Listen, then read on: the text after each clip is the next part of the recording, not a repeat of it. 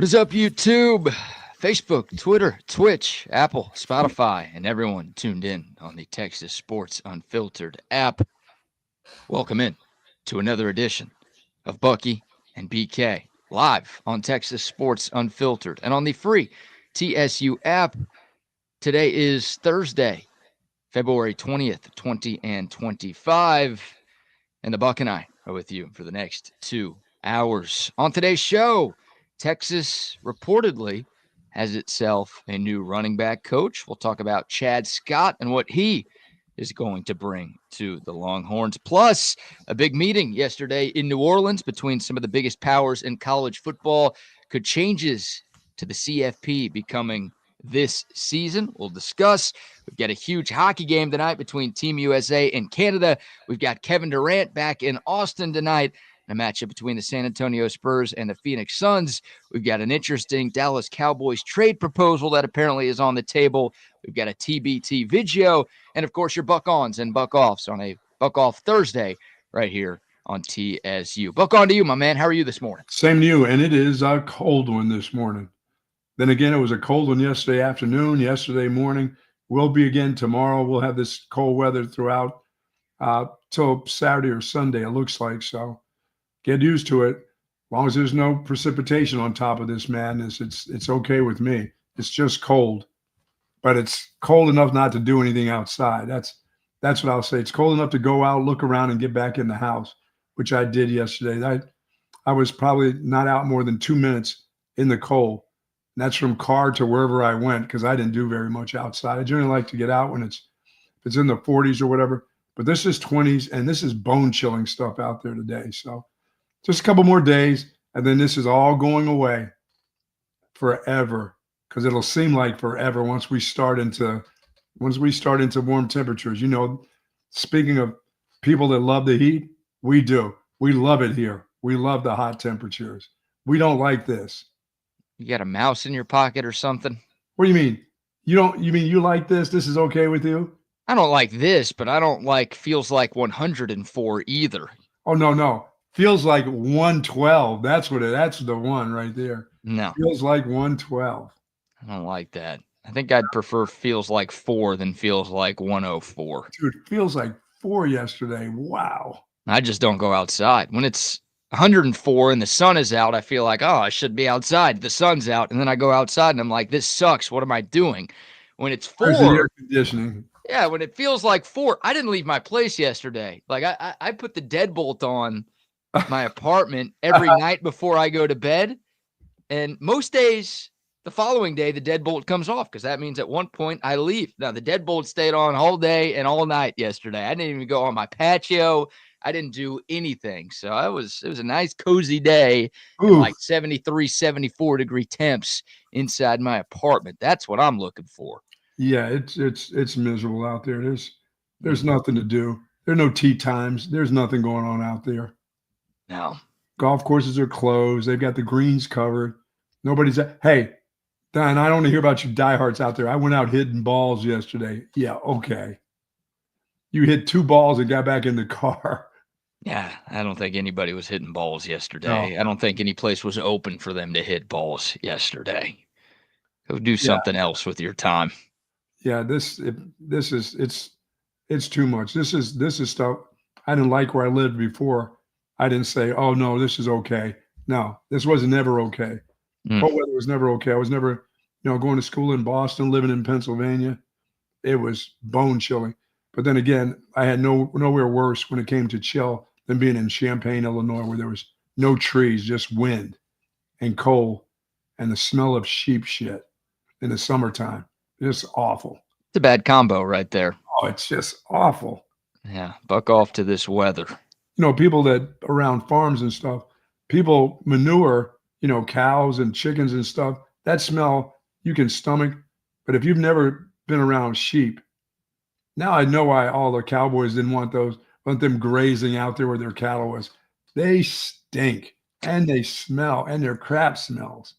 They must eat rocks or something. I don't know, but they need the perfume you've been wearing. Hey, stop it. It's called a fragrance. Perfume meant for women. It's called fragrance. It says oil fragrance. Doesn't It doesn't say perfume on it. It's just a nice, light. That guy showered, it's gone. It's a fragrance for women. Doesn't say that on my bottle. Yeah, well, it says that online when you search the bottle that you buy. So We go to Whole Foods. We don't mess online stuff. We show up at Whole Foods and we see it, and that's how we determine what it is. well, you know what's interesting is I did a little more search Oh, for shit. your water goddess product. Did you see that all the you other use. musk and all the other kind of stuff that they have involved with it? Well, I went to the website. Kumba Made, I believe, is Yeah. the Yeah. name of the company that you use. And Yes. they've got a picture, not only of the bottle of the product itself, but they've got a model holding up the bottle. And here's what we've got. This is from the Kumba Made website. Oh, that is awful, man. So congrats to you. I didn't realize you were doing some modeling on the side. Dude, that is so wrong. That's so very, very wrong. There you go. The Buck holding up his water goddess fragrance. Dude, that's wrong. And he's been wearing my for goodness. years. And yeah, congrats to you, man. A little side hustle. Well done. I'm a hand model. I don't do clothing and hair. That's weird. Well, look, your hands are in there. Your hands are holding the bottle. It looks like you've got pretty nice hands. That is awful. So, It is well done. awful. Good morning to the soldiers at Fort Cavazos, Texas, the soldiers in the state of Texas, and all those that fight for us each and every day. Thank you very much for what you do. We do appreciate it. And do be safe out there. And I know you will stay warm because they're already done. They've already been to work for hours. Yeah, they have. I'm not. I feel like I might leave this up on the screen for the entire show today. There is nothing that we are advertising for that look right there. Well, we're advertising the fact that you've been wearing perfume for years. No, I've been wearing a fragrance. A women's fragrance for years. No. That needs to be talked about. Shout out to someone on the Coda text line for sending that in. They sent that in during open gym yesterday afternoon, and they're like, you got to tell Bucky and BK to play this or to show this. It's just horrifying. And we're showing this right now. So, yeah, man, that's awesome. Good for you. Happy for you. Happy your choice in fragrance has gotten you a little extra money on the side. That's impressive. I'm going to bring you several fragrances from there. But I don't. The other ones I don't like. I don't. Like I said, I don't do musk oils and muskrat or any of that other stuff. Look, if you want to bring me some of their male fragrances, then I will happily accept. Oh yeah, they have some called hammer toe. You know, camel toe. Hammer toe. Hammer toe. What exactly is that? Famunda. Some Famunda. They have that. You don't want any of that. Think they're selling that at Whole Foods? Yes. Interesting. Doesn't seem like a very Whole Foods thing to do, but I don't go there very often, so maybe I'm wrong. You need to go to the one in the Galleria. That's not like down as that's not the Central Market group. It's a different group. Okay. There's a Whole Foods pretty close to where I'm at here in Southwest Austin, kind of the Sunset Valley area, but I've actually never been. I've lived here for almost a year and a half now, and I've never been to that one. You know what? I don't know if I've ever been in that one. There you go. Huh. You can get your women's scents there. I can get my fragrant oils there. Yeah, your camel toe, your hammer toe, your water goddess, whatever you're looking for. They've got muskrat. Their muskrat. Apparently it's all there at Whole Foods. And apparently the Texas Longhorns have themselves a running backs coach. This is according to just about every insider. It's dropped last night, probably after you went to bed, Buck. The Texas Longhorns have hired West Virginia running backs coach Chad Scott to replace Tashard Choice here in Austin. Scott has been at West Virginia since 2019. He served in a number of different roles, including running backs coach. He also was the Mountaineers interim coach for their bowl game that they played this season. They went 6-6. They fired Neil Brown after the regular season finale, and Chad Scott got to coach their Frisco Bowl loss to Memphis in mid-December. But he's been an offensive coordinator there. He's been a co-offensive coordinator. He's been a run game coordinator. So he's held a number of different titles during his tenure in Morgantown.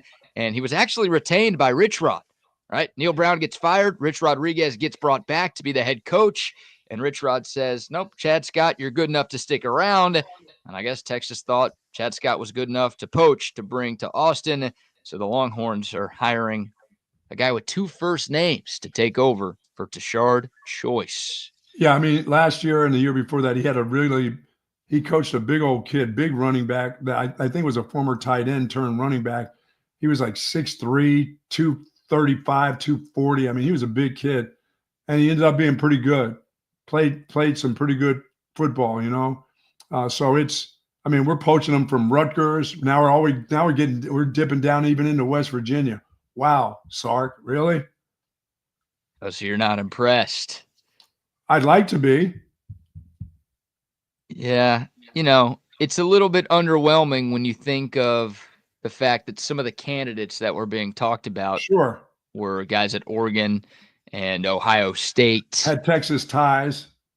And had Texas ties. Yeah, I mean, it's, West Virginia's not Oregon. West Virginia's not Ohio State. West Virginia's not Florida. Some of the other candidates were from some bigger name programs and from teams that have had more success than West Virginia has had over the last 6 or 7 years. So from that standpoint, yeah, not the biggest name, not a household name, and not a guy coming from a big team. He coached that one kid up pretty well. Yeah, you're talking about C.J. Donaldson. Yeah, that guy was a big dude. Yeah, Texas got to see him in 2022, his true freshman season, of course, back when Texas and West Virginia shared a conference. He actually just transferred to Ohio State, and there's a good chance that he will be the Buckeyes starting running back when the Longhorns go to Columbus on August 30th. That dude still has eligibility? Yeah, he's played 3 years of college football so far, so he's got at least 1 year. And maybe 2 or 3 more. I was going to say, the way this sport has become, or is becoming, he might have 2 or 3 years of eligibility left. But yeah, C.J. Donaldson, 6'3", 238 pounds. Okay, which means he's probably, 240 what? What did you say, 238? 238. No, he's 251 or 252. Yeah, he's big, man. He's big bone, big broad shoulder guy. Looks just like a tight end playing running back. So maybe this guy will be able to coach up, like Gibson, a big round shouldered guy. Again, Jarrett Gibson weighs less than 210. I don't know how you could compare him to C.J. Donaldson, who's pushing 240.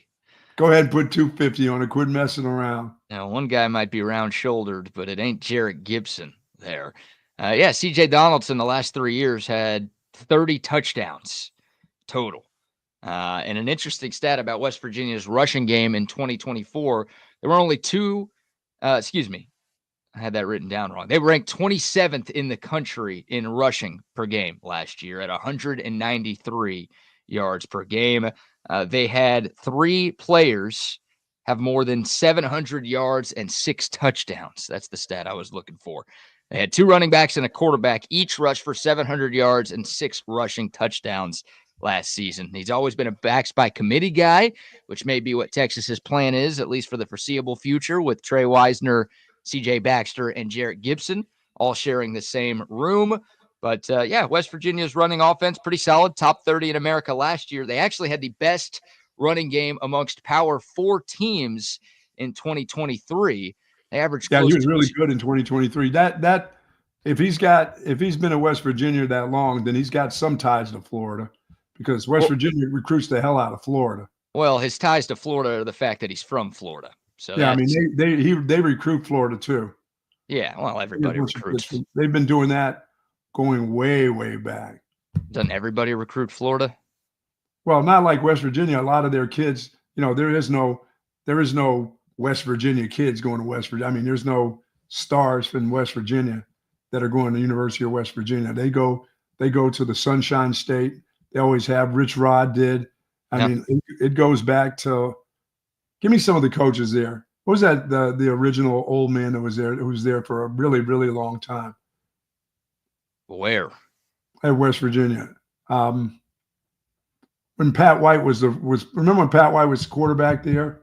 Well, that was a lot of Rich Rod. Yeah, Dana Holgerson, is that who you're thinking about? Before Dana. It was the original. I mean, Rich Rod was there when they were like in the national championship hunt from 05 to 07. I don't know if you're talking about Dana Holgerson. I don't know if you're talking about Don Nealon. Don Nealon. Okay. Because that's when I was that's when I coached at Boston, when Don Nealon was around. Yeah, Those guys loved the kid. They loved going to Florida. you're a little older than Pat White is. Yes. You were coaching. Your days of coaching ended well before Pat White got to Morgantown. Oh, yeah. So now Rich Rod was the guy, I guess my childhood when West Virginia was at its best, but Right. Don Nealon was there was for mine. a long time in the 80s Yes. and 90s. Well, he might have even been there in the 70s. That guy was there forever. Oh, no, I think he was there in the 70s maybe. Yeah. So, but Chad Scott is from the state of Florida. And so he's got recruiting ties to the state of Florida. That's a good sign. Played his college ball at Kentucky and North Carolina, and again has been at West Virginia since 2019. The West Virginia run game has been pretty consistent. You go back to 2022, in the last 28 games that the Mountaineers have played, they've ran for at least 140 yards in 26 of them. Again, 2 seasons ago. I said Power 4. I should have said Power 5 because there were still 5 power conferences in 2023. West Virginia led all Power 5 programs in rushing yards per game, averaging a shade over 228 yards per contest. So the first couple of years, Chad Scott was in Morgantown. Their running game wasn't great. Not a whole lot to talk about there. But the last few seasons, the Mountaineers have had a pretty good running game. And again, it's been a back-by-committee approach. So they haven't had Doak Walker Award candidates or first-round picks coming out of those backfields. But as a team, they've been able to put together some pretty solid rushing performances. Yeah, with a big guy like he's coached, he'll know about some short yardage stuff for sure. That's the hope. That'd be a nice ad. Yes. I don't care who's coming in to coach. They've got to find a way to figure out the short yardage offense because that's been a big issue for Steve Sarkisian recently. But, look, 2 boxes I was looking for Texas to check with this hire: recruiting and development. I think the development's been there. Again, the stats for West Virginia on the ground have been pretty solid over the last few years. You talk about C.J. Donaldson. I mean, that guy is good enough to transfer to Ohio State and potentially replace Travion Henderson and Quinshon Judkins as the starting tailback for the defending national champions. That's a pretty good sign. Yeah, I mean, he's a pretty sudden guy for a big guy, too. Yeah. I mean, as a freshman, that guy was, and there were Texas fans who saw the Longhorns play him when the Mountaineers came to town in 2022 and were like, I'd like to have that guy, please. Yeah. And that guy, he's a big body, but he can move. He's fast. And he wasn't like a 5-star recruit coming out of high school. So I think Chad Scott deserves a good amount of credit for the development of C.J. Donaldson. He knows how to coach a big back. So, yeah, that's for sure. And then I wonder about the recruiting. Like, yeah, he's from Florida. He's got ties to Florida. I mean, West Virginia, like you said, they can't just recruit in-state kids because there's not nearly enough talent within that state to bring in guys. So this dude has had to go across the country to bring in the running backs that he's recruited. But, West Virginia doesn't recruit all that well, Buck. No, they don't. By the way, once again, it's West Virginia. Right. It's very hard to recruit there. It's a lot easier to bring guys into Texas than it is to Morgantown, West Virginia. But you look at their recruiting classes, I mean, they had 3 4-star players in the class of 2025, 1 4-star player in the class of 2024, 2 4-star players in the class of 2023. And that's not, they had a bunch of 5-stars. No, that's everybody else was a 3-star or less. So this guy hasn't been recruiting C.J. Baxter's, Jarrett Gibson's, and you look ahead to the class of 2026, guys like K.J. Edwards and Javion Osborne. Yeah, Chad Scott has never been able to land guys like that. Again, in large part because of where he's been coaching. Right. I mean, he can coach. I mean, most coaches can coach well enough if they get the right player. It's not coaches don't make the running backs anyway. Right. Recruiting makes you being able to recruit the right running back makes the running back. Yeah. It makes the deal for you. So that's why it may not seem overwhelming. I mean, it doesn't overwhelm you. As I said, you've got a guy from Rutgers and you got a guy from West Virginia. You better have some kind of ties to this place. Yeah. And if you can coach, it's going to be good because you're going to get good players. You're going to get a good offensive lineman because we know what the offensive line coach is like. Yeah, I think it'll help Chad. Go ahead. Yeah, and I think the fact that this guy's been, he got an opportunity to be an interim coach for a little while too, that doesn't hurt. Yeah, I mean, it was just one game. It was a bowl game, so I don't know how much he can garner from that experience, but I guess it's a good sign that West Virginia. Yeah, they were 6-6. They played in the Frisco Bowl. Wow. And lost to Memphis in that one. They lost to So I don't know if your Memphis? cousin lost to Memphis in that one. Yeah. I don't know if your cousin had a little coin on that game or not. No. I will say this in terms of Texas ties, Chad Scott did coach at Texas Tech earlier in his career. He was there with Tommy Tuberville from 2010 to 2012. Is that a plus, or what does that go as? He was just in the state. He just made a visit to the state. Yeah, it's, I guess, working your way up through the coaching ranks. Yeah. I mean, the Tommy Tuberville era in Lubbock is a pretty dark era of Texas Tech football, and one that Red Raider fans don't like talking about a whole lot because it wasn't very good. So this is a trust in Steve Sarkisian hire. And Sure. I do trust in Steve Sarkisian, but like that, there were, if you asked me to list out like my top candidates for this job, I would have gone pretty far down the list before Chad Scott would have been my pick. Yeah, the dude from Baylor I thought was going to be the guy. Dude from Baylor would have been higher. Obviously, the guys from Oregon and Ohio State would have been higher. And Texas was looking at a Florida guy. Texas was looking at a South Carolina guy. Like, those guys have more skins on the wall to me than Chad Scott does. But again, I mean, Chad Scott could have hired one of our Coda texters, Buck, and I would be, or excuse me, Sark could have hired one of our Coda texters, and I would be arguing in favor of it because I trust Steve Sarkisian to get it right, because every single assistant coach hire he's made has pretty much worked out. Yeah, I mean, he knows what he's looking for in a position coach too. So yeah, as I said, this guy can do. He's worked with a big running back for a couple of years. He understands short yardage. He can give some short yardage plays that have worked for them with a big guy. So I think this will work out. He'll be just fine. Yeah, I do too. I think it'll work. He's walking into a good situation. Texas has one of the deepest running back rooms in America. So I think the Longhorns run game will be pretty good almost by default in 2025. And I think that will obviously help with recruiting, seeing Texas have a good running game this coming season. And again, a lot easier to recruit in Austin, Texas than it is to recruit in Morgantown, West Virginia. More resources, better facilities, a better place to live, a better program, a better everything. So Chad Scott is going to be able to bring in talented dudes, and I think Texas will be just fine in this department. Well, we know one thing: they can't run the ball worse than they did last year. They can't afford to do that. Not in this conference. No, they were 69th in running the football last year. And look, West Virginia, with on paper worse running backs and a worse offensive line, was 27th in rushing offense. So I guess that's a positive, right? They played in the Big 12. They did play in the Big 12. But look, 2 years ago, when Texas and West Virginia were both in the Big 12, West Virginia had a better running game than Texas did. Now, they didn't have to play the Longhorns that season, so I think that contributed. But still, even when Texas and OU were in the Big 12, West Virginia still had the best run game in that league and still the best run game in all of Power 5. So I think Chad Scott deserves some credit for that. Sure. But yeah, obviously the talent this past season a little bit different, playing against this Big 12 versus the SEC that Texas went up against in 2024. So that should be it for staff-wise, I would think. Unless somebody else leaves. Like when Texas hired Mark Orfe to be the safeties coach, we thought that was the end. And then a few days later, Tashard Choice announces that he's leaving to go to the Detroit Lions. So I think we're all set and all square. I think the staff is in place for 2025. Maybe Texas can bring in another assistant or bring in another recruiting staffer, because it feels like you can have unlimited of those. Sure. So maybe there's more coming. But in terms of, position coaches and coordinators, all of those roles are filled as of this moment. Yeah, so now you've got your running back coach at winter workouts. That's good. Yeah. Now you can build a relationship, see how CJ Baxter's doing, how is his knee coming?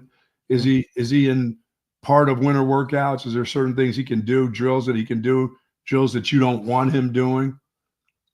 I would think the kind of drills that they do in winter workouts are the majority of those he'd probably be involved in. Yeah, I think so too. I saw an article yesterday. Agility things that are help strengthen that knee and help you with your agility. Nobody's hitting that knee on the side. Hopefully he's not putting himself in awkward positions. So that'll be interesting, because I don't see that guy touching the ball in spring. I see him doing some drills, doing some catching, running some on-air routes, but I don't see him running up in holes. Not early in the spring, at least. Yeah. It sounds like CJ Baxter is going to be moving pretty close to 100% by the time we get to the spring. Now, Yes. Yeah. does that mean he's going to participate in all of the on-field drills? I don't know, but they're going to have him running close to full speed, at Sure. least in terms of just running, which is a good sign. That means his recovery is going really well. But yeah, I don't think they should let him take contact or anything No, like that. that won't Even happen if he till was the summer. That'll happen before the season. right, yeah, you have to. Part of me is like keep that dude in bubble wrap as long as Yeah. you can with his injury history, and you want him as close to 100% as you can for that game at Ohio State to open up the season. But at some point, yeah, you're going to have to let him take some hits just to get back into the swing of things. Oh, for sure. But yeah, Trey Wisner and Jarrett Gibson, I assume, will be the lead backs for spring football for Texas whenever that does start. And So then you've those will got be some the guys. incoming freshmen. How many other incoming freshmen? 2 others? 2 incoming freshmen who are already here. Both James Simon and Ricky Stewart are early enrollees, so they're already on campus going through winter workouts right now, and they'll be there for the spring as well. You got to get So, towards HLEs. yeah, I don't know what the deal is with Christian Clark. I've got to That do a dude little is bit. not doing anything until the fall. Yeah, that's a tough injury. I mean, not to say For a young guy, yeah. Yeah. Yeah, not to say knee reconstructive surgery isn't a big deal that CJ Baxter's coming back from, but yeah, an Achilles injury for a young guy, you don't see that injury happen No. that often for guys like who are 18 years old. No. Those are tough ones. So I hope Christian Clark comes back to be the guy that we were hoping, because Tashard Choice compared him to Bijan Robinson when he got to campus. And I'd love to see another Bijan Robinson on campus. For sure. I don't know if that'll ever happen now that that felt lofty at the time, but now I really don't know that'll ever happen now that he's coming off of the torn Achilles. So there you go. Chad Scott, your new running backs coach. Buck, do you trust people with 2 first names? Yeah, I'm good with that. Okay. It's the time spent in Morgantown that worries me. It was a long time in Morgantown, That's too. that's not just a short stay. Oh, from 2019 to 2025. Wow, there's a lot of things can roll off of them onto you from there. It's a lot of moonshine getting consumed. That's a lot of couches being burned. It's a lot of squirrel eating. It's a lot of squirrel eating. That's a lot of deliverance watching. Yeah, man. That's a lot of incest doing. Yeah, but there's not much to do there. You can go to Wheeling, West Virginia and go to the dog races, but you can also have a lot of reflections on life there. While you sit back on the porch in the rocking chair. Do you need lots of reflection? Yeah, while you watch some cross-eyed kids stroll in front of your house with a banjo. We gotta stop it, BK. Stop. We can't do that. I don't know. Hey, good for Chad Scott. I almost feel bad that it took him this long to get out of there. Like, his life is about to improve so much. Yeah, that is. I mean, that guy's going to be so happy. Yeah. Oh my God. I mean, obviously it's a better job just in terms of the football team, but look, you move from most places to Austin, Texas, it's going to be an upgrade, but you're going from that place here. And as CB says, that's outhouse to the penthouse stuff. Yeah, it is. That, no doubt about it. Just the gear alone is different. The gear alone is great. Nothing to do there except burn couches, brew moonshine, and make out with your sister. Yeah. There's a lot of colleges, and I've seen them from Stroudsburg, East Stroudsburg to Delaware State with people with gear on. I don't see many people with West Virginia gear that really stroll around with that. And my sister's a graduate of that place. My son-in-law is a graduate. My sister went to graduate school there. Not only did she go to regular school there, she went to graduate school in Morgantown. And now my niece goes there. That's right. She's a freshman. She's going to be going to her sophomore year. They just don't stop, that family. Oh my gosh. Are you sure you want to claim that you're related to them? Well, I've tried not to, but it's my younger sister's family. It's the baby of the family. So I have to support that part of it, But my goodness, who wears that gear? I'm constantly sending them Longhorn gear. So they don't even wear their West Virginia gear, I guarantee you. Yeah. No, the land of the wonderful whites, the land of the backwoods hillbillies. Hey, tell Chad, Scott Chad, tell him leave all that gear behind. Do that in a ceremony where you burn that on the porch back at the last place, you Yeah, know? I heard Chad Scott had to mine for coal on the side because he wasn't making enough money at West Virginia, so needed that side hustle. Also, Chad Scott, Take me home country road. Yeah, bring it on. pardon the stereotype, if that's what this is. That's like the whitest name of all time, is it not? Michael Scott is. Michael Scott is whiter than Chad Scott? Yes. I don't know, man. And Chad is a pretty when you're thinking of stereotypical white guy names, you think of Chad, you also think of Brad. I'll throw myself in there. I get the douchey white guy moniker as well. But I feel like Chad is number one on that list. I mean, Yeah, Michael, this dude should be Franklin Scott. maybe the best athlete of all time is a brother named Michael. So Yeah. here's Chad Scott. He's very much not white. He's 43 years young, by the way. I'm not sure I mentioned his age. That guy been in the weight room. That dude is buffified. Yeah, that guy does not look like a Chad Scott. He doesn't look like a Chad anything. Yeah, I want to be messing with that dude right there. That guy spends some time in the weight room. He's throwing down with players. He's throwing down on the big bars with the players. So yeah, it looks like it. He's in good shape. That's a good thing. Yeah. Can he take it in from the 2? Oh, you would have put him out there at the goal line? Maybe. Hey, that would have been a better play call than what Sark called on second and goal against Ohio State. We're still not. When are we going to get off of? When are we going to leave Sark alone on that? Never. Cost Texas a national championship. Oh, I'm still in a bit of the Sark honeymoon phase. I think maybe most people have moved off of this, but I still remember the 12 to 13 years of garbage Texas football. So I'm still living the glory days from these last 2 years of being a national championship contender and being basically a play away from the title game in 2 consecutive seasons. But at some point that's going to wear off. And at some point it's all right, you got to get over the hump, Sark. This year was a better year than last year because you were in a tougher conference. You made it to the conference title game and you actually won 2 playoff games. Whereas last year, you didn't win any. So you're still taking steps in the right direction. But at some point you got to take more steps in the right direction and continue the climb. Wow. Tell me this, when they go caroling in West Virginia, do they have 2 kids show up with dueling banjos during Christmas carols? I don't know. I've never been up there. I have no interest in ever going to Morgantown. That's a good move by you. I've been there several times. I had a good buddy. I still have a good buddy whose grandpa used to live right near Morgantown. And one of the years that Texas played at West Virginia, my friend's like, dude, you want to go? We've got a free place to stay. My grandpa gets free tickets. It'd be fun. And we can fly out there. We could drive out there, whatever. And I'm like, dude, I love you. And I love the Longhorns. I ain't going to Morgantown, West Virginia. No, dude, I don't go there. I had to only go there for coaches. I told you that's where the guy threw the full can of beer when I was a coach at Boston College, threw the full can of beer and hit the chain gang guy, and the white meat was showing out of his head. And then I went back 2 years later, and the guy had a construction helmet on, still holding the chains. He loved it so much. I'm like, are you kidding me?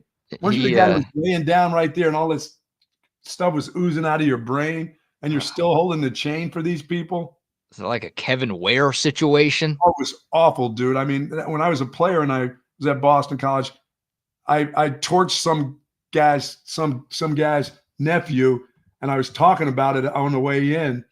I said, that was your nephew? I said, I just got through putting I put 100 bills on that dude. And this guy got so mad at me. He wanted to come into our locker room, and our players, I think Fred Smerlis was on that team. He said, let him in. Let that guy come into the locker room. Please open up the door and tell him to enter into our locker room. See how that's going to work out. I mean, I almost had an all-out brawl there. Yeah, you're not making me want to ever go to. There's nothing there. There's nothing. It's hard to get to. You want to really get close to it and see what it feels like? Go to parts of Pittsburgh. It'll feel like you're there. I don't really want to go to Pittsburgh yet. No. There's one place in Pittsburgh I would like to go see, and that's PNC Park where the Pirates play, because that looks like one of the most beautiful, maybe the most beautiful park in all of baseball. So it's kind of a bucket list item for me. But outside of that, I don't really want to explore Pittsburgh. And I sure as hell don't want to explore West Virginia. No. Yeah, so there you go. Chad Scott is the hire for Texas football. We'll talk more about him. We'll take your thoughts on the Coda text line 512-222-9328. Of course, the YouTube, Facebook, Twitter, and Twitch live chats are rocking and rolling as well. Not the biggest name, but a guy who's been a running backs coach in Division I college football for more than 12 years, a guy who's been an offensive coordinator before, a guy who's been a run game coordinator before, a guy who's been an interim head coach Yes, before. that's a good deal for him. This is good for a young guy like that to be here. So some valuable experience that Yes. he is bringing to Austin, Texas, and we'll see how it works. But again, I trust in Steve Sarkisian. He's been money with just about every assistant hire that he's made. All right, Buck, before we shift gears here, we got big, I shouldn't say breaking college football news, but potential breaking college football news that might impact this upcoming season. Before we talk about that, let's give our first round of sponsor shout-outs. Say hello to folks, our good friends over at Sue Patrick, 5222 Burnett Road. Got my gear on this morning, my Sue Patrick gear. And folks, you can too. By the way, the Jellycats are selling still like mad, even after Valentine's Day. You can get your Jellycats there. They got luggage there. They've got hats. They've got your polos for spring golf. They've got golf equipment in there. They got golf bags, head covers, the whole works. And of course, they have, as I said, anything you want that's Texas themed, they've got it at Sue Patrick's. Now, you can order it online, $49 or more. It's free shipping. And how about this? Free parking.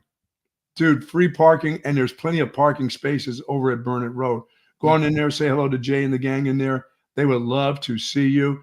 The ladies, hey, the ladies' skirts are there, BK, for the spring, which is just around the corner.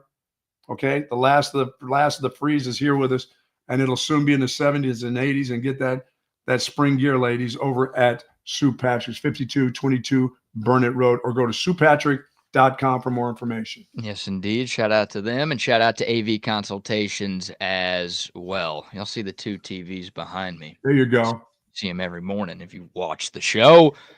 Those were hooked up by Audio-Visual Consultations. See how good they look? Perfectly aligned, no wires sticking out. They work perfectly. That's the work of Audio-Visual Consultations, and they can do the same for you in your home or place of business. They've been hooking Central Texans up with the best TV setups since 1988. They've been around longer than I've been alive, and they can get you what you need, whether it's a bunch of TVs on one wall like I have, or if you just want one giant big screen for the living room, maybe that projector for the home theater room with the surround sound. They've got it all at AV Consultations. Don't go to Best Buy. Don't go to Target. Don't go to Amazon and buy the equipment and then call AV Consultations. No, call them first, because they buy everything in bulk, which means they get better prices than you are ever going to get, and they will hook you up with what you need. They'll show you how to use everything. If something ever goes wrong, they'll help you. They'll talk you through it, or they'll come back to fix whatever needs to get fixed. They're the best in the business. avconsultations.com is their website, or give them a call today. 512-255-8678. That's 255-8678 for audio-visual consultations. Benji says Pittsburgh is nice in the summer. Yow. Never been. Yeah, Maybe it is. I've been in Pittsburgh, but it's always been cold. It always seemed to be cold. Pittsburgh's a long way. From my house in Bethlehem, Pennsylvania, it's easier to get to Boston than it is to get to Pittsburgh. It's quicker to get to Boston than it is to get to Pittsburgh. Pittsburgh's on the west side of the state. Yeah. Okay. Yeah. It is. It's a long haul. I know nothing about that city. All I know is they've got the Pirates there, they've got the Penguins there, and they've got those stupid ass Steelers there. They got that Steel City beer and that little trolley car that runs up what they want to call a mountain. That's just a hill. That's it. It's nothing. They've got a football team that's too cheap to put their logo on both sides of their helmet. University, and then they got the University of Pittsburgh. That's right, the home of Tony Dorsett. They got the University of Pittsburgh, home of Tony Dorsett and Nate Yarnell, Lake Travis's own. Hey, Curtis Martin. Curtis Martin went there too. Yes. Yeah, the light chocolate wonder. Oh, he's a wonder. Yeah, he's a beauty. He's a wonder. He's a Hall of Famer. He is a Hall of Famer, and he is somebody the Buck would like to sleep with, I believe. Oh, God, dude.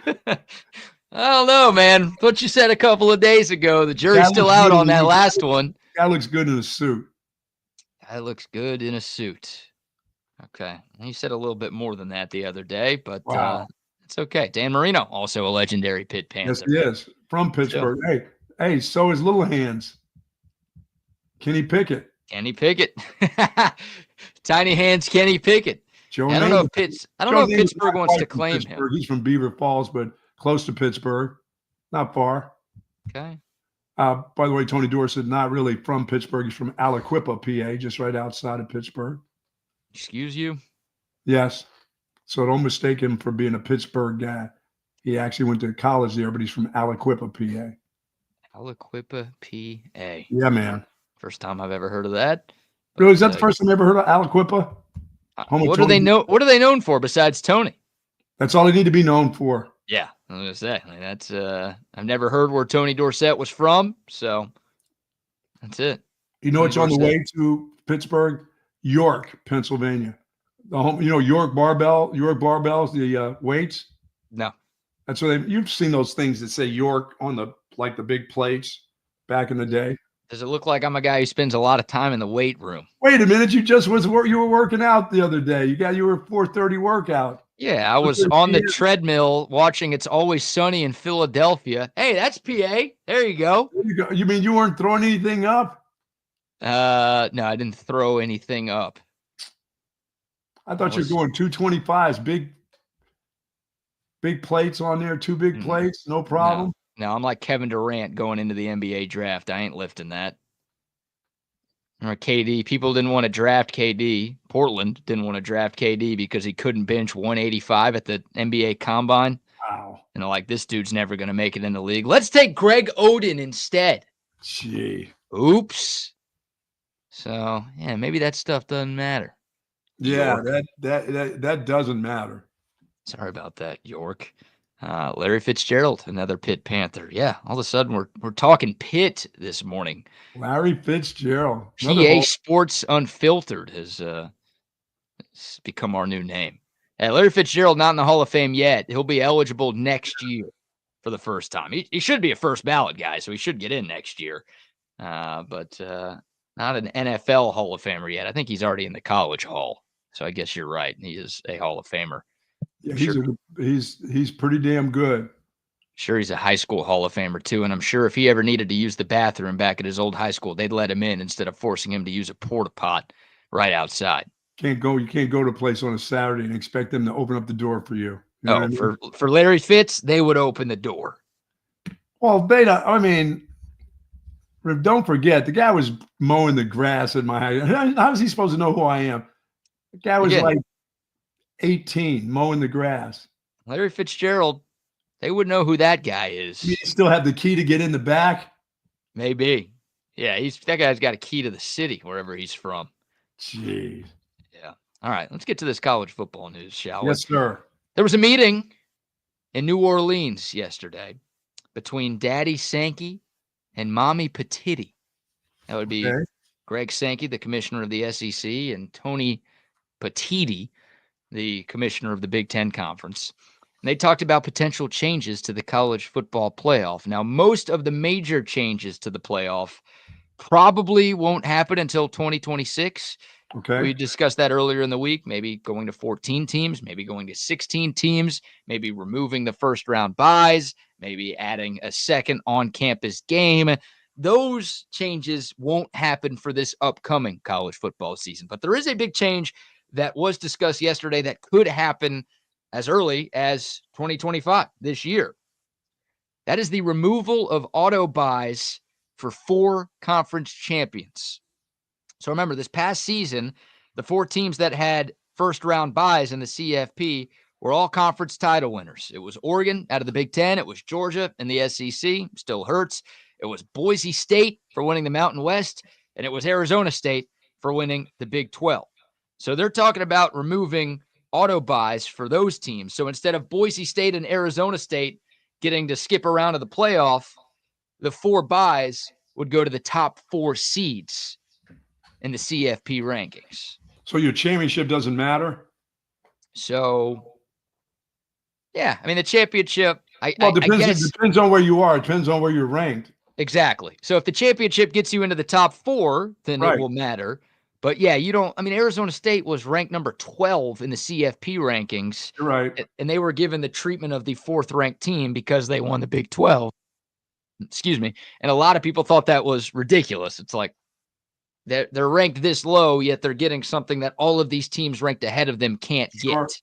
So Texas would have gotten a bye last year because Texas was the number 3 team in the final CFP ranking. So it would have been Oregon, Georgia, Texas, and I believe Penn State that would have gotten the 4 first-round byes if they just went in order 1 to 12.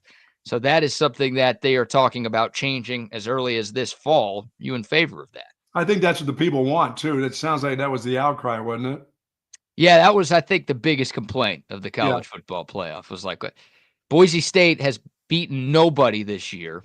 Like, they did play Oregon close, but still, their only loss was to a power conference team, and obviously they lost their game in the playoff against a power conference team. So they've beaten up on a bunch of nobodies. Why are they getting something that teams that, like Texas and Penn State, and I'll even throw Notre Dame in there, those teams are playing much tougher schedules. Why do they not get a bye, but Boise State does? Like, it's different. It's just not a level playing field. Not a level playing field. I like the top 4 getting the byes. And Arizona State, again, it's like they won a bad Big 12. They lost a couple of games. Their resume wasn't nearly as impressive as a number of teams that were ranked ahead of them, and yet they got a first-round bye. So, yeah, I think there were a number of complaints that fans had with the first ever 12-team CFP, but I think you're right. Like, this was the most complained about thing, is just rewarding teams in shitty conferences with a first-round bye. And look, it didn't help. The 4 teams that had a first-round bye, they all lost their first playoff game, right? And Oregon lost to Ohio State, Georgia lost to Notre Dame, Boise State lost to Penn State, Arizona State lost to Texas. Yep. So maybe the bye isn't all that great after all, because it didn't help any of those groups. But I think it makes sense to just, if you have these CFP rankings, reward the teams that finish at the top of the CFP. I think they can get that done. They're going to get that done for this year, huh? Well, Greg Sankey said he's ready to make the change, but he also added that a change won't happen unless all 10 FBS conference commissioners and Notre Dame's athletic director agree to it. Wow. So it's got to be unanimous. So even though Sankey and Petiti are the 2 biggest names and biggest powers in college football right now, because they run the 2 best conferences, they said for this change, they need unanimous approval from everybody else to make it happen. That may not happen until 26th then too. Yeah, so I don't know if Brett Yormark or whoever's the commissioner of the Mountain West are going to be like, yeah, no, we're cool with sacrificing any chance that we have to get a first-round bye, because it doesn't really benefit them, does it? No. I mean, they'll still get a team automatically into the college football playoffs. Right. So the conference championships will still matter, because it will still get a lower conference team in to the field. You'll just be playing. But yeah, they'll just be playing versus getting the first game off. So yeah, I've got a hard time thinking this will unanimously pass. Maybe Greg Sankey and Tony Petiti can threaten, hey, we're going to leave you guys. We're going to start our own. Yeah, but I don't think this is enough to make them say we're out of here yet. No, but can't they always use that as a threat? Well, I mean, it's a threat, just the fact that they can do it, and they would do it. They're just not ready to do it. They're not going to do it, or this isn't enough to make them do it right here. That they don't get the full support of this one. They'll get, because they'll get the full support or enough support probably 2026. It may not happen in 25. They may not jump to it right away. They may just want to stay pat for another year. Well, I think we only have one more 12-team playoff, right? Yeah, I think they may make the move once you have a bigger bounty of teams in it, you know? Yeah, might be right. There's another meeting that's going to take place next week in Dallas that is with all 10 of those conference commissioners, and the Notre Dame AD. So maybe an announcement will happen then about if we're getting rid of the conference champion auto buys and changing the format this year, or maybe they'll just talk about changes that will start the following year in 2026. Mm-hmm. But I think, the 12-team playoff is going to be 2 and done. We've gone too far down this path of expansion, and the conversations are too deep. And now we're already talking about formats. Like, Yeah, I mean the TV money is so ridiculous. Listen, no, we need a couple more games in here.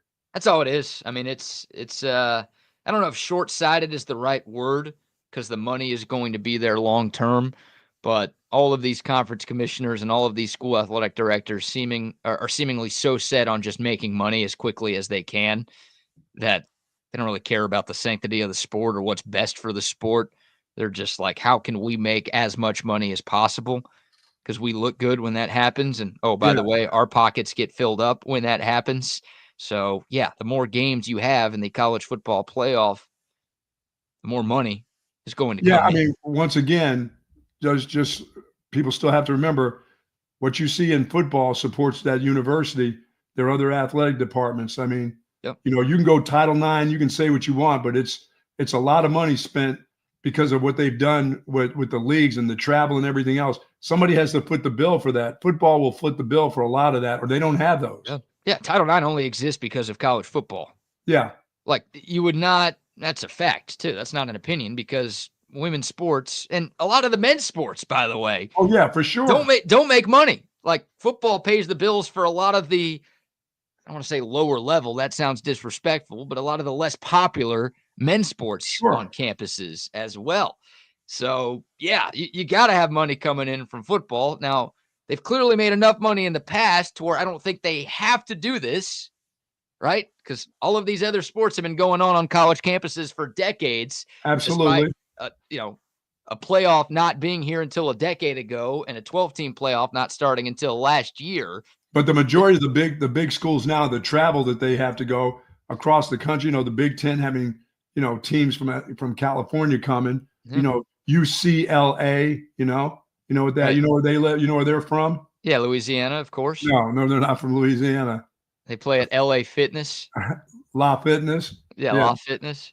No, no, it's just so costly that they have to, and these athletic directors would like to get into that money as soon as possible. Like you say, more games, more money, but I think they can hold off a year. If they feel like they can get all the votes the next year, 2026, I think they can stay pat again this year. Yeah. Look, But as you said, they're not the 12 game system's gone after this year. yeah, I think so. Yeah, Maybe we'll get an announcement next week about what's going to happen in 2026, or sure. maybe it'll just be discussions and they make some progress but don't actually finalize anything. Or hell, maybe it gets really ugly and the Big 12 and the ACC are like, we're out, and the Okay. SEC and the And you know Big what? 10 The are like, SEC and the Big Ten will say, bye. Because well, that somebody else would like to join and take your spot. We'll do that. We there's don't need, by the way, if you don't want in, there's somebody else that'll want in. By the way, we'd like to play some of those teams instead of your group. yeah, I don't really like that idea though. I don't either. Like I don't want college football to break off to just the SEC and the Big 10. Well, And that's what Sankey would love to have, just those. I have a right, feeling. he just wants whatever's going to make him the most money. Between he, Notre Dame, and the Big Ten. Right. Yeah, maybe Notre You can't Dame's leave in that. them out. Notre Dame just can't be left out of anything. Well, maybe it's like, oh, if you want to be a part of this main league, super league, whatever we're going to call this thing, you got to join either the Big 10 or the SEC, Irish. I got to believe that will come into play at some point. It's not there yet. Yeah, I think I've been saying that, and people have been saying that for years. And you're Yeah, right. no kidding. It's not there They yet. have been saying that for years. They've been saying for 20 years at least. Yeah. So it's going to be interesting. Once again, there was a meeting yesterday in New Orleans where they talked about that change in 2025, but this meeting in Dallas next week with all 10 of the conference commissioners, it's going to be big. It's going to tell us a lot about the future of the college football playoff and kind of where people are at right now. And look, the ACC, I mean, it's obvious. We already have quotes from the ACC commissioner and Brett Yormark talking about them not loving the idea of 4 auto bids for SEC and Big 10 every year in an expanded playoff because they would only get 2. Like, that's not fair. I get it. It's easy for us to be like, well, your conference isn't good enough, so Yeah, sorry by the way, about that's that. fair enough because your conference generally is only going to get one, and that's going to be the winner. So this Right. way, at least you're going to have at least 2. Right. But they can't like sit idly by and let that happen without trying to fight it, right? Oh, they can just talk about it, but if that's the case, it's not their chatter is not going to stop the Big Ten and the SEC from doing what they want with the 4 teams. I don't Right. believe. Right. Yeah, they hold the power. It's the SEC and the Big Ten are running the sport right now, and the NCAA obviously isn't going to step in and do anything because they never step in and do anything. No. And it's why a lot of people, myself included, believe that there should be a commissioner in college football. Yes. Just somebody that oversees all of this to prevent the sport from completely getting ruined by one or two conferences. Yeah, the Verbo guy. The Verbo guy, Nick Saban. Yeah. Yeah. What about Mac Brown? Seems like he's trying to throw his name in the pot. You know what? That wouldn't be a bad idea. I mean, I could see, like I said, there's going to be, I think there will be a commissioner and a staff of, 3 or 4 people, not a staff. It's not like the NCAA going to Colorado, spending all the money from the schools and hanging out skiing and drinking and partying and pretending they're meeting like 3 times a year in Colorado. No, I think 3 or 4 people, that can sit in a room, get it done. You got a commissioner, you got a deputy commissioner, and you got a couple of other people that help out with that. Yeah, and then they head over to their Verbos and let people in, I mean, college football is a pro sport right now. And every other American professional sport has a commissioner. Right. So, like a couple of years ago, the idea of college football having a commissioner, needing a commissioner would have seemed incredibly far-fetched and unnecessary. But now I think it's very necessary because the governing body that is in charge, like the NCAA, I don't really want them in charge of anything, but they could stay in charge of basketball, baseball, softball, volleyball, everything else. That's fine.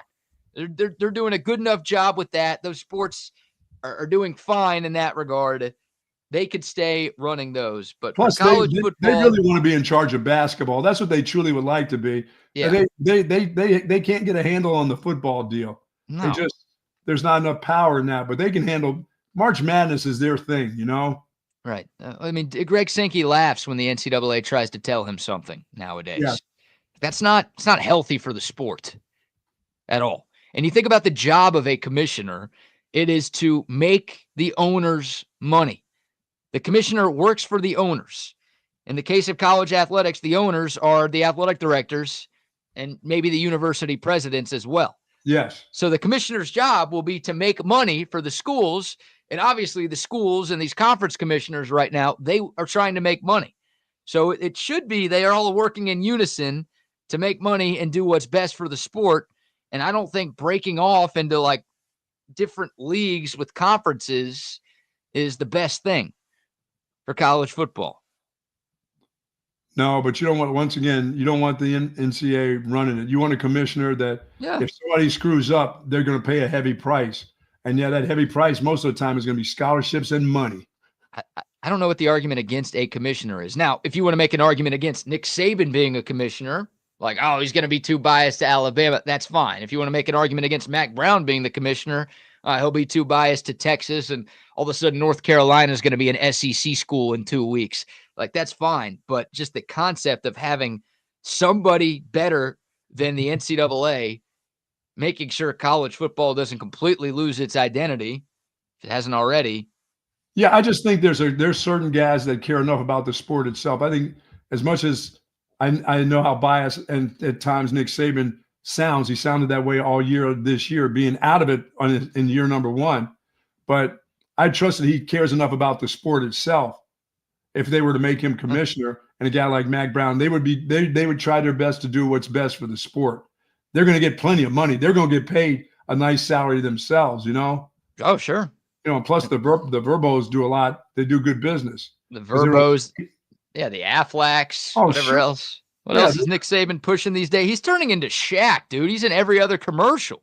Yeah, he's doing good. Mac's got to get in on some of that, and he would, and it would be fine. So, but I think they care enough about the sport itself, that they're not going to take it over the top. They're going to be biased, but there'll always be somebody. There'll be enough public sentiment towards, hey, you're being way too biased, and they would say, okay, I'll back off for now, but I still want Alabama in there, even if they're not that good, Hire Steve Patterson. No, thanks. How about Steve Patterson as the new college football commissioner? Oh God.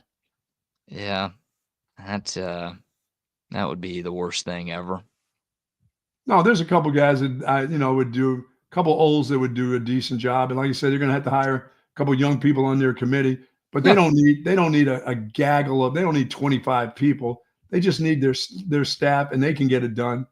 Right. And there's enough money going around this sport right now where Sure. they could pay people to Oh want my to do goodness, this job. Yeah. you're absolutely right. They could get somebody or somebody's good enough to take care of this thing. And it's not like conference commissioners would go away. They would just all meet together, but the commissioner would have the final say of what happens in the sport. And there would actually be a governing body that would hopefully regulate NIL and the transfer portal and You're all going this to have conference somebody in realignment. politics that's going to be involved in it, because you want to keep the legislation and some of these people in these states off your ass too of what you're doing. You know what I mean? What about your girl, Condi Rice? I don't think she, that's interesting. She just likes to be the provost at Stanford. There's something about that job that must be paying pretty good. Yeah. What does a provost even do? I don't know. A provost it's the same as, it's not quite the president, I don't believe. Oh, instead of a president, they've got a provost. Is that how it works? I don't know if Stanford has I don't know whether, I know she's the provost there, but I don't even know what the hell that means. Yeah, I don't either. Maybe it's a different language for president. Maybe she is the president of Stanford. Maybe she is the president of Stanford. But I know she probably makes some pretty good coin. But I don't know if she wants to be, because then you could get rid of the, she's not going to deal with the politics part of it. I don't really want Condoleezza Rice doing that job. Why? Would you prefer her making sandwiches? Yes. I mean, do they go to outings? Somebody has to make the sandwiches? There's plenty of in-betweens between running college football and working in the kitchen making sandwiches. She could do something else. I would just rather somebody with more of a college football background being in charge of college football, She does love her some football, though. Yeah, and she's been involved with the sport for a long time, so she's not the least qualified person out there, but she's far from the most qualified person out there. So she can continue provosting at Utah. It's funny. They don't call it the provost, do they? No, they call it provost. Yeah, and you people say I pronounce things wrong. I don't pronounce things wrong. I pronounce them. Yes, you do. Interesting. So I'm just making sure we're all following here. Looking straight for your proceeds. Yeah, I'd like for you guys to start correctly using the English language. Provost, Utah. No. Provost, Utah. Is this true? You tried to hook up with Condoleezza Rice one time? Never tried to hook up with her. I just met her and introduced myself to her in New York. What was your pickup line? You're a woman, make me a sandwich? No, you got some guns. What is she, like NRA? She was working for the NRA or something? She had a cut off blouse kind of on with her arms. She's very proud of her arms. Maybe Steve Sarkisian should hand her the rock at the 1 yard line. Oh, no. Condi Rice from the one? You think she could get it? Condi Rice. That would have been a better play than the Trey Wisner pitch. You got to give up on that play. It's going to go. It's not going to hold very long. It's going to be forgotten after this season. We're going to have to give it another whole season. Hey, if Texas wins the national championship next season, then I will have forgotten about it. Absolutely. Got a new running back coach that brings in some skills of a big running back. Baxter's a big guy. I mean, he'll know what to do. He'll know some plays to get in Sark's ear and call. Hey, they don't even have to wait until next January to make people forget about it, because they get a rematch against Ohio State in August. Maybe they should just run roll left. Maybe I just need to make the call. Hey, just roll left. No, you didn't do that at the goal line. No, it was out in the middle of the field. Yeah, you can run that play from the middle of the field. Don't run 8 yards away from the goal line when you're on the goal line. They can make people forget about it if they are, let's say it's a tie game, final 2 minutes at the Horseshoe on August 30th. Texas has a ball, 1st and goal from the 1 yard line. They score a touchdown, they win the game. And one of the linebackers is at fullback, the lead block. You call a quarterback sneak with Arch Manning. You could with even do a tush pushing him from behind. Sure, you could do a tush push. You called Jarrett Gibson fat as shit earlier today. Get that fat ass back there. Push Arch Manning in. Get one of these H-backs. You just hired Jason McIndoe from Oklahoma State, who's the expert of the cowboy back. Yes. Bring in one of your big tight ends. Hey, Spencer Shannon's like 6'7", 260. Bring him in the backfield. Have him shove Arch Manning in. What about jet sweep? Almost at the same level, but not 5 yards back. Motion guy, Wingo gets it. No, he just has to beat one. That big body just has to beat one guy. Hey, You don't want you don't want anything going sideways? No, you can do that in between the 40s. That's fine. You want to try You that? can do that Sure. in the scoring zone, though, correct? Yeah, you could do that at like the 18. Thank you. I'm not going to go much further in than that. What about counter plays? What about a little misdirection, going one way, countering back, kicking out, and going inside Sure. with round-shouldered Jared Gibson? Just don't pitch the ball to the 9-yard line Oh. from the 1. Like, that's not. Are you sure it was at the 1? Are you sure that wasn't at like the 5 and it just went back to the 8 on the pitch? Well, the ball was snapped from the 1. It was snapped back to the 5 because Texas was kind of in a pistol shotgun formation. And then it got pitched back to about the 9-yard line. Nothing like the old pistol with the guy lined up right behind you with no momentum. Hey, I got to get out. Quarterback, hand me the ball and get the hell out of the way. Oh, did you ask if I'm sure? I think about that play before I go to bed every single night. I'm sure, Buck. And I know I'm not alone. I know a lot of people listening to the sound of our voices this morning are the exact same way. Patrick says, I still think about that Washington game. Yeah, that 4th down play, final play of regulation. That was just a panic. Did they have a timeout at that time? Can we go back to that? Was there a time? No more timeouts left? They were out. That was a panic. That needed to be one on the sideline where they talked about. It was just a bad throw from Quinn, a little too high. The play call was there. Just overshot A.D. Mitchell. If he throws that at the chest, he has a little zip on that football, then Texas is playing Michigan, the Cheaters, for the national championship in 2023. Maybe they're trying to go back-to-back in 2024. Who knows? Jay says, what about Kim Mulkey as commissioner? No. You would like that because she'd be on football.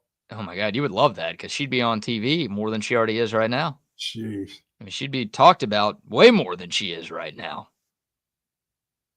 That would, dude, she could get shit done, though. There it is. Oliver Luck is commissioner. And he's always up for AD or something.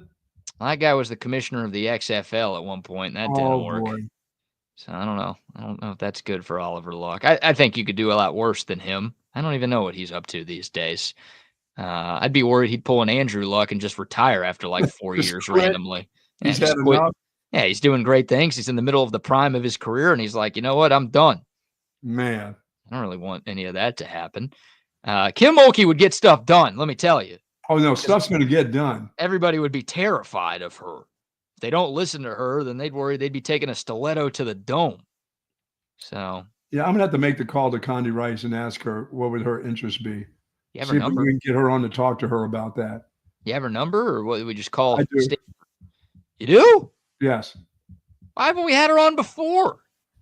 She's very busy, man. A lot of times you got to go through about 3 people to get to her. Even with her number, it goes right to somebody in the front desk, and then you have to get on this schedule to get to her. It's incredible. What are you gonna say? Hey, Condi, remember I complimented your guns a few years ago. Would you like to come on our radio show?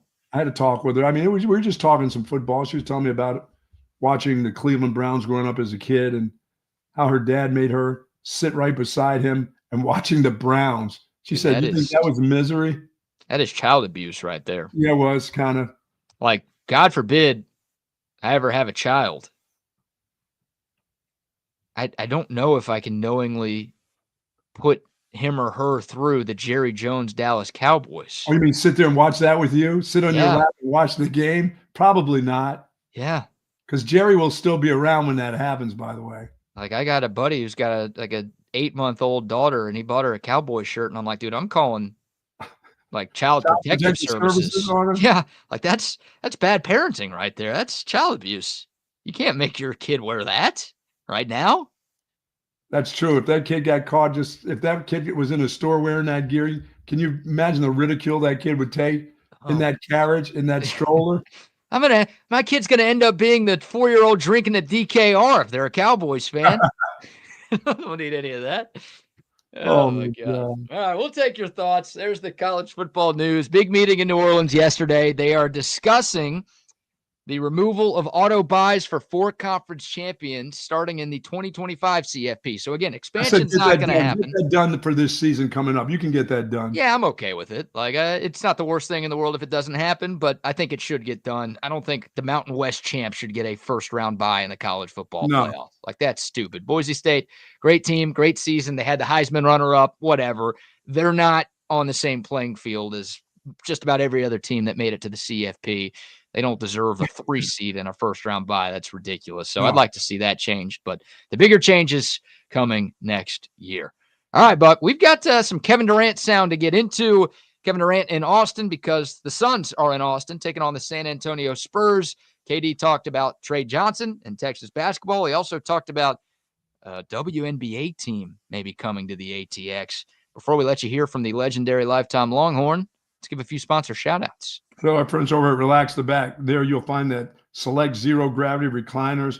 And folks, they've got everything you want. Office chairs, unbelievable Tempur-Pedic mattresses and pillows. If you got a bad back, shoulders, hips, the whole works, you need to go there. If you know somebody that's got problems with their thoracic back or lumbar area, please get them over to their 2 great locations. I'm going over to see Jason today.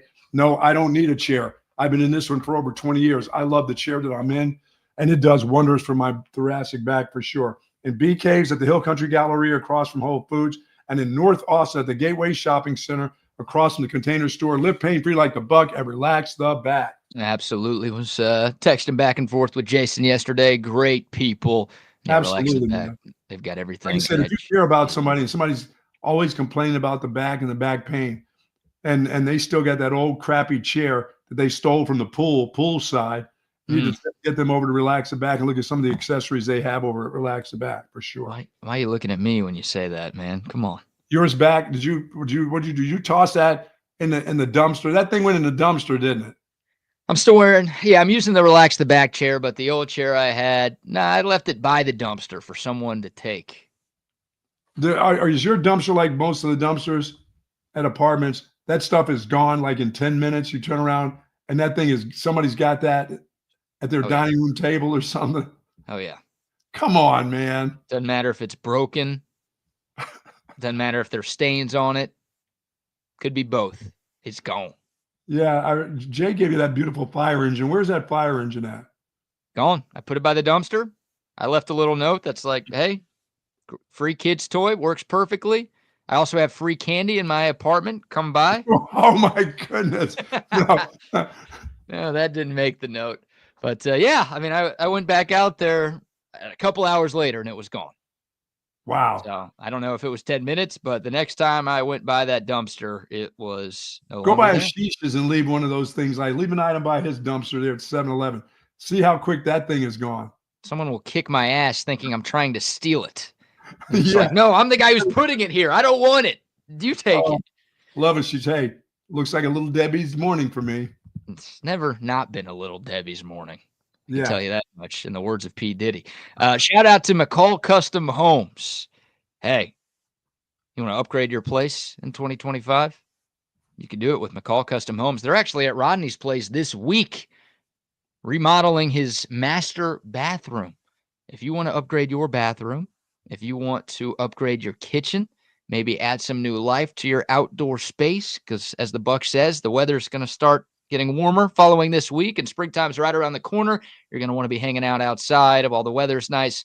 Our friends at McCall Custom Homes can hook you up with whatever you're looking for. If you want to do any of those things or all of those things, they've got your back, and they've got experience because they've been around Central Texas for 40 years. They're custom home builders and they're custom home renovators, and they can turn your Central Texas home into something truly, truly special. It's a father-son team, family-owned and operated business that's been around Austin for 40 years, and they will do whatever you want. And, of course, if you need some ideas for how to make your home better, they know what it takes as well. Just go to their website, McCallCustomHomesATX.com, or you can find them on Facebook and Instagram. Take a look at some of the great works that they've done over the last 4 decades, and then reach out to them. Again, McCallCustomHomesATX.com. It's McCall Custom Homes. We build value into your home.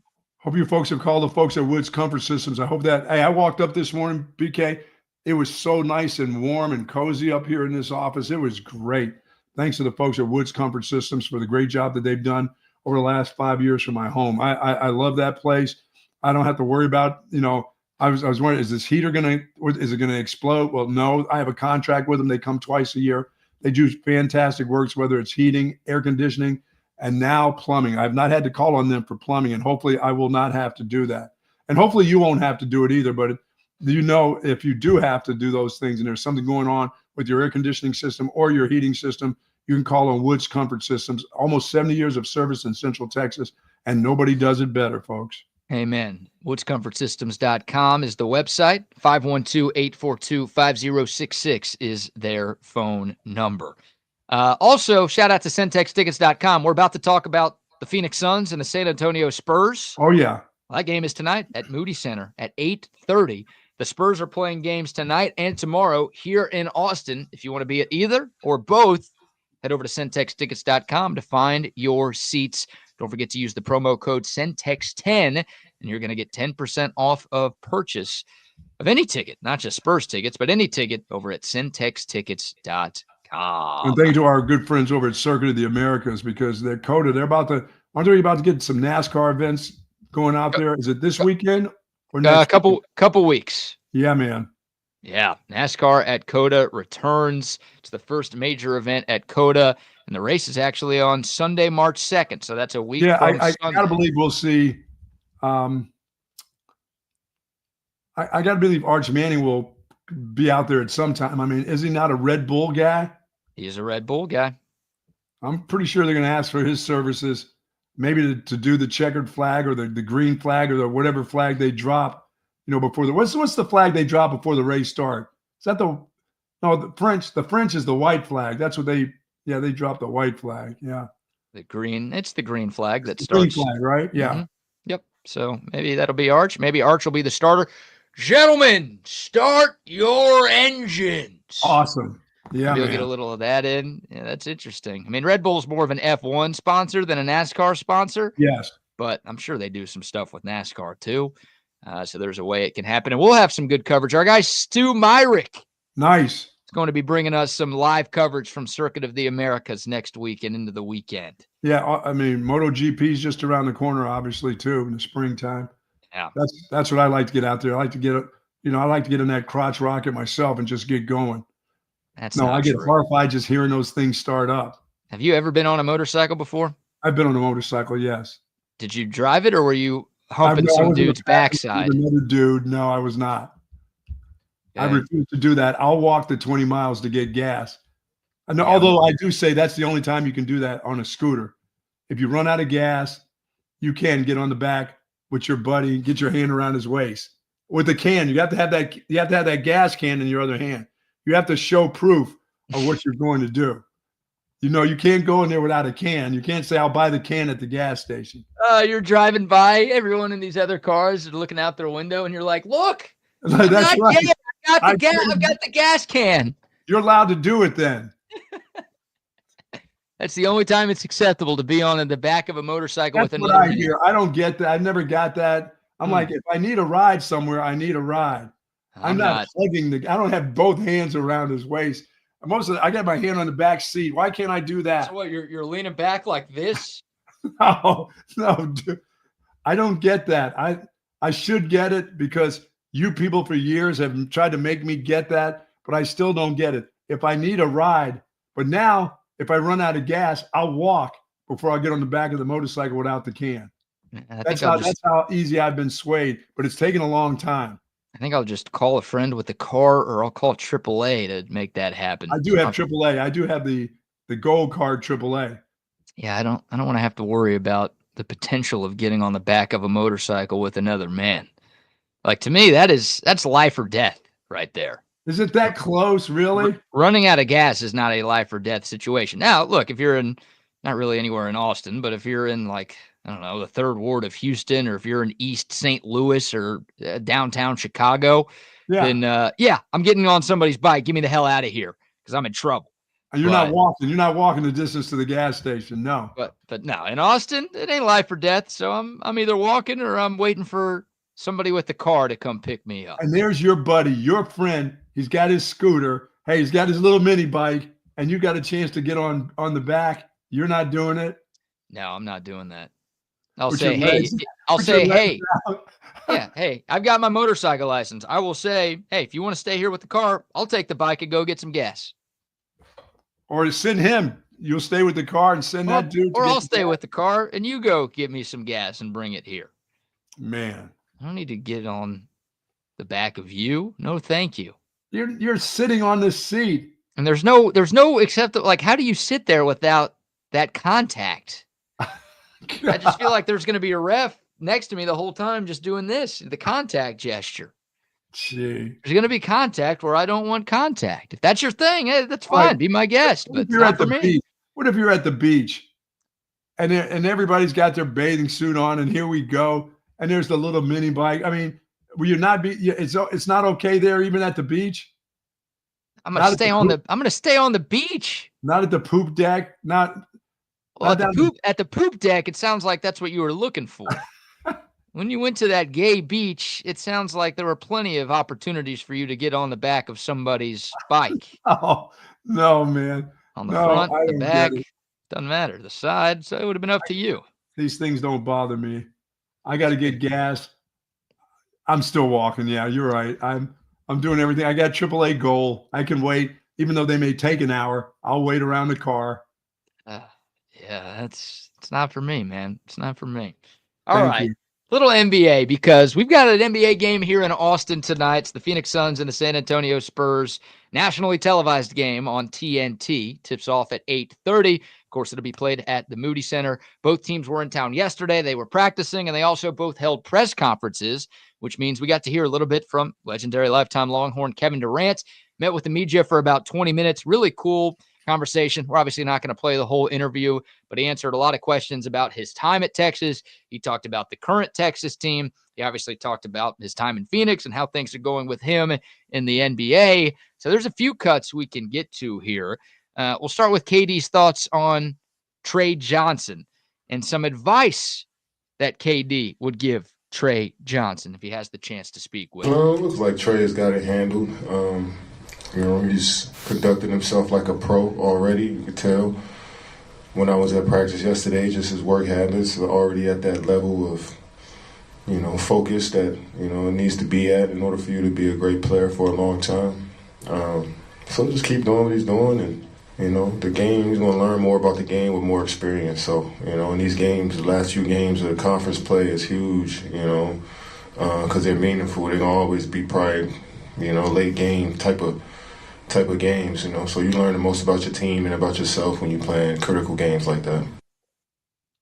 Yeah, I mean, you can see the change in Trey Johnson. I think he's matured. He's matured a lot more, and he'll only get better. I mean, he's a young guy. He's a high school player, and I think people miss out on that part. It doesn't come natural to a lot of people. It's something you have to build on. I mean, there's certain ways you've got away with doing, as a young player, AAU and some of that stuff. And it's hard when you get around a team, all of a sudden expectations are, you're this team guy, you can do this, you can do that. Well, you have to learn how to do it all. And there's a learning process. And I could see the change in him right now. I mean, just over the last, 5 or 6 games, I think you can see the change in his game. So, yeah. And I think as Katie said, that will continue to grow. Yeah, and it's a good point by KD. I mean, Texas has 5 regular season games left. Right. They're all going to feel like playoff games. Absolutely. They'll all mean something. Yeah, I mean, Texas is fighting for its NCAA tournament life right now, and none of these games are must-wins just yet, but we could get to a point where Texas is playing true must-win Game 7 type of games. Yeah, I mean, it sounded like a month and a half ago, they were ready to kick that kid's ass off the team. He was not doing the right thing at practice. You were hearing all kinds of rumors about how he handled his business. You don't hear that anymore. No, you don't. And Trey Johnson's elevated his game over the last couple of weeks, and Texas has needed it as it's fighting for its NCAA tournament lives and fighting to keep Rodney Terry here in Austin. Another one from Kevin Durant talking about Trey Johnson. KD was asked about similarities between his game and Trey's. Probably just the mentality of just wanting to be great and the work ethic. That will to win. You can tell he got that determination to go out there and win. He's passionate about the game of basketball. So, yeah, I see some similarities there. And, he's similar to a lot of players in that regard. But just his approach to the game, I think we're similar in that area. Yeah, I mean, he's right about that. There's a lot because he's a talented scorer. But there are some other things that, KD probably just will keep to himself about him and about watching him. He's not going to say it. You know what I'm saying? He's going to say nothing but positive things about the kid, but there's some things that he probably in his mind understand what he could get better at, And that kid understands what he could get better at too. So it'll happen. Kind of read it between the lines, and not that this really matters here. I don't think KD was like taking a subliminal shot at Trey Johnson, but you read between the lines. He didn't mention anything about his game, right?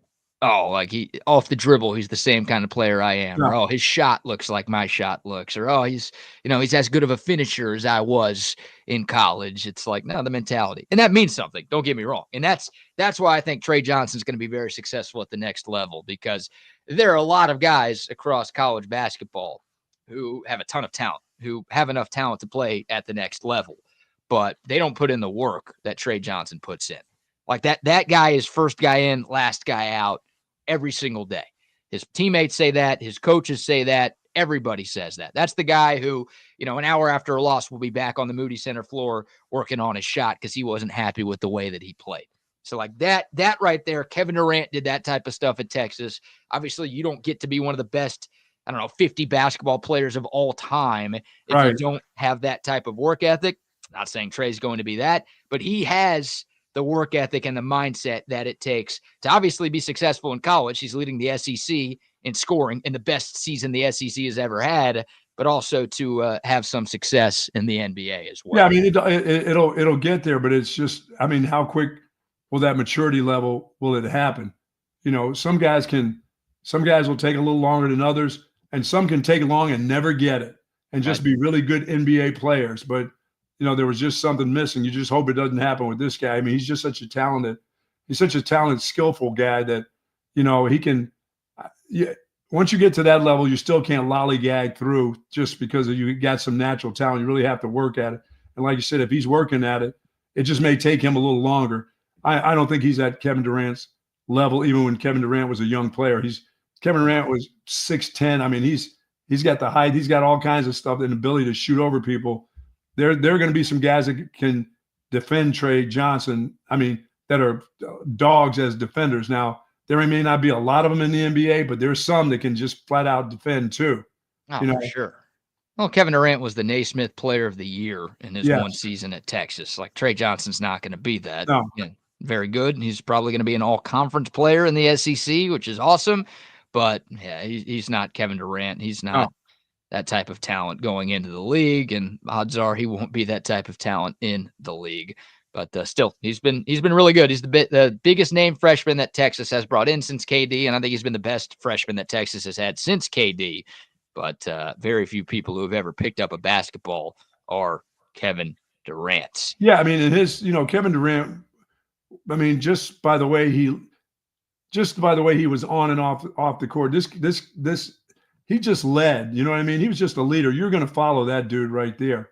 And I don't even know much about Kevin off the court. He just seemed like that positive guy that was, he would work hard, hates to lose. I see Trey Johnson. That dude hates to lose. That guy, he does not like to lose. I mean, he's over emotional to me, but you can tell that he loves the game, and he doesn't want to come out of a game being a loser. It's not, at some point when originally I think people thought it was all about him. You know what I mean? And you can get that from a young player that, I didn't have a great scoring night. It's all about me. It's not about us losing. But I think truly that guy does not like to lose. It's not all about him. No, and that's one thing. Like, look, that's a positive and a negative, right? Like, you want to have that mindset of hating to lose, because it sure feels like there's a lot of players in the NBA that don't give a crap right now. Yeah, there's just another game. We got another game tomorrow or the day after. Yeah. I don't think Joel Embiid really cares that he's not playing and helping his team at all, because he's laughing all the way to the bank with that $300 million contract that he signed. Like, that, it sure feels like in that league especially, maybe some in other leagues, but in that league especially, there are guys who are just happy getting them checks. Yeah, and those games just keep on coming. Trey Johnson ain't that guy, but he does wear his heart on his sleeve, and sometimes he just needs to calm down. Yeah. Like he lets his emotions get the better of them, and it's not because he doesn't care or he wants to make it about himself. It's because he wants to win. And he's that passionate about winning, but sometimes that can get the best of him, and that's got that can be a deterrent. That can screw you up, in your career. Yeah, exactly. So a couple more from KD here. Royale Ivy, Buck. Obviously, Rodney Terry's on a hot seat. Not breaking any news to anybody here. We'll see if Rodney Terry survives the season, and we'll see what happens in the offseason. But if Texas does make a change, a popular name amongst Longhorn fans to replace RT is lifetime Longhorn Royale Ivy. Kevin Durant and Royale are great friends. They have been for a long time, dating back to their times at Texas. Here's Kevin Durant when he was talking about what would make Royale Ivy a good coach, not specifically at Texas, but just a good coach I anyway. mean, he has all the traits. He understands players. He's been a development coach. He's going over scout reports. He's been a head coach in the Olympics. He's played in the NBA. His resume is just thick, you know. And on top of that, he loves people and he loves basketball. You know, those usually make the greatest coaches, in my opinion. Guys who just really are nerds and fans of the game. And that's really what Royale is. We talk about basketball. We watch basketball all the time. And, you know, so I think he's been coaching maybe almost 10 years now in the NBA on different teams with different players and different roles as a coach. So the more experience, the better, and I think he'll become a great head coach in the future. Yeah, I love that. He's a nerd. He's a coaching nerd. I mean, there's a lot of coaches out there. There's a lot of guys who have had careers in sports, but it's generally those guys who are really, really good. Are a lot of those guys are just nerds to the game. They want to know everything about the game. You know what I mean? You got to be like weirdly obsessed with basketball to be a successful basketball coach. And it's got to be on your mind 24/7, 365. So I like hearing KD say that about Royale Ivy, and he does have a pretty good resume. I mean, he's been an assistant coach at a number of different spots. Been a developmental guy too. He's developed players. Yeah, absolutely. And I think everybody remembers what he did with South Sudan in the qualifying for the 2024 Olympics, right? I mean, South Sudan had no NBA talent at all. They almost beat the U.S. In qualifying. They almost beat Serbia with Nikola Jokic in qualifying. And they did beat, I think, Puerto Rico, which was a huge upset. So, like, Royale Ivy was the head coach of that team. Obviously, Texas fans have known about this guy forever, but a lot of basketball fans around the world kind of started paying attention to Royale Ivy as like a guy who could be a big-time head coach at some point down the road. And right now, he's still with the Rockets as an assistant. We'll see. I mean, I think Royale Ivy can be a great coach. He would not be my first choice at Texas, only because I want somebody who has experience, proven success as a college basketball head coach. Like that's what Chris Beard had. That's what Rodney Terry did not have. Like Rodney Terry had been a college basketball coach before, but he wasn't very good at his two previous stops. Like Chris Beard was a guy who had previous coaching success. Jim Schlossnagle, Texas baseball, a guy with previous coaching success at or near this level. That would be my preference. You could do a lot worse than Royale Ivy, but my preference would be somebody who has coached and a head coach of a major college basketball program and has been successful at that. We'll see. If RT does get the boot after this year, then Royale Ivy is definitely a name that a lot of Texas fans will be bringing up. Last one. Yeah. Let me just say this. He's got to win these next couple games. These next couple games, like I said, I don't know what this week holds for RT. I don't know if rest is what they need or do they need to keep playing. I just know there's a couple guys that they're getting all the rest in the world. I haven't seen them play, so that worries me. Sounds like Kendall Weaver is close to coming back, and there's a chance that he does come back this Saturday at South Carolina. Okay. So no midweek game for Texas. They've usually been playing on Tuesday or Wednesday and Saturday. This week it's only Saturday, and they're playing at South Carolina. South Carolina got punked by LSU the other night. LSU's the second worst team in the league, and they beat South Carolina pretty easily on Tuesday. So that's Texas's next game. It is on the road, but they're playing 0-13 South Carolina. That's when you're a coach on a hot seat, you can't lose to a team that hasn't won a game in league play. No, you can't.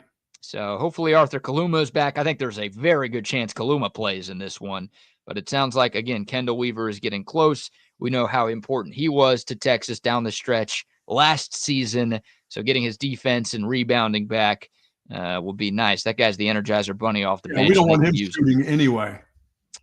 No, he's not going to help too much with the offense. Okay. Yeah, that's he's a boards guy. He's a small guy that still gets to the board and gets things done, and an aggressive player to get to the free throw line too. Yeah, he's probably your best perimeter defender. And you're right. Even though he's undersized, he does Yeah. go in there and crash the glass. And yeah, he's a hustle guy. So you want guys like that. He's not the difference between Texas winning a national championship and not, No. but he can help this team make the tournament if he does come back at some point. Hopefully that point is in Columbia this weekend. Yeah, this team needs to get into the second weekend. They need to get in the tournament and get into the second weekend. Or they're going to be looking heavily at somebody else. Okay, for Rodney Terry to save his job. Yeah. I was like, yeah, I have a very hard time believing Texas is going to win 2 tournament games. Could they win 1? Sure, because they'll be like a 10 seed. Sure. If they get in, they could pull off a 10-7 upset. But if they win that, more than likely they'll have to play a 2 seed. That's a problem. Oh, is it possible? Yeah, sure, it's possible. But is it probable? No, nowhere close to happening. But I'm with you. Like that's what I think it's going to take for RT to keep his job, is for Texas to make it to the second weekend. Yeah, there's just too much heat. It's too much heat. Yeah, there's just not enough support for him right now. And I don't know all the ins and outs of the Texas One Fund and how that money is spent and divvied up. But that was a big problem with David Pierce towards the end of his run with Texas baseball, is Texas didn't have enough money to get the best players that could realistically get Texas to a national championship series in Omaha. And a lot of that was there just wasn't enough fan support, big money donor support. There weren't people who were like, I want this donation to go to David Pierce. People just didn't like Pierce, so it didn't happen. With Schloss, I don't think that's a problem right now. No. I think we're getting close to David Pierce territory. Hell, we might have already passed David Pierce territory with Rodney Terry. I think so. Or it's like, if you do bring him back for one more season, what's this offseason going to look like? Texas has 1 player signed right now, but he's not a McDonald's All-American. He's not like a 5-star. And I don't know if Texas is going to have enough in the transfer portal to get all of the guys that they need to have a competitive team that's going to save Rodney Terry's job for another season. Yeah, and this, Texas all of a sudden, and not all of a sudden, but for a long time now, has been pretty fertile ground for high school players that are outstanding players. Sure. So I don't hear about anybody coming here. I don't hear about any more Trey Johnsons or people like that for this program. This is all kind of wait and see. And that's how it's going to be with those type of players too. Wait and see who's going to be the coach here. Are they going to run this back again, or are they going to have a new coach? Right. Yeah, I think your hunch is accurate. If Texas doesn't make it to at least the Sweet 16, then they will be looking for a new coach. Whether you agree with that or not, like that just falls in line with everything CDC has done. He talked about wanting his teams to compete for national titles and competing for top 10 rankings. And just about every other sport on campus is doing that right now. Men's basketball is nowhere close to either of those things. So honestly, if CDC doesn't make a change at the end of this year, then to me, he's telling you he doesn't give a shit about men's basketball. And that's annoying as a guy who really does give a shit about men's basketball. But I don't think CDC doesn't care. I think he does care. Previous ADs might have been like, football's good, baseball's good, or good. Basketball's third fiddle. We don't care. Next year. Better luck next year. Yeah, we only need to make the Sweet 16, every 15 he doesn't seem years. to be that guy. He doesn't seem that better luck next year guy. No, he's not that guy. He's not that guy. And he's been quick on the trigger, and he's been smart with the trigger with a lot of the changes that he's made, just about all of them, if we're being perfectly honest. So, I expect, barring a minor miracle, Texas really turning it on late, which, hey, would be great. I'd love to see Texas in the second weekend of the tournament for the second time in the last 4 seasons. But barring that, I think a change will be made. Buck, do you have any interest in who's calling you at 8:39? Is that your phone ringing? Yeah, it is ringing. I don't know. That's one of those spamorama. This early? Yeah. Oh, yeah. They want me. They want my attention early in the mornings. They like my attention. They like for me to start yelling at them, going, "Why are you calling me?" No, I don't want to change my insurance. I've got the new year has already started. I've got Medicare Parts A and B. Do you answer those calls? No, I just see what the numbers are. So when I call back and say, "Leave me alone," that's it. I don't answer them. You actually call them back, huh? Oh, there's times where I call them back. That's depending on what kind of day I'm having. Right. Some of them I call. One tried on me the other day was, did you get your new Medicare card back?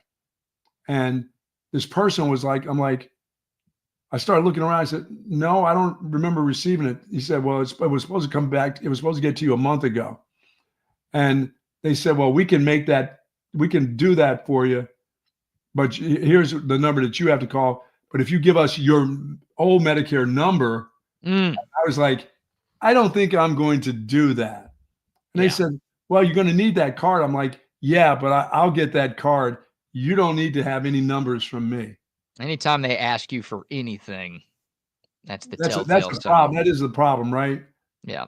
I've been a sucker in my life for those kind of deals where I'll call you back later. And then you do the dumb thing is like, hey, call me tomorrow at this time. And they actually will. Well, you're a prime target because they like to go after the olds. They do go after the olds because the olds try to be nice to them. We don't want any confrontation with these people. This is still kind of new to you. Like, you guys lived a lot of years without spam calls being this prevalent. Yes, for sure. Like, basically, since I've had a phone, these calls have been happening. So, like, I'm always on high alerts. But, you had a lot of time without a phone, but then with the phone where this type of stuff didn't happen every day. No, I don't get anything that comes in the mails where it's, hey, here's 6 free blue chews. See what you think.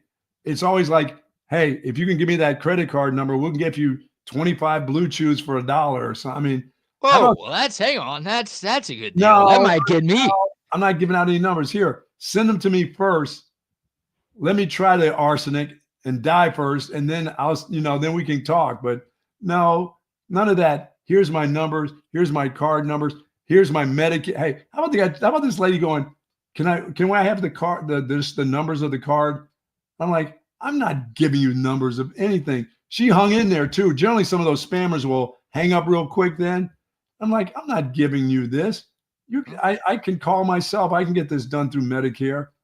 Yeah, that was my last one they tried to get on me, was that one 2 days ago. Yeah, I don't know if Medicare is going to be calling you very No, often. You have to call them. Yeah, because they don't want to get you your money. They'd rather keep that themselves. So you got to call them and make sure you're doing what you need. Good. I'm learning. Good. Yeah, we're all still learning. Ways they fool me once, fool me twice, fool me 18 times, but you're not going to get to 20 on me. That's where you draw the line. I draw the line. No, it's not going to happen. Yeah, I see potential. But dude, I just see a random number pop up on my phone, and more often than not, I'm not answering it these days. I'm like, if it's somebody that really needs me, someone that actually has something of importance to me, yeah, they'll leave a voicemail or they'll text me. It's like they clearly have my number, so if they're looking for me, they will find a way to get a hold of me. Yeah, that's always my thing. Don't call me if you've called me more than once and I don't recognize them. Do me a favor, send a text message to me. Tell me what it's about. I can figure it out from that point on. Yeah. But if you just keep calling me and that number keeps coming up, I'm like, no, don't want it. Out of state, area code 302 or 219 or something. I'm like, no, don't recognize that at all. Don't want any part of it. All right. We'll take your thoughts. The code at text line. This number's legit. 512-222-9328. Kevin Durant was asked about a WNBA team coming to Austin. Buck, any interest in a WNBA team here in town? No. Whoa. Come on. Pro basketball team? You don't want that? Not interested. We've got soccer here. Austin FC. Really interested in the soccer team that's here now. Well, it's a bad time to say that, considering Austin FC opens up its season this weekend. How are they? Do they have a new coach now? They do have a new coach now. So I can get back on that train? Oh, you were anti-Josh Wolf? Well, I was hoping that he would win some more games. That's just the way it goes. We had that one really good year. Year 2. Yeah. I mean, when you're a fan, that's how that goes. I'm a fan. You need to win. Yeah, Josh I'm Wolf, on your staff. Give us a break. Give us some time. 4 years in Austin, 1 really good one, 3 not so good ones. I wouldn't be interested in an WNBA team. No. Okay. Well, Kevin Durant was interested in it, and there's been a big push for a WNBA team lately. And oh my God, on tomorrow's show, don't make too many jokes on this yet. write your jokes down tonight and get Okay. ready for this. Or maybe you don't have any jokes. Maybe this is a very serious topic for you. But there is a new sports bar that is opening up in Austin. I already heard about it. I heard about it a couple weeks ago. They're only going the female show, bar, female Yep. sports bar, women's sports bar. They're only going to show women's sports. That's fine. You can go in there and still pick up women. That's fine. Maybe. No, I don't know if those are the women you want to pick up. Well, Hey, unless you're a fair enough. woman. If you're a woman, those are the women you want to pick up. If Oh, you're a I mean, all man, women's I don't sports- know if those are the women you want to pick up. all women's sports on TV. That would, yeah. I probably won't. I probably couldn't sit there. Not even for lemonade. Maybe the food is good. Oh, the cooking and cleaning. That place is going to be spotless. Oh, see, I didn't say that part. I'm just thinking maybe they've got some specialty. All right, You save know? it for tomorrow. We'll have Oh. details because I saw the headline and you've seen the headline, but I want to make sure I've got all of the proper details to make sure that we're giving the place the credit it deserves and we're not spreading any fake news out here. They haven't seen. Are there clams on the menu? Are they doing clam chowder there? Is that like I a hope. fish joke because they're women? What are you No, I'm just saying. what are you You know, saying? maybe they have chowder. I was looking for chili yesterday, and I didn't get it. Why not? No, I didn't make it. You literally called me after the show. I told you where you could get chili and you said I'm on my way. Why didn't you go? I did not do the Wendy's. I couldn't do it. I couldn't bring myself to do that. I just couldn't. I got too many people. They were on the text line yesterday saying, I worked at Wendy's. It's true. It's their leftover meat.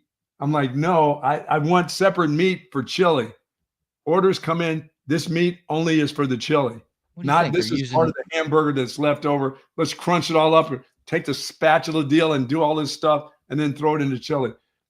There's too many people on that text line that said, yes, I worked there. This is what we do.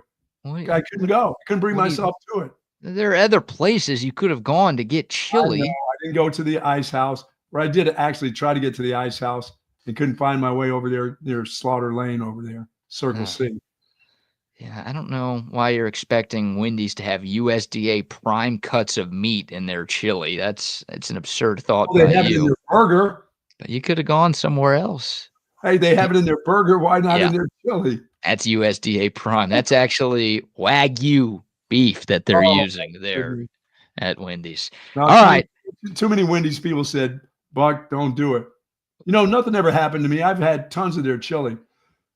It's just like lately, I don't know. I'm trying, I'm doing Olipop. I'm doing all kinds of stuff that is good for me.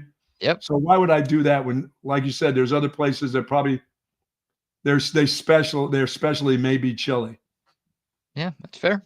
That's fair. And we get out early enough now. At 9 o'clock, I can get over to the, Austin Chili Parlor and find a parking space down there. Generally, that place is hard to find a parking spot. Yeah, you can find a parking spot there, but you'll be sitting in your car for 2 hours until they open. Until they open up for lunch. You're right. I don't think they're whipping up breakfast chili these days. I don't know that for sure. Maybe they do have breakfast at the Texas Chili Parlor, but if you're getting chili, I think maybe wait until lunchtime would. I feel like this is a Cisco's day for me. Some migas over at Cisco's. Take a little drive over there. To East Austin, huh? I'll go all the way to Cisco's for breakfast. Love I just will. Cisco's. Yeah, that place is awesome. Big fan of that place. It is awesome. I'll go that far for a good breakfast. And now, of course, Jack Allen has their new place. Yep. Right there where the old IHOP used to be. That they're telling me that they're serving some really nice meals over there, breakfast meals. Plus, they're trying to get you liquored up in the morning. That's never a bad idea. No, well, it's a bad idea for me at all parts of the day, but they serve a nice honey bun. I tasted that before. I was there with Jack a couple of weeks ago. Boy, they've got some sweets over there, some pastry that's out of this world. Very nice. Day makers. All right. Good stuff. Good stuff. All right. We got about 10 minutes left in today's show. I want to talk a little hockey because there's a huge hockey game tonight. Also, we've got a TBT video and we've got another funny story to wrap up today's program. Hey. Before that, though, Buck, how about another quick round of sponsor shout-outs? Our good friends over at 34 Wine and Spirits located at 4601 Southwest Parkway. As I said, get ready for March Madness. You're going to need that alcohol, a bunch of you. So that is the place to stop by. They've got all the great wines there. They've got all the great liquors there. They also have Allstat beer there. But folks, if you're having a big company party, they are wholesale distributors. They can get it to you. They can get it in their vans and get it out to you pretty quickly, and they will. But once again, located at 4601, it is 34 Wine and Spirits. Yep, and like the Buck said, get you your Altstadt beer there, the best beer that you can find all throughout the great state of Texas. They've got a bunch of different brews, something for every beer drinker out there. And whatever you have going on, you want to warm up this week. If you're getting ready for a big sports weekend that includes the return of Austin FC, you got to have a great beer by your side for all of your sports watching, all winter, all spring, all year long. Make that Altstadt beer. No impurities, no regrets. Yes, and our good friends over at Covert Country, it's time for me to Covert BKs. I'm going to have to get I'm not going to say I'm going to get a new truck. It'll be new to me, but I've got to get that short bed truck because Doo-Doo Brown, getting ready to get rid of Doo-Doo Brown. Just put a new starter in her. Time for her to go. Got a young kid that's very interested in this and would like to have a starter truck. Dad doesn't want to have a fancy dancy. He's in construction. And Doo-Doo Brown can hold that big old bed of it. Is good, but it's probably too big for me now. I don't need that big thing. I need something that I can pull right into the shed and shut the door without half the truck hanging out. So I'm going to get rid of it. But the folks over at Covert, all the used trucks that they have on their facility, 42 acres out in Bee Caves, I bet you I can find one out there to buy. Once again, got to have air conditioning, BK. That's one of the stipulations.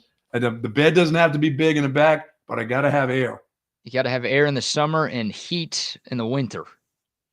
Yeah, I can almost do without the heat. I can almost do without a good heat, except for today, this week, not so much. I just put a couple layers on, but you can't do. You and I have been in unair conditioning cars because we thought the cars were nice, but the air conditioning system busted down.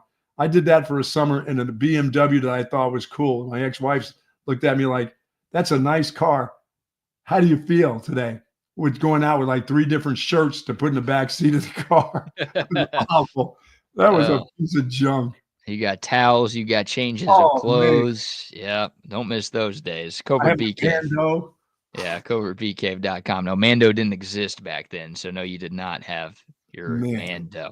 Quick shout out to Sleep Cycle Center as well. If you've got problems sleeping, if you've got problems snoring, maybe both, reach out to our friends at Sleep Cycle Center. They can eliminate everything from snoring to sleep apnea. You don't have to sleep in a separate bedroom. You don't have to wake up feeling tired every single day. Check them out, sleepcyclecenter.com. They've got 2 Austin area locations.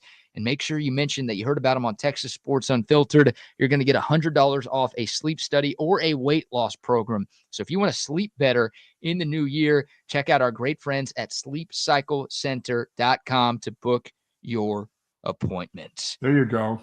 Buck, we got hockey tonight. It's a rematch. Team USA against Team Canada. It's the 4 Nations Face-Off Championship.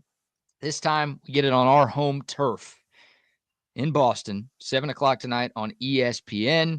Home of the Tea Party. Home of the Tea Party.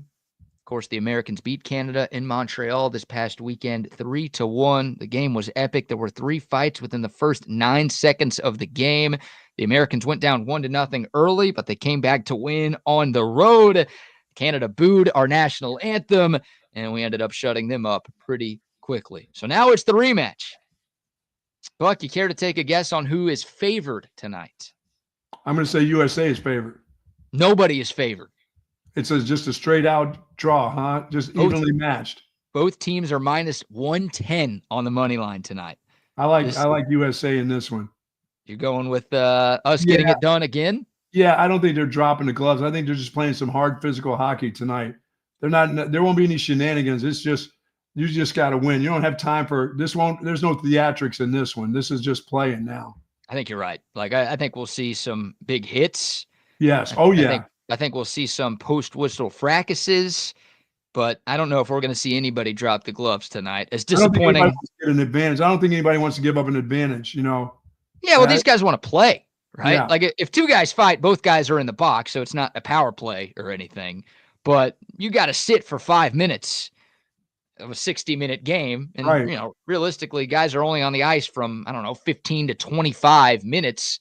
over the course of a game. So if you're spending 5 of those in the box, then, hey, you're not on the ice helping your team win a championship for your country.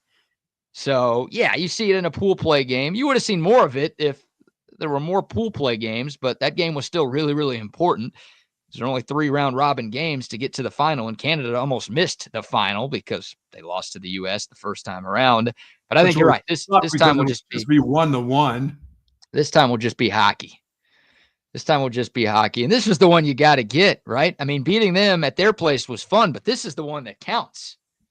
Oh, yeah. It's like if Texas, I think of a better example. Look, 2018, Texas football. Texas beat OU at the Cotton Bowl. It was great. It was awesome. It was the Cameron Dicker walk-off field goal. That was great. Well, they met in the Big 12 championship a couple months later, and Oklahoma won, and that was the championship game.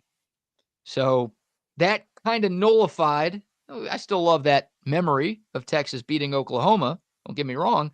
But that took away a lot from the Longhorns winning that game in October, because literally 2 months later, they lost to that same team when the stakes were even bigger. This is like the span of a week, not even a week. Oh, you'll feel the hate for the Canadians in Boston tonight, man. Yeah. Wow. So that's, oh my God. Look, it's a big game. They want revenge.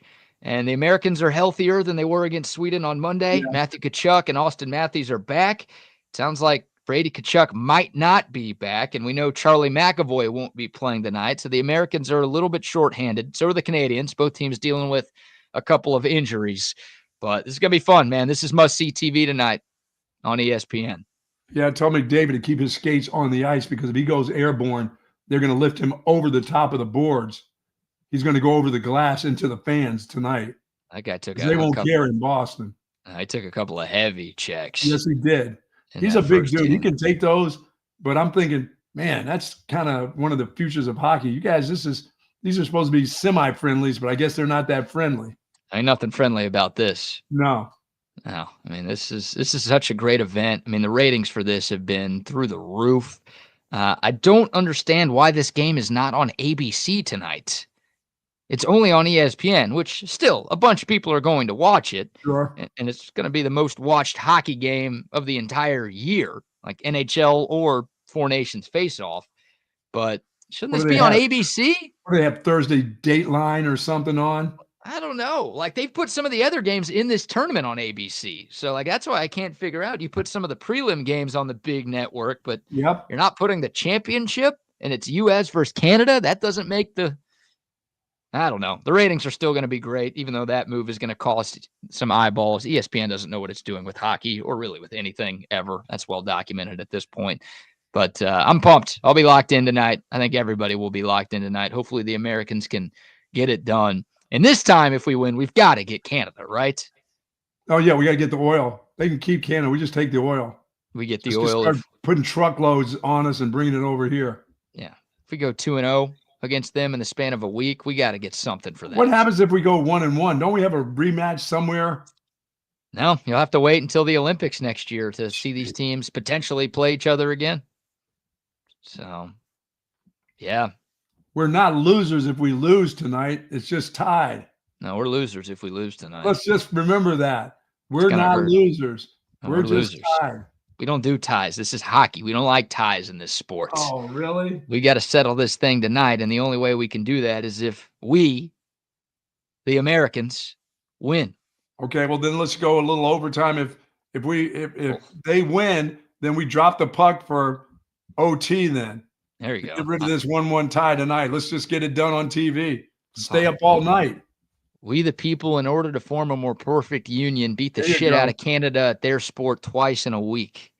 Nice. Those are the words to the preamble, if I'm not mistaken, right there. So there you go. That's tonight. Real quick TBT video, but we're not throwing it back too far for this one, but we do have a little throwback to this past weekend at your old place, the University of Illinois. In Champaign-Urbana. Former Texas Tech Red Raider and Illinois Fighting Illini basketball player Terrence Shannon was getting his number retired at an Illinois basketball game. He was only at Illinois for 2 years, but he was an All-American in one of those years, so they're giving him his jersey in the rafters. And they, held a little pregame ceremony. And of course, like most teams do when they retire a jersey, they invite the player back. They have this big ceremony, and they do a big unveiling. Oh, no, please don't tell me that. No, I can think of some things that can go wrong, like the wrong number. Oh, it wasn't that, but it wasn't a great look for Illinois. We've got no sound on this one. There's Terrence Shannon on the court, pulling down the string to unveil his jersey banner. And what do you see, Buck? Is that upside down? It's upside down. Oops. Oh, my. How about that? Hey, thanks so much for everything you did for our school. We're putting your jersey up in our arena, and, oh, no, we're actually putting it upside down. Sorry about that, Terrence. Oh, my gosh. How does that happen? They wouldn't do that to Kendall Gill, I tell you that, or Nick Anderson, or Kenny Battle. Oh, and they probably wouldn't. They shouldn't really do that to anybody. No, hey, pull this string. Hey, pull my thumb. Hey, dude, pull my thumb. That's like, well, when you say pull my finger, aren't you supposed to fart? Yes. That's like someone pulls your finger and you start pissing on them. That's what this is right here. I mean, come on, man. Hey, dude, pull my finger. See what happens here as we unveil your number upside down. How does no one check this thing? You shouldn't even need somebody to double check this. Like, whoever does this should get this right. The freshman in art class at University of Illinois should have knew better than that. Yeah, that's you had one job right here, guy or gal, and somebody just lost a gig. I was gonna say whoever's job that was should no longer have that job because they don't. He's gone. Oh my God! And look, Terrence Shannon, maybe that's like you weren't here for your entire career, so we're not gonna give you your number upright like everybody else. You were a transfer. You also had a sexual assault allegation against you while you were here, and we suspended you for a little bit because of that. So maybe because your Illini career wasn't as clear as some of these other guys, this is how we're going to honor you. But I mean, there are people with their hands over their mouths, not even clapping because they think it's so funny. I obviously took out the sound from that, but there was a loud gasp from the crowd. Oh, God. That got unveiled. Augie was there. Augie would have been the one screaming, laughing if he'd been there for that event. Just laughing out loud. He would have been cussing and laughing. Oh, my God. You'd have been able to hear him inside the auditorium there for sure. Yeah, like it's supposed to be. That gets unveiled and everyone claps and cheers, and instead it was oh my God, did that really just happen? Did they really do him like that? They just did you like that. That's bad. Yeah, way to go. The school apologized. Terrence Shannon said it's no big deal, whatever, all good, still an honor. They're going to flip it. I think they already have flipped it, but no, now they got to leave it like that. I'd make them leave it. That's the way I want it. It's too good right there. No, put me in the corner over there with that, just like it is. And they still play in that spaceship of a place. They haven't torn that thing down. I don't even know the name of that arena. I should. I don't know if there's a sponsor in front of it. Maybe alumni something. I don't remember. It's original. Yeah. I was in there for a big truck event when AJ was a little kid. The big trucks came in there and he left. I had to take him out of there because he started crying. The monster trucks? The monster truck. What a wimp. All week long. You're taking me, right? You're taking me. I'm like, come on, man. We got in there and the gasoline smell and the diesel smell in there. And it was so loud. I looked at him and he is like bawling. He's like horrified of the monster trucks. I'm like, Are you kidding me? Oh, I want to go. I want to go. We're in there for about 10 minutes. I'm like, good. Because I never wanted to go anyway to see the monster trucks. The first flip over and the sound of that dude was up and we were gone. That's awesome. It's good. You didn't have to stay the whole time. No, dude, it didn't last 15 minutes when they started revving that up. The sound of that stuff indoors, it's loud enough outdoors. But if you're inside for a monster truck event, Rodney, you've been in one of those deals. Aren't they loud as hell? Man, it is very loud. And then depending how some of those arenas are the acoustics in there. Oh, yeah. Man, like when they would go to Frank Irwin. Now, I went to Frank Irwin one time, and for me, that was – I wonder if Kevin Durant's going to be looking for the Frank Irwin this weekend when he comes to town. But it's gone. But it was like Frank Irwin Center to me, in all its glory, was never the concert venue to go to for great sound. But then you had the monster trucks in there. It's like, holy shit. I thought the drum was going to like fall apart in there. It's loud. And the smell, because back in those days, the diesel smell was unbelievable. Yeah. And back then it was okay to pollute the air. You can't do that now. But back then it was okay. I had to drag my kid out there because he was crying so loud in the place. He was louder than the trucks.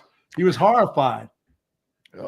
He knew what it was too. He wanted to go. He convinced you so much because you see it on TV. It didn't, the sound of it on TV is nothing. Couldn't wait to go. I got the tickets to go there. I'm coaching at the place. Big deal for him sitting beside me. And then I looked over and that dude was bawling. Wait till I see him on his birthday next week. I'm going to say, hey, remember you went to the monster truck? You're a little baby. I went to Monster Jam at Moody Center maybe 6 months ago. Yeah. I think we talked about it on the show at one point, but I went 6 months ago with a buddy. We got very drunk. We bet on every single event. I lost a shit ton of money. I think that guy was doing some scouting that he didn't tell me about. That's the way to do it now. You go with a friend, you get blackout drunk, and you bet on the trucks, and then you have a good time. Yeah, so indoor, if it's not a concert, events like the Ice-Capades and stuff like that. When I was in North Carolina as a little kid, I'd go to the Ice-Capades, but what I never missed was Ringling Brothers and Barnum and Bailey circus. Oh, yeah. When the circus came to town, dude, I was there because I couldn't wait for a lion to try to take off somebody's head or something, or a bear to go rogue, or to see the little people run around on the, on the three-wheelers. Oh, that's the Shriners. Remember the Shriners would come out and they do their little wheelies and run around at the parade. The circus. And then what did they start mistreating the elephants or something? People started getting pissed because somebody was beating the elephants with a stick. Feeding the elephants peanuts. Yeah. Is that what? Yeah. When they needed cabbage or something. That's when I quit. That was it for me as a kid. But it took a long time. I was probably about 14 or 15 when the circus quit coming to town. I was going. It was like me believing in Santa Claus. Dude, I had to go to the circus. I had to eat all the peanuts and the popcorn and that nasty-ass cotton candy. I was a big part of that. And then there's some mistreatment of the animals. I don't know if they were cutting the balls off of lions or something. I don't know. Yeah, it's out of control, definitely, with some of that stuff. By the way, they used to do, when I first came to Texas, they used to have the elephants that came down the street that walked from downtown. I think they used to have like the elephant walk, I remember that. How about that, BK? You never went to to a circus to see that? No, I was never a part of an elephant walk. It's not really what I'm looking for. Wags maybe did that in his Marines time.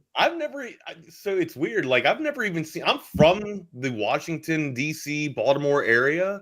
And I've never seen the aquarium, the Baltimore Aquarium. Really? I've seen the White House, I think maybe one time.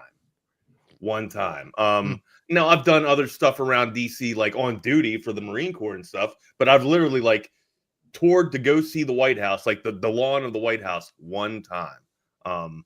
Usually I just stay away from the city or stay out of places that I know a lot of people are going to be at. Stay away from the elephants. Yeah, they'll trample your ass, man. And plus, I got trouble with my own peanuts. They don't need my own peanuts. What about now? You've gone to Ice-Capades, have you? No, I've never. My first concert. It's funny because I was sitting here trying to think of all the stuff that I might have seen when you guys were naming this stuff off. I think and it's so weird. The closest thing to Ice-Capades, and it was my first concert ever, was the Teenage. No judgment, please. No judgment. Was the Teenage Mutant Ninja Turtles. On ice? They weren't on ice, but that was the concert. We're coming out of our shells. That's the concert. Yeah. And I mean, I've seen a lot better performers since then, trust me. But that was my first concert. I was broke into the music. You could have gone to Chuck E. Cheese and got that concert. Yeah, the old chunky cheese. You know what always makes me jealous? Like if I go to a parade, a small town parade or something like that, Buck, and they bring the horses out, and those cowboys are out there riding. And you have all the different, and the horse is just like taking a shit on the road. Yeah, and I'm like, can I do that? If I'm out driving and I got the bubble guts and all that, can I just pull over and walk and shit? Is that something? Speaking of horses, boys, AI is out of control. Oh no, this is not AI. This is a real picture from a real website. That is not. That is. This is Not Bucky. AI. Bucky is wearing women's perfume, and apparently, outside of his job with TSU, he is doing some modeling for said perfume. That Well, is he- awful. I thought he That was is a hand model. Aren't you a awful hand model? No, that's depiction. George Costanza. George Costanza is the hand model. I have a much bigger chest than that. No, you don't. You have bigger tits than that, Buck? Come on, man.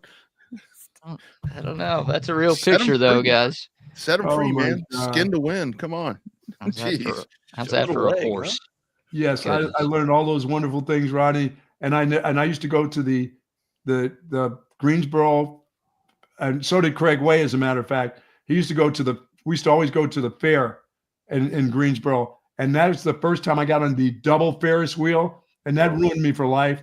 I got on a double Ferris wheel where it stopped at the top, and I was on the second level of that thing, and that was it. And that's it for me. I won't go on Ferris wheel. I don't care how high they are. I won't go on roller coasters. The one down, of course, the one down in Arlington, the wood one. I got on that one. My kids were on that other one that looked like it was going to come off the tracks all the time. I got on the little the white wood one. That was great. Oh, You man. guys do roller coasters? Yeah, Six Flags. That's it. I don't do roller coasters. I ain't getting on Did that. you ever do the roller coaster at King's Dominion, Buck? The Grizzly, the one that's made of wood. You say wood, it shakes all the damn time. Well, that's the one. That's the one in Arlington at Six Flags. There, that thing that starts rattling and Yeah, squeaking. the wooden one. Everything else before you even start. Oh my god! San Antonio has one. You ride that thing at Fiesta, Texas? Oh, and it's never. like- I'm like, no. And the worst thing about those county fairs, when you go over there and you get stuck up at the top on the Ferris wheel, and you look over and the bolt isn't all the way tightened, and the nut is I all don't do rusted that. out. I'm like, and then that dude down there ain't got no teeth. No, I'm dude. like, this is not a don't. good combination. I've had right now. I'm in fear of I'm in fear of Delta Airlines for sure. And now I will only travel, and I'm checking out the weather in all parts that the plane goes through now. I never used to check that. I used to never care about the report. I used to just like, I got to get there. Now I'm checking not only the location where I leave from, I'm checking the states that I go through, Rodney, about how the weather is through the I'm like panicked now. Did you guys? I shouldn't really care about any of this stuff, but I do. Did you guys see? I saw this morning. So those people that flipped over on that plane that we were talking about the other day, that United thing, 84 That was a people. Delta. Oh, Delta. Okay. Don't blame that on United. Sorry. The 84 people that survived and the 4 crew members, they all get $30,000 from Delta. No questions asked. Boom. Here you go. 30K. Is that enough? I'll go flip over for that. Is that enough? I mean, just to flip. Couldn't they like? Upside down in a burning plane? No, that ain't enough. Couldn't you like sue? They gotta at least give me a meal. They didn't even give me a meal at Atlanta's airport. The guy goes, "Did you ask for something to eat?" I'm like, "No." He said, "You should have asked for a meal." I'm like, "What?" Chick-fil-A, man. Unless it's Oh, Sunday. Can't do it on Sunday. All right, All right, boy. we're cutting into way too much of y'all show. It's already All right, I don't, even know 9:13. I don't even know what's going on anymore. I don't know. See y'all tomorrow. Have a good one. Hey, what's up? Old man radio right there. You get Bucky and I talking about county fairs and Shriners and rusted bolts. I remember the show. I'm trying to think if we had anything like that. I mean, I was born and raised I was in a small town, you know what I mean? John Cougar Mellencamp. We used to have the parades that would come through. I remember the Shriners, but I don't remember like elephants and stuff like that. Oh yeah. I don't remember any type of elephant walk. I don't remember parading, livestock, or I mean, hell yeah, we don't not even cows for FFA where I was from. So I know that up in Fort Worth they let the cows, cross the road. I don't even know that tradition, honestly, but my sister, when she came down here to visit, she drove all the way up to Fort Worth to see that. And here I am, like I told you, I'm a guy that's seen the White House one time, and I lived in that same area. I haven't even seen the Baltimore Aquarium, and I'm from there, so I mean, I just don't get out. If it's really not on my inner or like my immediate thing to do that day, I'm probably not going to do it. Like, it's just not. If it's not something that involves video games, sports, or music, I'm probably not going to go see it. The only time that I've seen, and I've lived in Texas all my life. By the way, welcome everyone to Chaos Theory. Be sure and hit that code of text line. It's chaotic already. Code of text line is going. My man Mike. Hey, McCall like the checking video, in. like the video, like the video. We have 2 videos that go out now. So like the morning video and like the afternoon video. Do we have the video? So that code of text line is going. My man Mike McCall is here working at the house in that room over there, and he's checking in on the code of text line, talking about the Rattler. The Rattler is the one at the Fiesta, Texas, that will rattle your man. That thing is scary. You're riding around on that thing, and it's shaking and doing all these things. But Wags, it really is around here, like in a small town. Like if the circus would come to town, I know they did it here in Austin, where they'd walk the elephants down the main concourse over there, heading to the state capitol and all these different things. But they'd come to the small town, and they would like walk the bobcats. They'd have all the animals out there walking just like with nothing around them. It's like their handler or whatever it was. It's like, man, if one of those goes crazy, you're about to lose the whole town. And then in a town like Lockhart, you got elephants and you got bobcats and you have all these animals out there walking. It smells like fucking barbecue everywhere. This is not a good thing. I can't believe that they would bring elephants down through the streets in the town of a Texas town. It just seems weird to me. I don't know. It's very abnormal, very abnormal. But I mean, hell, I guess it's a parade. So, to each their own, right? Yeah. I mean, it's just seems like a lot of work to get all those animals out just for a small town, or not a small town parade, just a parade in itself. When people could, it seems like a lot easier logistics to get everybody to corral around the damn circus and go see it that way. Yeah. Our head coach, TSU head coach Ben Johnson, checks in on that code of text line. It says, with that $30,000 that I was talking about that those folks are getting, I take the $30,000. Then I call Thomas J. Henry. Or the guy that with the fours, Quinn Ewers guy, the 444. I don't even know who that dude is. Don't even know who he is. Hey, where do you want to start today, man? I'm still trying to check out the status of Barry Tkachuk. He did not go to practice. He was not at practice for Team USA hockey yesterday. I don't know the status if the morning skate happened today already. I guess I'll try to keep up with that and post stuff on that as that happens and rolls out. But hopefully, he's on the morning skate and he's able to skate around. I think he was held out of practice just for precautionary reasons, again, just for more rest. And we got the game tonight, so let's get ready for it. Yeah, man, let's get ready. Way down at the bottom of the hour. Did I say Barry Tkachuk? Brady Tkachuk. Thank you, Brady Tkachuk. Right around 10 till, we're going to get a quick check-in from our man Tom McKay, who is there and is going to witness this tonight. But it's funny to me where hockey is like totally, and I'm so glad about it, and I just love the timing of it after the shit show that we saw with the NBA All-Star Game, that you have this right here. And this is something that I wanted to mention to you, Wags. I think it's so incredible that you have all this energy and everything that's going into this contest tonight. And, oh, by the way, these guys have to get back to NHL play on Saturday. It's like, quick turnaround. I know, right? Isn't that the thing? Like when you talk about, people that don't want to play in all-star games, people that don't want to do this, they're not going to give any effort. You still have half a season of NHL hockey to be played. And these guys are going to go out there and put their guts on the line in this thing to represent their flag, to represent their country. They're not going to leave anything on the shelf tonight, Wags, and go play this. And then, oh, by the way, you get to finish off your season. I think it's fucking amazing, dude. I love this. This is going to be a huge event tonight. Pretty good. So when's Tom coming on? Maybe we'll do him like 10 till, kind of take him up until the top, until about 11 or 10. Man, I'm still getting thrown off with this. So, yeah, I think that's the thing tonight, to where the brothers both say they're going to play. I guess we'll wait until we actually have that definite word right there. But I think that this is where we see. I went back and watched a couple of highlights and stuff there with Canada. I think we see a huge effort tonight from Canada. Obviously, I don't think that they've been able to put a full 60 minutes together. I think they work really hard to do that tonight. But it's this is really going to be something cool tonight, dude. Yeah, I still don't have any status update on AKA Barry Tkachuk. Thank you for calling.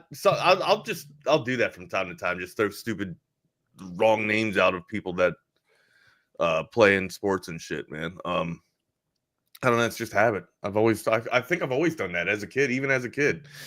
Yeah, Joe Montana was a quarterback, you damn asshole. Anyways, Joe Montana, Big Sky Joe Montana. I don't know if you guys, I don't know if you guys have seen Waterboy or not, but yeah, that's where that's from. That's one I've seen. Of course, you've seen that, Rodney. Hey, by the way, Christopher Nolan movies coming up tomorrow for the top 5. Don't know if you have indulged or kind of broken in your catalog there, updated your catalog of Christopher Nolan movies. Working on it after the show. Going to continue doing that. Running out of time, dude. The big one that kept getting thrown that everybody was throwing around, the astronaut movie. I asked the wife. I said, "Let's check this out." She said, "I don't watch astronaut movie. You haven't even watched it yet." She's like, "I don't care about astronaut movies." I'm like, "All right." So that's going to be one where it's going to be double R on the research this afternoon in between doing some couple of Delgado. Nothing like last minute viewing. That's what I call. Well, it's going to take like his movies are known for being long, so. It's gonna, if you watch 2 movies, that's like 6 hours. That's kind of the reputation that I have. I'm known for being long, so it's all gonna it's all gonna work out. But I can tell you one thing, that this is a perfect day to do it, because as I mentioned, our man Mike McCall is here doing amazing work. Also here today is a crew from Audiovisual Consultations that are mounting a TV that I had in the living room. So I'm doing the full TSU. It's like the Highland Mall. When you get a lot. I'm like the only one getting left out of Tom. So I gotta have Tom come over here and just hang out with me or do something. Jeez, everybody's getting Tom over there, but your boy here, man. It's like everybody's having Tom do things, and Tom's over there waiting to watch this epic hockey battle tonight. So I don't know, but we'll get a check in from him. Tell you what, I do wish I was in Boston with Tom right now. Wouldn't that be cool? I think that this is, and what a better place. He's at the hotel with the team too. Yeah, so. yeah, he mentioned that. I think it's just so cool. And the told place, me he got in an elevator with Trotz. Yeah, or not Trotz, Torts. John Tortellini. Tortellini. Jesus. John Tortorella was in a damn elevator with him the other day. Yeah. Tortellini. Wags, are you hungry, my man? No, I got one massive headache, man. I took a whole bunch of medication about an hour and a half before we got on the air here, man. So it's all foggy brain this morning, but it's this weather. It's the weather, dude. It's the weather. But yeah, I was up. I couldn't sleep last night either, man. So I threw on Christopher Nolan movie. I watched Inception last night. Rewatched Inception. That's probably, top 5 tomorrow, but Inception will be up there. Yeah, absolutely. So I will be leaning on our viewership and our coded text line to help me out, because I've been consuming some of this. I've been doing that or whatever. But here's my virgin trip. I'm being divergenized here on checking out these movies. So looking forward to that. It's wild that you have waited this long, or maybe just haven't really seen. Well, I say that, but I haven't seen. I didn't really get into Westerns until this past year, and I would say that I'm still not into Westerns. I just never really sat down and watched the Clint Eastwood movie. And I got to tell you, after seeing all the Clint Eastwood movies, I'm not that moved by the Westerns, really. Like I think the Western that stood out the most to me. Of course, The Good, the Bad, the Ugly was iconic. It was great. But hell, like Once Upon a Time in the West was probably the best Western I watched of Leone, and that didn't have Clint Eastwood in it. That had Charles Bronson, Jason Robertson, and I can't remember the antagonist. Or no, it had Henry Fonda. Henry Fonda was the antagonist, and Once Upon a Time in the West. So yeah, that was the best Western that I watched of the Leone catalog. So again, to each their own. Yeah. But yeah, it's you just discovering the Nolan movies now. It's it's not that big of a deal, I guess. And that's I watched Open Range. I watched Open Range. It wasn't, and I watched what's the other one with Gene Hackman and Clint Eastwood? Blazing Saddles. Oh no, Unforgiven. That's a whole different category. Yeah. No, Blazing Saddles is fantastic. God, I love that. Is it Unforgiven the one where Clint Eastwood and Gene Hackman's like the sheriff in the town, and Morgan Freeman's in it with Clint Eastwood, and they go to do a job because some dude roughed up a whole bunch of prostitutes or whatever, and then Clint Eastwood was going up there to help clean up, the mess or whatever, and collect the bounty. I think it's Tombstone's fantastic too, but yeah, I can't remember. I think it's Unforgiven. Yeah.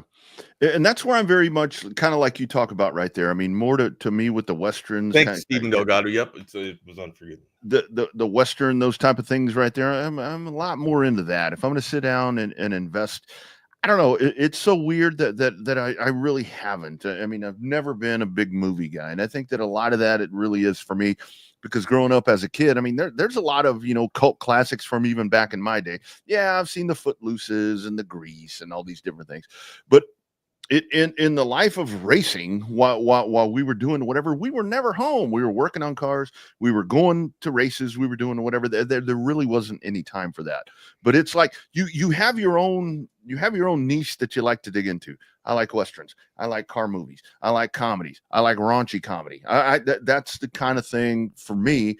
A lot of times, like when I go and I watch a new movie, like we were talking about yesterday, where I see something to where these extreme things are happening and people are blowing shit up and doing all these different things. I'm like, if the wrong person sees that, that could cause some problems. But anyway, I know we all have our whatevers, but yes, I will be digging in this afternoon and be primed and ready. I'll be like Coach Prime tomorrow, ready to go for the top 5. There we go. Well, hey, speaking of coaches, I guess the hunt for our for Texas's running backs coach is no longer a hunt. Chad Scott, running back coach, coming over for the Mountaineers or from West Virginia, lands at the Burnt Orange. And what do you think, Rodney? I think everything that, and again, I'm not the most familiar with this dude, but he's done it. Here's what I like about this hire. Just a couple of things that, as I've kind of dug in after the official hire was made and the official word was reported, is that 2 things that really stand out to me is that, number one, the guy has been an offensive coordinator. So that in and of itself right there kind of shows you the versatility and all of that. And look, let's be very frank. After we talked about the end of the way that the UT season ended, what was one of the things that we kind of tossed around? Maybe Sark needs a little bit of help in that offensive coordinator thing. Maybe he needs some help with play calling. Is that going to happen? I don't know. The other part that I really like about this that I think is so damn important right now, it's always been, but I think it's come to the paramount stage right now. The dude's an amazing recruiter. And when I read and I talk to different people and they correlate an amazing recruiter with a great communicator, that in and of itself tells me that the handoff from Tashard Choice to Chad, is it going to be, I mean, it's different. It's going to be a different mindset, different philosophy or whatever. But I think that this is another great pull from Steve Sarkisian to where he's, you're not going to have the big bump in the road. And I just want to say, I like that the hire is done, that we're not sitting here jacking around, getting into March and April, and you still don't have that dude in place. Good move. And I think that you continue because you've got a pretty good room right now. You got Baxter. I mean, what's going to happen with CJ Baxter? Which way do you go with that? So I think the dude inherits a good spot, and I think he's going to do really good work. West Virginia averaged 195 yards on the ground. Not bad. Where was that in terms of, that was 5th in terms of their conference for rushing. So again, let's be realistic about it. Yeah, this is a fantastic get, I think, and it's going to be tough. It seems rough because it's going to be tough to replace the huge shoes that Tashard Choice had. That was a fan favorite, not just because of the greatness that he was able to pull off the past couple of seasons, but also look at what he was doing with the running backs that we had. It didn't matter which back went in there; they were always primed and ready for the bill at hand or for the task at hand. I don't think there's going to be too much of a drop off with this. Like you mentioned, he does have offensive coordinator experience, and also the recruiting trail could be picked up because of him as well. So, again, the 195. That's something that we could use consistently around here a little bit more, right? I will take that, man. but again, consider coach's philosophy along with that too. So yeah, it's going to be all about the continuity there, as to how that works out. But I think that this was, I don't think it was reported quite as much as a lot of people really understand. But from everything that I've kind of heard from the insiders and what Sark was doing right here was a very extensive search. I mean, I think he talked to people that we probably will never know that he talked to. I mean, this was something where this running back room is hugely important. And I think that to get this filled and to get this filled with somebody that's going to be able to continue what Tashard Choice had done. I mean, look, number 27 rushing offense in the country this past year for WVU. I'll take that. I will absolutely take that if you can get those pieces in place. And I think that what's going to be one of the most fascinating things to watch once we get rolling is which way are you going to go? I mean, are you going to go with Baxter, or are you going to go with one of these dudes that was I think again, that's going to be up for Coach Scott, right? That's going to be his. That's a good problem to have, right? I again, it's kind of premature to say this, but I like Wisner. I think Wisner showed a lot of just tough, just fortitude, man. Like the dude, it doesn't matter how big the defensive line that he's going up against. He can carve his way through there. He runs tough in between the tackles, and he's got that burst after the first hit to get the pay dirt too. I mean, Baxter's great, but I mean, you got to plan on injury, right? For Baxter, like if Baxter goes in there, how long can you run him until the wheels fall off? Essentially, because that's the past 2 seasons. That's what has happened, right? Fantastic when he's on the field, can put it all together, and then you couple that with Wisner and then bring in a little bit of Gibby too. It's a tough backfield, man. Again, Coach Scott inherited some really good problems to have. I would say.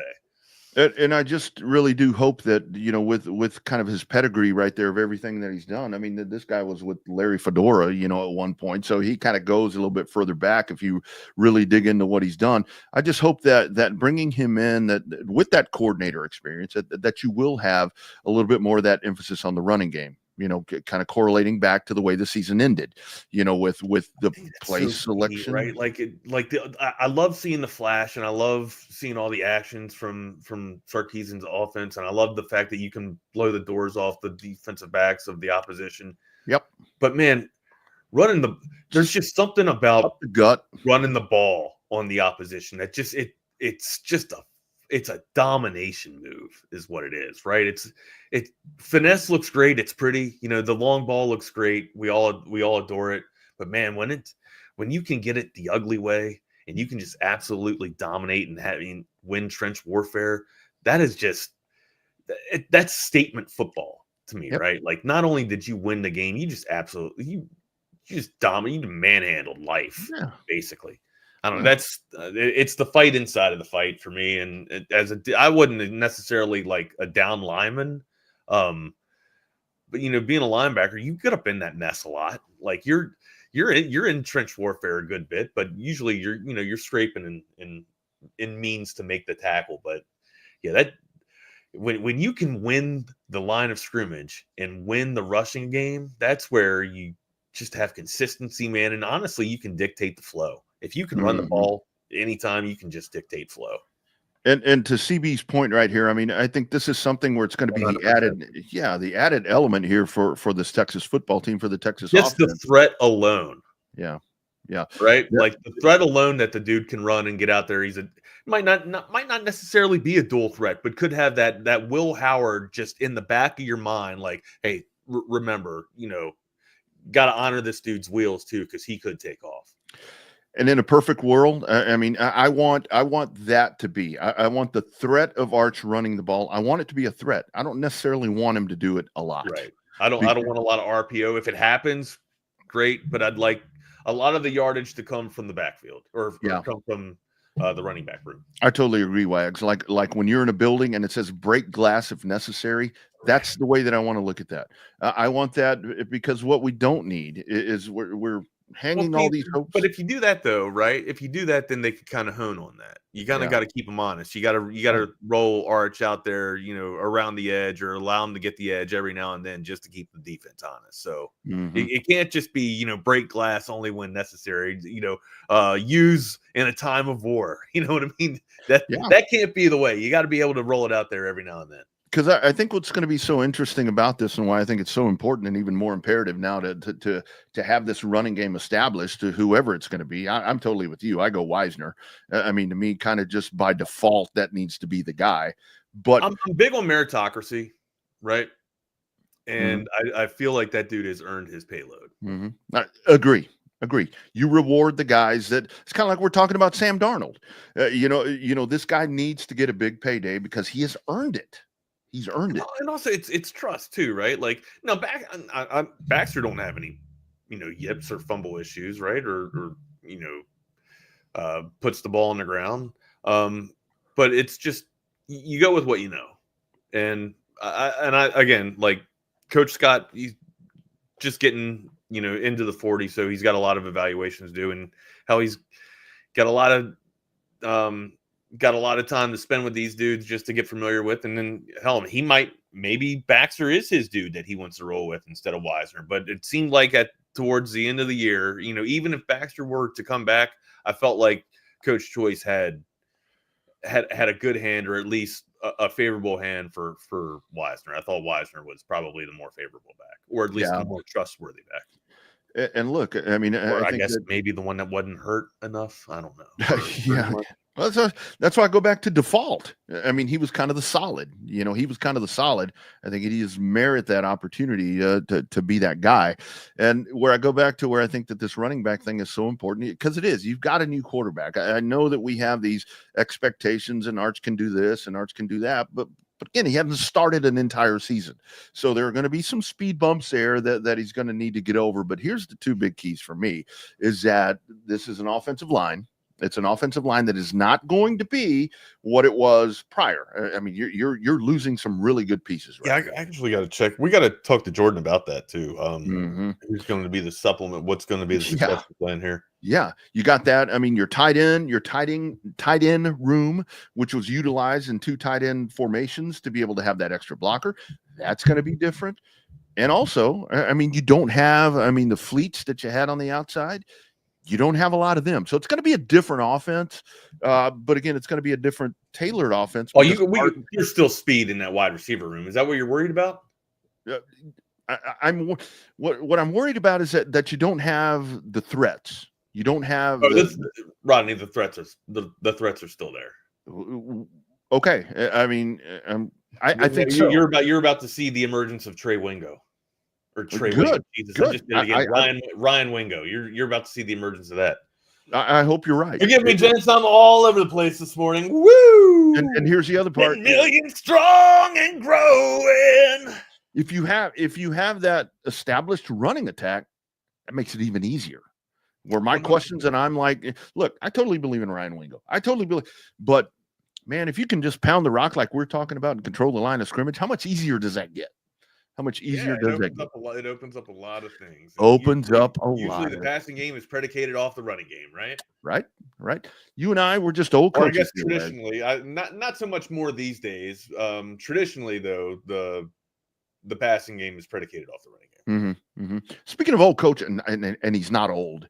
I don't know if I've mentioned this to you or not. I think maybe I mentioned it to you kind of on the side. Do you know your man, Coach Rob, retired from Cedar Ridge? He stepped away, retired. Yeah. Told me that.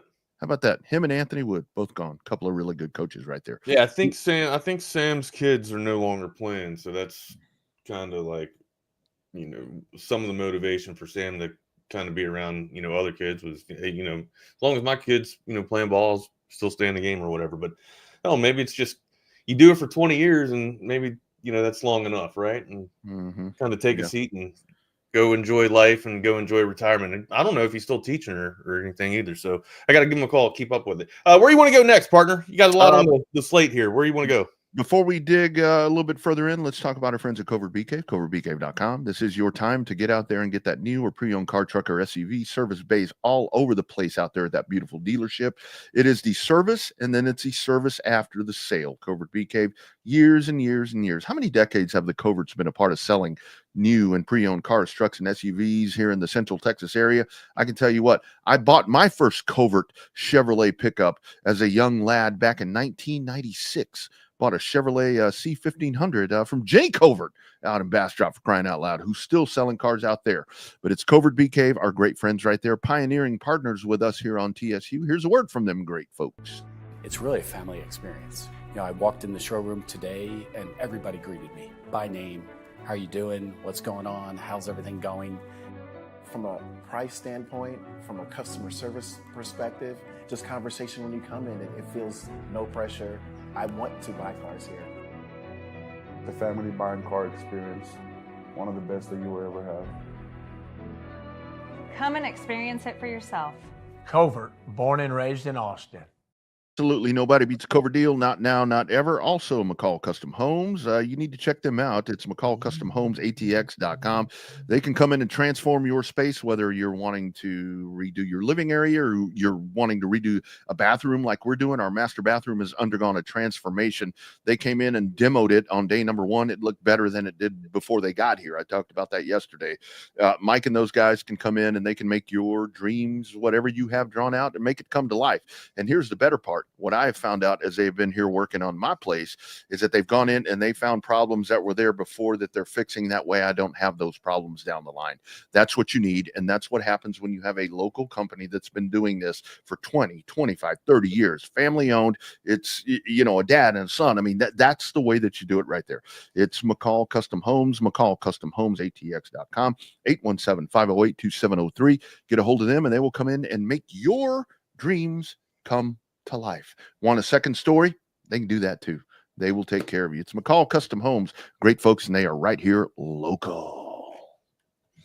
So Ike pulls up a really good point here, gives a little bit of an opinion. I think Wingo has a chance to be the best wide receiver in Texas football history. I'm kind of with you there, Ike, and here's the reason why. Not just because of skill set or talent-wise, but if we saw the small rapport, just in the small window that we got to see the rapport being built between he and Arch Manning, if that continues to build, which we all think it's going to, he's going to have his number one wide receiver, right? So I feel like, and don't get me wrong, there's going to be a lot of other talent that comes along with this wide receiver room and this arsenal, but you're going to start to see the relationship develop like a Jamar Chase and a Joe Burrow, or at least that's kind of what I'm envisioning here. I think both these guys get locked in, and he becomes the favorite target for Arch Manning. Now, a lot of times, with Quinn Ewers, the tight ends start to become, the favorite in this offense, right? Yep. Because dynamic and one hell of a safety blanket. Hell, I think Gunnar Helm was the number one targeted wide receiver or targeted weapon this year, I believe, for Quinn Ewers. But I think we're going to start to get out of the hashes and more to the outside of the field now with Ryan Wingo. So again, like Ike, you're right on top of this thing, but again, maybe not so much of skill set, but just because of the rapport and the connection between these two young men.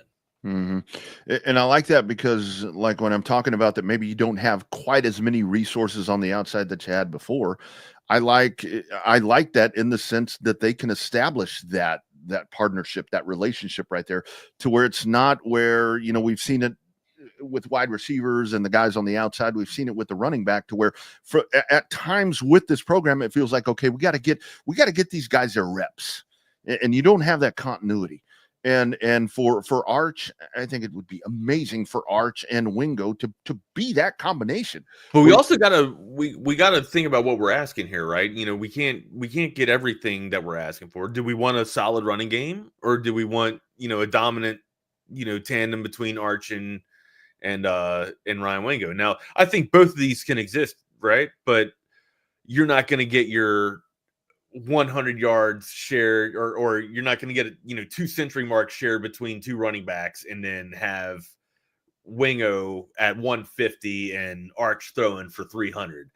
If that's the case, you're lighting everybody up 50 something to nothing, or maybe not nothing, but you're putting 50 some points on the board with efficient football, or at least that's what the yardage in my mind would add up to, or would equate to, with the points on the board. I would like to see, I don't think Wingo has to have over 150 yards each game, week in and week out, but I would love to see 6 to 7 receptions, or hell, maybe even, it doesn't even really have to be, 7 receptions or 8 receptions, but targets, at least that many targets, right? Now, look, you talk about distribution. How do you get others involved with that many targets being out? There's only so many people on the field, and the Rock needs to get to everybody, right? I think as long as you keep those key cogs in place, and then sprinkle out a little bit of sugar and a little bit of magic with the other speed demons, I think it's a happy family. It's a happy medium. But I think the identity going forward with this team, or not, I think what I would love to see the identity of this team move forward and transcend into, would be a very tenacious running attack. Yeah, with a crazy, uncoverable threat of Ryan Wingo. Scary. Yeah, that's what you want. I think in the past, like you were talking about there, were Gunnar Helm, a great example, where that was the leading pass catcher, whatever. He was such a threat because that was just the nature that the offense was set for Quinn Ewers, to where it was always the check down. The check down was always there, whether it was a guy out of the backfield or it was Gunnar Helm, across the middle right there, that was there. I think that the way this offense is going to be built, if the offensive line, is able to. Helm's an NFL talent, right? Absolutely. JT Sanders, NFL talent, right? Like, these are the tight end room has been really solid for Texas. Yeah, so it has. But I think that this is now where the way this offense is going to be built, establishing that running game, re-solidifying the offensive line, with new guys that are gonna be, starters, team one, whatever you want to call it. And then the dudes on the outside, this is where that explosiveness is going to be able to come in. And I think the change is Arch. If he's able to go to that potential, and he's able to have that relationship that we're talking about with Wingo, I totally agree with you that he and Ryan Wingo can be the scariest pass and catcher combination in the country, and just explode this offense with a scary threat over on the outside. But it's very important that the running game gets established, and that's why I like this hire here with Chad Scott, because I think he's going to slot in here, and he's going to pick up where Tashard Choice left off, and he's going to go get more running backs. The recruiter part, the communicator part, that's so important right now in the portal and when you're recruiting. So I really like this hire, Wags. I think I was talking to a guy this morning. He's like, "No, West Virginia." I'm like, well, go look at his stats. I mean, go look what he built there. I mean, you can say West Virginia is not any good, whatever, but look at his position, and he succeeded there. So good pick. Good job by Sark once again. Let's see here. You also have Giants could be tanking for Arch Manning. Well, I don't think that it's just the Giants tanking for Arch Manning. I think if anybody, has any quarterback scarcity or is looking for the next answer, I think they're probably going to be tanking too, right? That's kind of the way to go these days for the NFL. Like, you got to do what you got to do to get your quarterback. And no, I don't think the Giants are tanking for Arch Manning. That's too far away right now, and the Giants have way more problems to fill than just their quarterback spot. I heard a little bit of Open Gym last night, and they were talking. They were doing Jeremiah. Excuse me, I'm forgetting this guy that does the mock draft. Jeremiah, somebody I can't remember. What are those, ESPN guy? Yeah, the ESPN dude. Foggy brain this morning, guys. Sorry about that.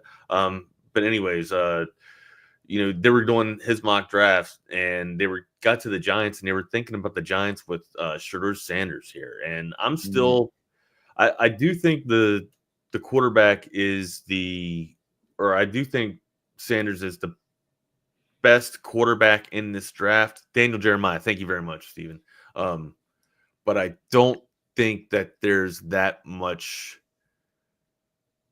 great quarterback play in this draft. I'm not solid on Cam Ward either. I think maybe the only one that has success that I can see right out of the gate is probably Sanders, but that depends on the landing spot.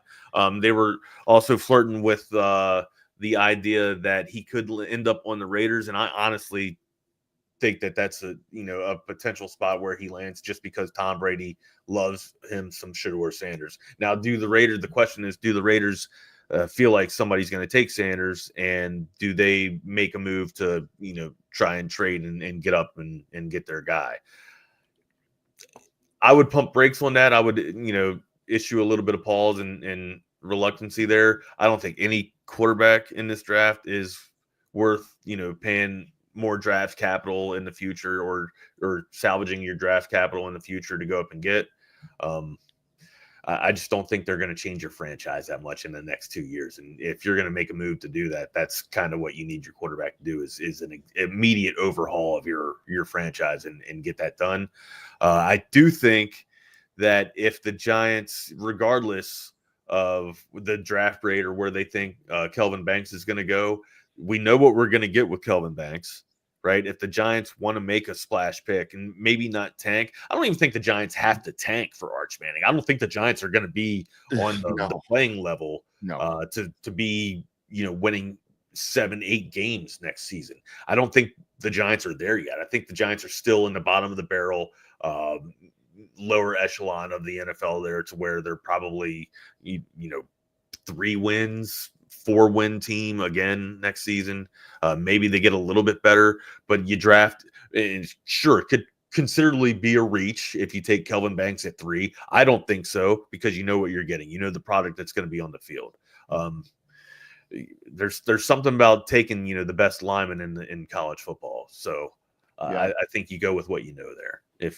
And again, to answer your question, I don't think it's necessarily the Giants tanking to get Arch Manning, but there is a good situation to where, I don't know, the Giants could just play this thing out, for the next couple of seasons, and Arch lands, in the Giants locker room just off of the fault of how terrible the Giants are.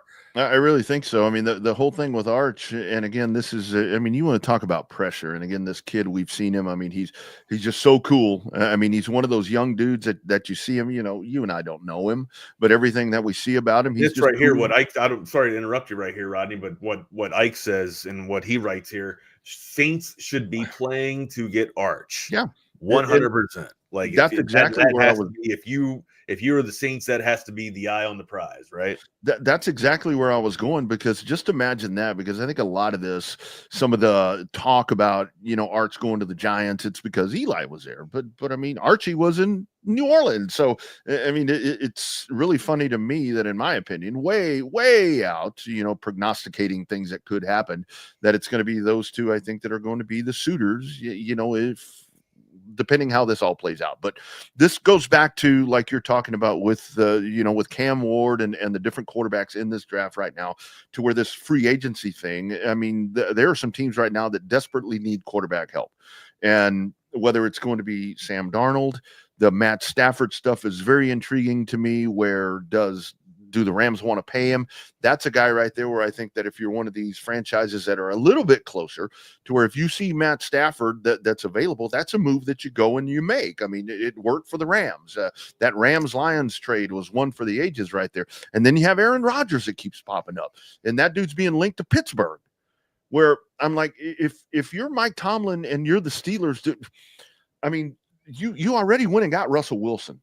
Do you want to go get another old dude that maybe is going to give you a year? That's maybe going to give you a year. But you got Justin Fields sitting there. I'm seeing Trevor Lawrence news or rumors. Trevor Lawrence to Pittsburgh here. That dude's. So we got to break down some NFL rumors next week. We do. Because hey, let me ask you a question. Did you send Tom an email to come? I did. Well, you know what? I didn't. Damn it. Don't worry, I got you, buddy. Okay. Good job. Good job. I was wondering why he hadn't popped up yet, and I figured, I was assuming that you sent him the email, but my bad. And I hadn't heard from him this morning, so that's on me. That is on me. Sorry about that. But with the Justin Fields thing, I've even seen that there is mutual interest between Justin Fields and the Jets. And hey, if I'm Justin Fields and Pittsburgh is flirting with bringing in Aaron Rodgers, I mean, it's time for Justin Fields if to you're get a Justin chance. Fields, you're going anywhere at this point, right? Like Oh, your dollar is now down. Considering I don't know that Pittsburgh elected to go with a washed up Russell Wilson over you. And again, not so much, of the wheels of Russell Wilson. It's the reluctancy and the hesitation that you had with throwing the rock. There were times where, maybe to the blind eye, it doesn't look like a wide receiver's open, but to a professional quarterback, you can throw in those tight windows and, get that wide receiver open and kind of move him and finesse him a little bit more into, maybe the corner of the end zone or to a place where the defensive back just can't get to, or allow your wide receiver to actually make a play on the ball. And if you're not throwing the ball, if you're not giving the wide receiver the opportunity, then what good is it? So again, I'm a believer of Justin Fields. I would have loved to see it work out in Pittsburgh, but I think the time in Pittsburgh for Justin Fields is done. He's got to find a new place, a new market. I agree with you, and it's unfortunate because I think that he is. I mean, that's a guy that you move forward. That's a guy that you try to move forward with, and I think the Aaron Rodgers thing. I mean, it is. I mean that's a 1 year, 2 year maybe. I mean, it's a stopgap right there. You've got to start building for the future, and that's why with Sam Darnold, the people that question, well, why do you want to pay Sam? That's a very young guy. If he lands in Las Vegas with everything that Pete Carroll's doing there, trying to reinvigorate the culture and all these different things that we hear about, that's a guy that can maybe help you. BK brought up a really good point yesterday when we were talking or flirting with Sam Darnold going to another place, right? To try and sell his brand. Now, again, if you're Sam, you're taking the money. If you get a bag offered at you, you probably don't know if that bag's coming again. So you're going to take that bag, right? But man, if you do have confidence in your ability to play, that bag could probably, and you bet on yourself, that bag could probably get even bigger or larger because you're with again, like, I don't know what Jacoby Myers is going to be able to do and produce for the Raiders. But you put him with Sam Darnold, and it's not going to be the magic that you had with Justin Jefferson and Jordan Addison. It's just not. You also got Hawkinson too. There's a lot of weapons for Minnesota, right? If Sam Darnold were to stay there. Now, I get it. They just drafted a quarterback and he's waiting in the wings, but he's just got hurt in his first season. So you were able to prove your status there. You get your bag, or maybe you take your franchise tag, right? Probably not exactly where Sam Darnold wants to be, but you get your franchise tag. Okay, you play one more season, and then you have you ball out with because you remember you have more continuity now, right? That's another thing that you're getting with this year going into the all season, and knowing that you're going to be QB1. You're getting more continuity spread, and then also with a healthy Addison and Justin Jefferson the entire season, you probably have more success. I would like to think, right? You bet on yourself a little bit more. Now you go into free agency next year, and that bag's doubled, and then you go anywhere, right? And then that's probably going to be your last career move for the NFL, and you'll probably ride it out. Now you can tank, and that's essentially after you get that bag. But again, I would bet on yourself one more year, stay with what you know, and go with like the arsenal of the Vikings that you have instead of put yourself in a team that is known that they're going to be rebuilding. Right. Yeah. Again, sure. You have Pete Carroll, right? And he's shown that he can get through, adversity and deal with adversity well. But why put yourself in a situation of rebuilding when you have a chance to contend? And best example, the Raiders are drafting and looking for a quarterback. Mm-hmm. You're not going to be their guy. Yeah, no. I mean, best example, Baker Mayfield. That dude was going to come in and be a stopgap after Tom Brady, and he has won that job, and he's making all kinds of paper. So I think that this is where with Sam Darnold, and I think for Minnesota, what you really need to think about, and this is kind of like the conversation that we're having right there on the YouTube chat line, where it's like with Arch, Arch is going to do this or whatever. I mean, we assume that's what's going to happen. Minnesota is assuming, because I keep hearing, let Darnold go. You got J.J. McCarthy. What has he shown us? that he can get hurt. I don't even know if I've seen enough of JJ McCarthy at Michigan, right? Like that's my point. I mean, JJ, I need to walk that back. JJ McCarthy has shown me that he can make all the throws. He just hasn't done it at the professional level yet. So good system. This is where we go back to, in that Jim Harbaugh thing. I mean, it made him a really good quarterback, but it is where I think a lot of Minnesota people are is, we got McCarthy. We don't need Darnold. Darnold has shown you what he can do. Not having two quarterbacks isn't exactly the best recipe, right? Especially with the scarcity going around the league. I think you need to not just have, a top-notch quarterback, but you need to have a quarterback that can win you at least 3 or 4 ball games if that top-notch quarterback goes out. Amen. And right now, going with what if you're the Vikings, you got to think that Darnold's your guy moving into and if you're not willing to give him the bag, tag him. And I know it sucks for Darnold, just eat the tag for 1 year. You get your numbers up even more. Now you cash in on that bag and go out and land a 5-year deal somewhere. And then ride off into the sunset. It doesn't matter about because his play will go down, right? The numbers are going to go down. The production is going to go down if you go to the Raiders. It's just not going to. You don't have Addison. You don't have Jefferson. You just don't. Yeah, Jacoby Myers ain't going to be giving you that. It's just not. And like I was saying yesterday, when Aaron Jones came in, and from Green Bay.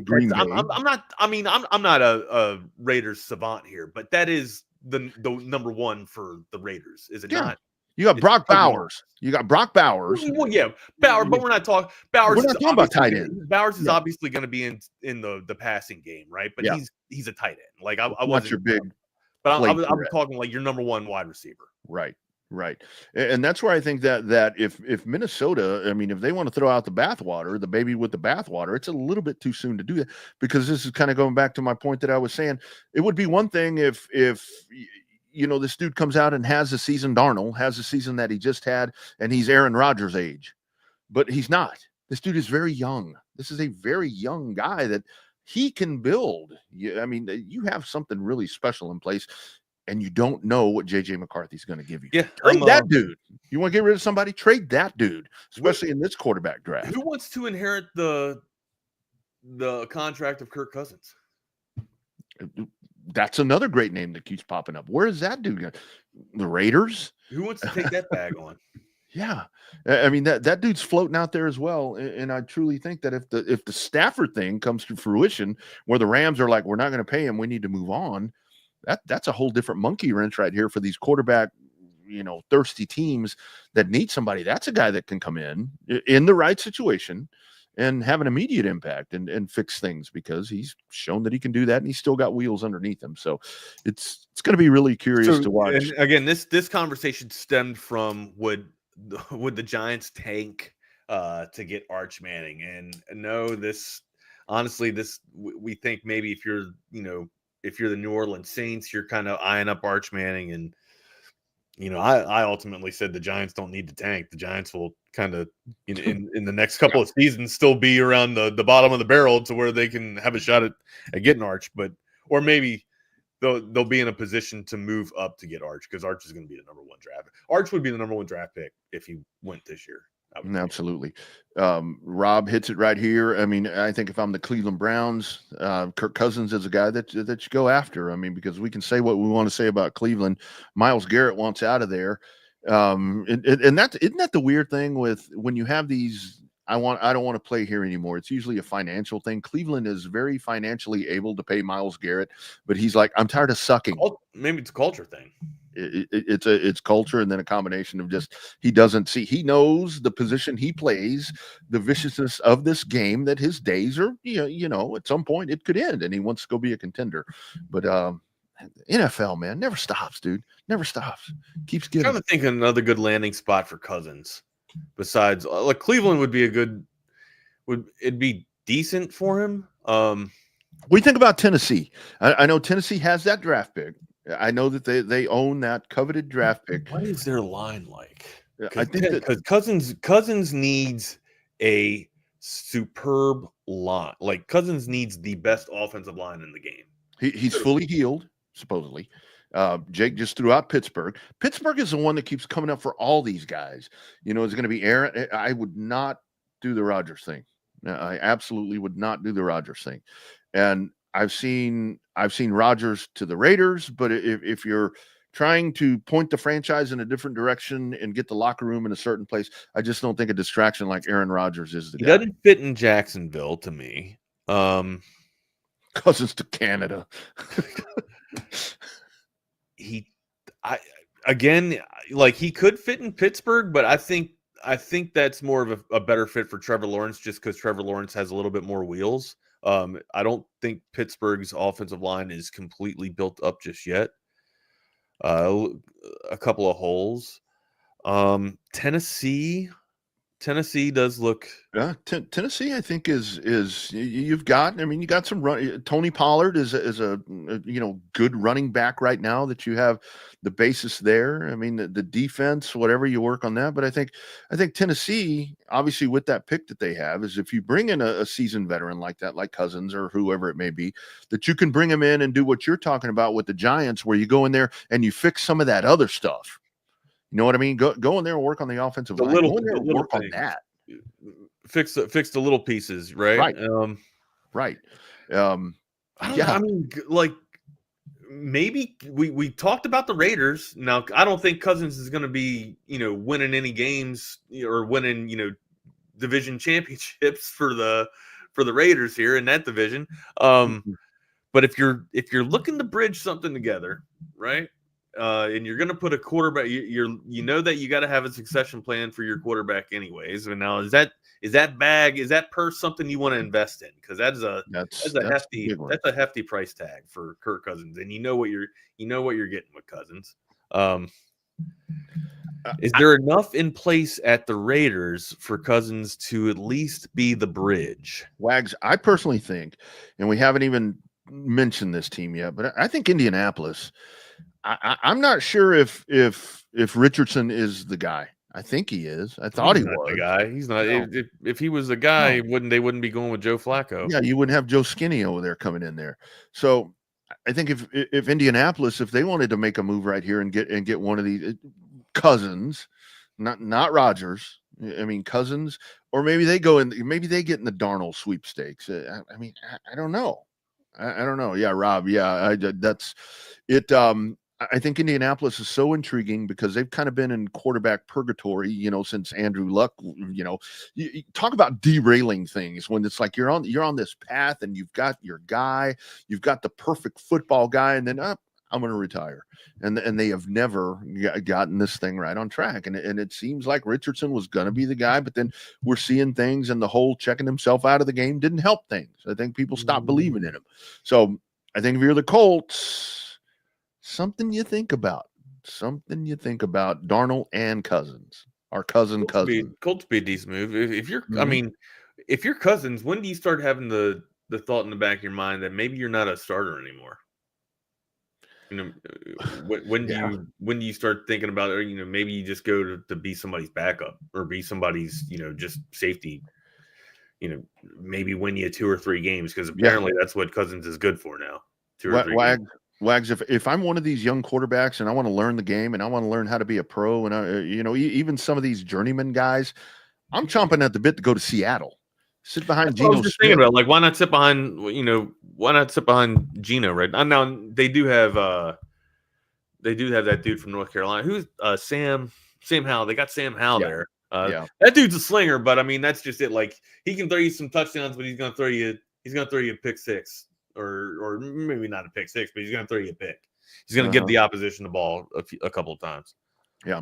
I think Seattle, to me, Seattle and Indianapolis are a couple of those teams to where and they're good. It's not the total scrap heap that you have, with the Raiders and with some of these others and the Giants, where you're having to go in there and then start over the Saints. But the Jacksonville, when I start hearing the talks about Trevor Lawrence maybe not being at Jacksonville anymore, that's kind of your centerpiece right there. It would be, I think, a move if Trevor Lawrence was moved out of Jacksonville. That could be something to an Indianapolis or something Pittsburgh. like that. That could be huge. I see him more at Pittsburgh there with a George Pickens. And that's a guy. I mean, that's your future right there. That's your franchise quarterback. You're going to build with that guy, and you're going to be hell. You can get into playoffs. You just can't win playoff games. That's the problem, for Mike Tomlin. So I don't know, man. It's a revolving door, and I think that there's a lot that's still yet to happen. And we'll just wait here and see. But all I'm thinking about tonight, dude, is dropping the puck and let's go USA. What's you got any prop bets that you're taking on? You think we'll see any fights? Yeah, I think we're just going to see the player of the game is going to be the goalie for US. Hellbrook, is that his name? Hellbrook. That's going to be the dude tonight. I think the US wins. It's going to be very inspired for Canada. It's going to be fun, man. It's just a prideful thing. You know what I'm saying? I think that this, with the interest that we have in this, in a country that's kind of divided in different ways, we can come together and be excited because our hockey team's playing Canada. I think that's pretty cool. I'm going to call a goal for McDavid. I'll call a goal for Tkachuk. Matthew Tkachuk, not Barry Tkachuk. It's Brady Tkachuk. We know that. That's my dyslexia coming in there. That'll be the only ones that I'll probably throw. Actually, I'm not even going to put a goal for Tkachuk down. I'm just going to bet on a goal for McDavid. I'll put some fighting minutes for Tkachuk here. I think they do come out and they let the gloves fly. I think that goes down. And I'll also call a 2-1 Team USA victory over Team Canada. I like it. Hey, Jordan, welcome to the party. Hey, look at you. Good to have you here. Willie, how we doing, brother? We are doing great. We are ready to go now. Hey, I'm sorry for not representing my country well enough. What is this hockey game the U.S. is playing Canada in? Like, I don't pay any attention to sports outside of football and basketball every now and then. It's not a big deal. It's kind of in the Four Nations. Yeah, in lieu of the NHL having an all-star thing like the debacle we just saw with the NBA, they actually go in and they do the Four Nations, where you have the Four Nations that go off and kind of like a round robin thing, and it's US. Yeah, in place of the All-Star weekend. In place of all that, and the timing has just been crazy because the U.S. and Canada played on Sunday, and it was Sunday, and it was emotional filled. I mean, these guys are going and playing and kicking ass, where the NBA guys are over there. I can't play LeBron. I can't play in the All-Star game. There were three I got fights. Broken Three fingernail fights in the first 9 seconds of the first stanza between USA and Canada. And I don't know if it stemmed from Canada booing the national anthem when they were up in Montreal, or the Canadian fans booing the national anthem of America when we were up in Montreal. But after that happened, Jordan, the gloves flew off, and once one fight ended, as soon as the stoppage was done and play started happening again, another fight broke out. The first 9 seconds of the game, 3 fights happened. JT Miller, Matthew Tkachuk, and Brady Tkachuk all went down. Are we winning these fights? Oh yeah, Okay, we're winning good. the fights, and then we also won the game too. So that was in the round robin tournament. Now it's for the final here. Team Canada got back. I guess they solidified their match. Or they beat Sweden against Team Finland the other night to go to the final. And now we got a final again, a rematch between Team Canada and Team USA. So y'all are speaking Chinese to me. I might tune in though. Who knows? Go Team USA. It was an out of body experience. Team Russia. It was Team Finland, Team Sweden, Team Canada, and Team USA for the hockey teams in this Four Nations. Yeah, I might tune in. It was an out-of-body experience watching Team USA's basketball team over the summer. Like, I grew up on LeBron hating Curry, Yep. So having that dude on my team finally, it's like, whoa, this is awesome. Yeah. That's where I was like, I haven't been the biggest fan of Steph. Seems like a really good dude, but when he's doing that, I'm like, dude, that like you said, I love having that dude on my team for a change. Yeah. Good stuff. No doubt. All right, boys. Y'all have a good show. We'll see y'all mañana. Y'all be good. Do it again. No doubt. Will, real quick before we get into it, just want to ask you, have you seen the Team USA doc on Netflix or the gold medal doc, whatever it is, on the basketball Olympics, whatever?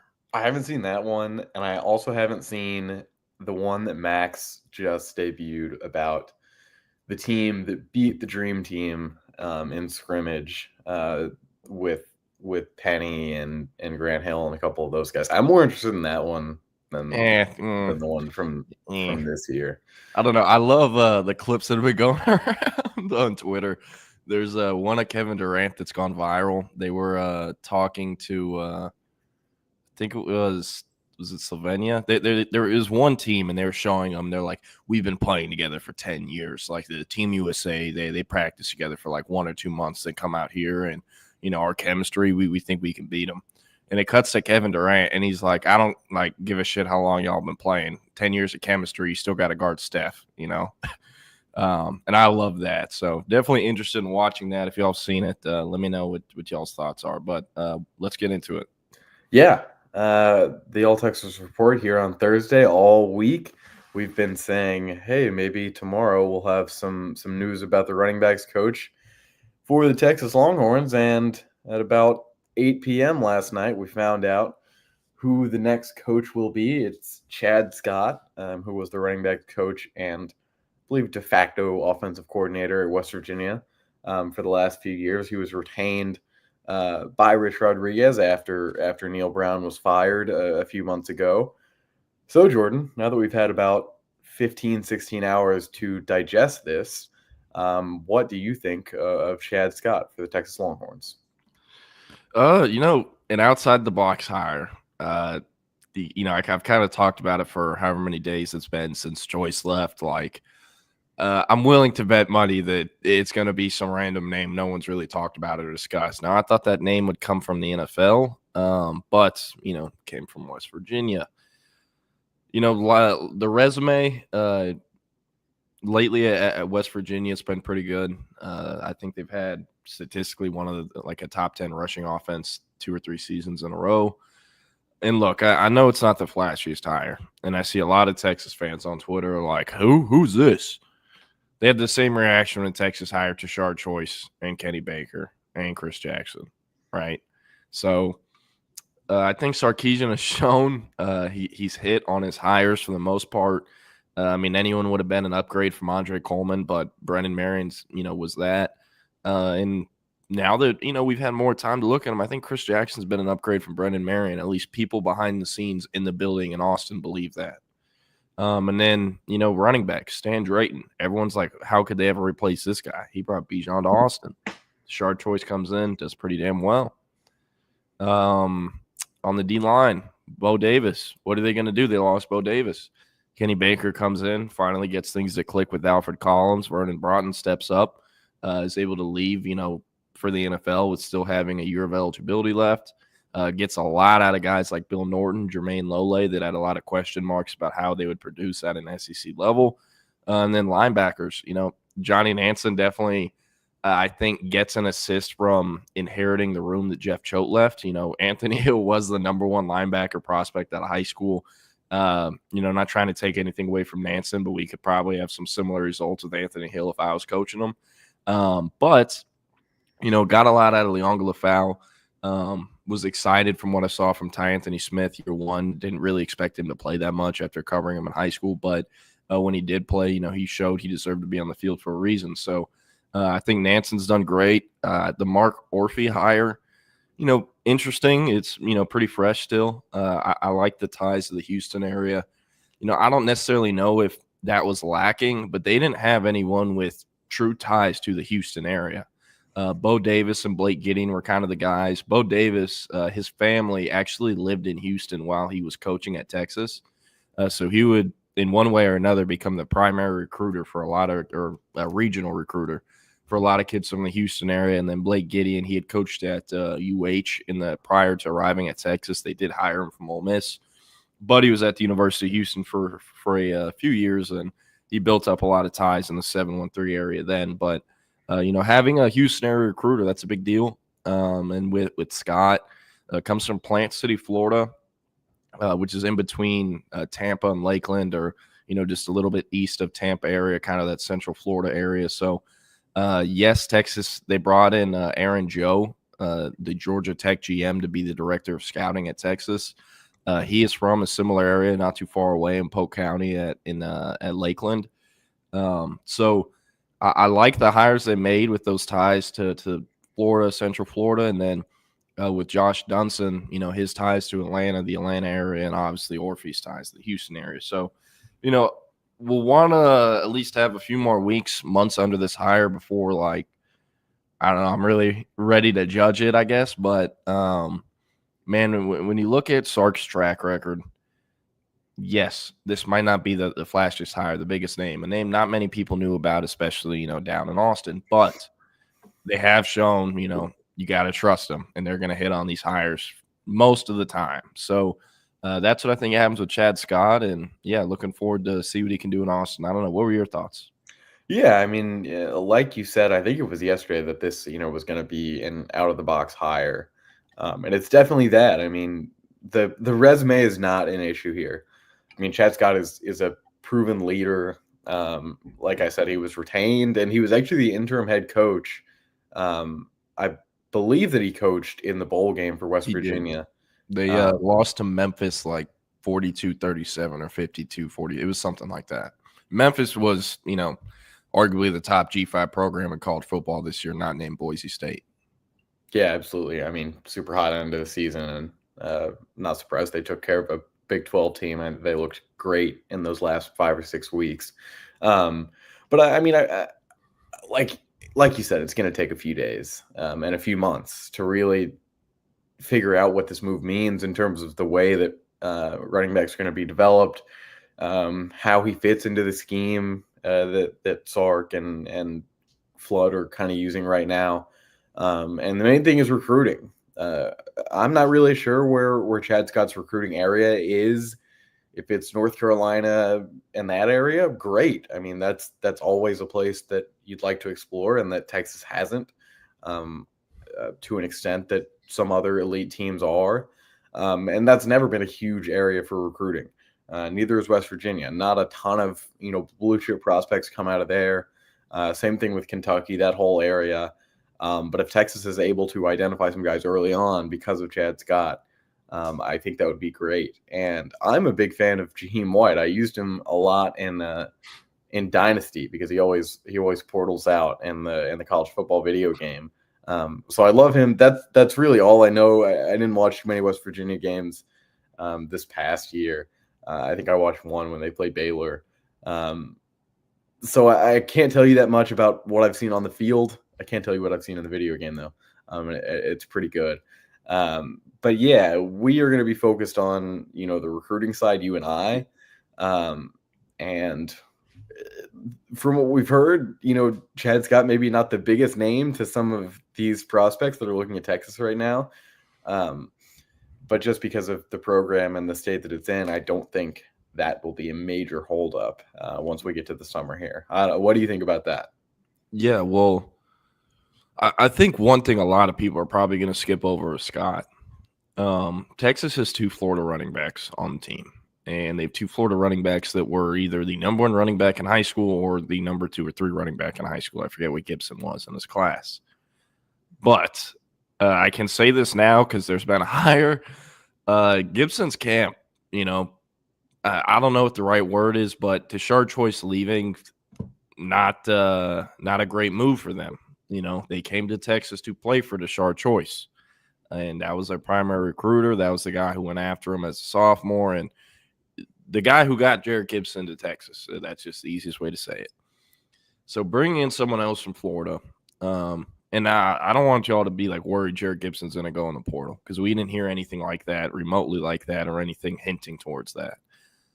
But hiring a coach who comes from the Sunshine State, increases the chances of them, being able to hold on to him. And again, I don't think it was ever close to him leaving. I don't think it's close to him leaving right now. But hires like that will help retain the roster. CJ Baxter, again, don't think he was thinking about leaving, especially if you want to get over to Horns 24/7, read the Insider. Been a vocal leader. And, that's in the last few days, even with Choice being gone. So I'm expecting him to stick. But just having his Florida ties, I think, is really going to help and make sure the running back room is the same, by the end of April when the portal's closed. But as far as recruiting goes, he's going to have some ground to pick up. Javian Osborne, not feeling great about his recruitment with Texas. That one was Texas, Michigan for a long time now. I have full confidence in Michigan as things currently stand.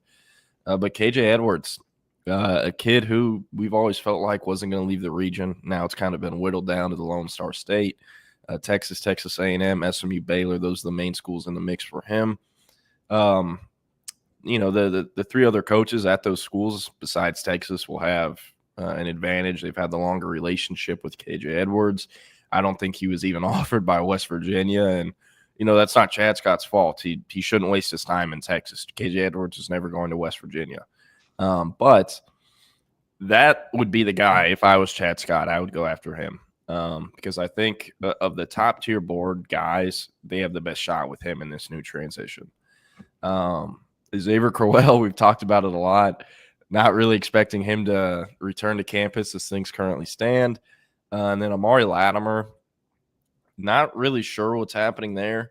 In the week leading up to Choice leaving, we were told that, not that Texas is backing off on him, but, and we've known this, but the board was Osborne, Crowell, a Gap, Latimer, and KJ Edwards. And Edwards was receiving more communication from Texas than Latimer was, and I think, was higher on the board than Latimer. So with Amari Latimer, not really expecting him in Texas to become a thing again either, but having him in Florida will be helpful.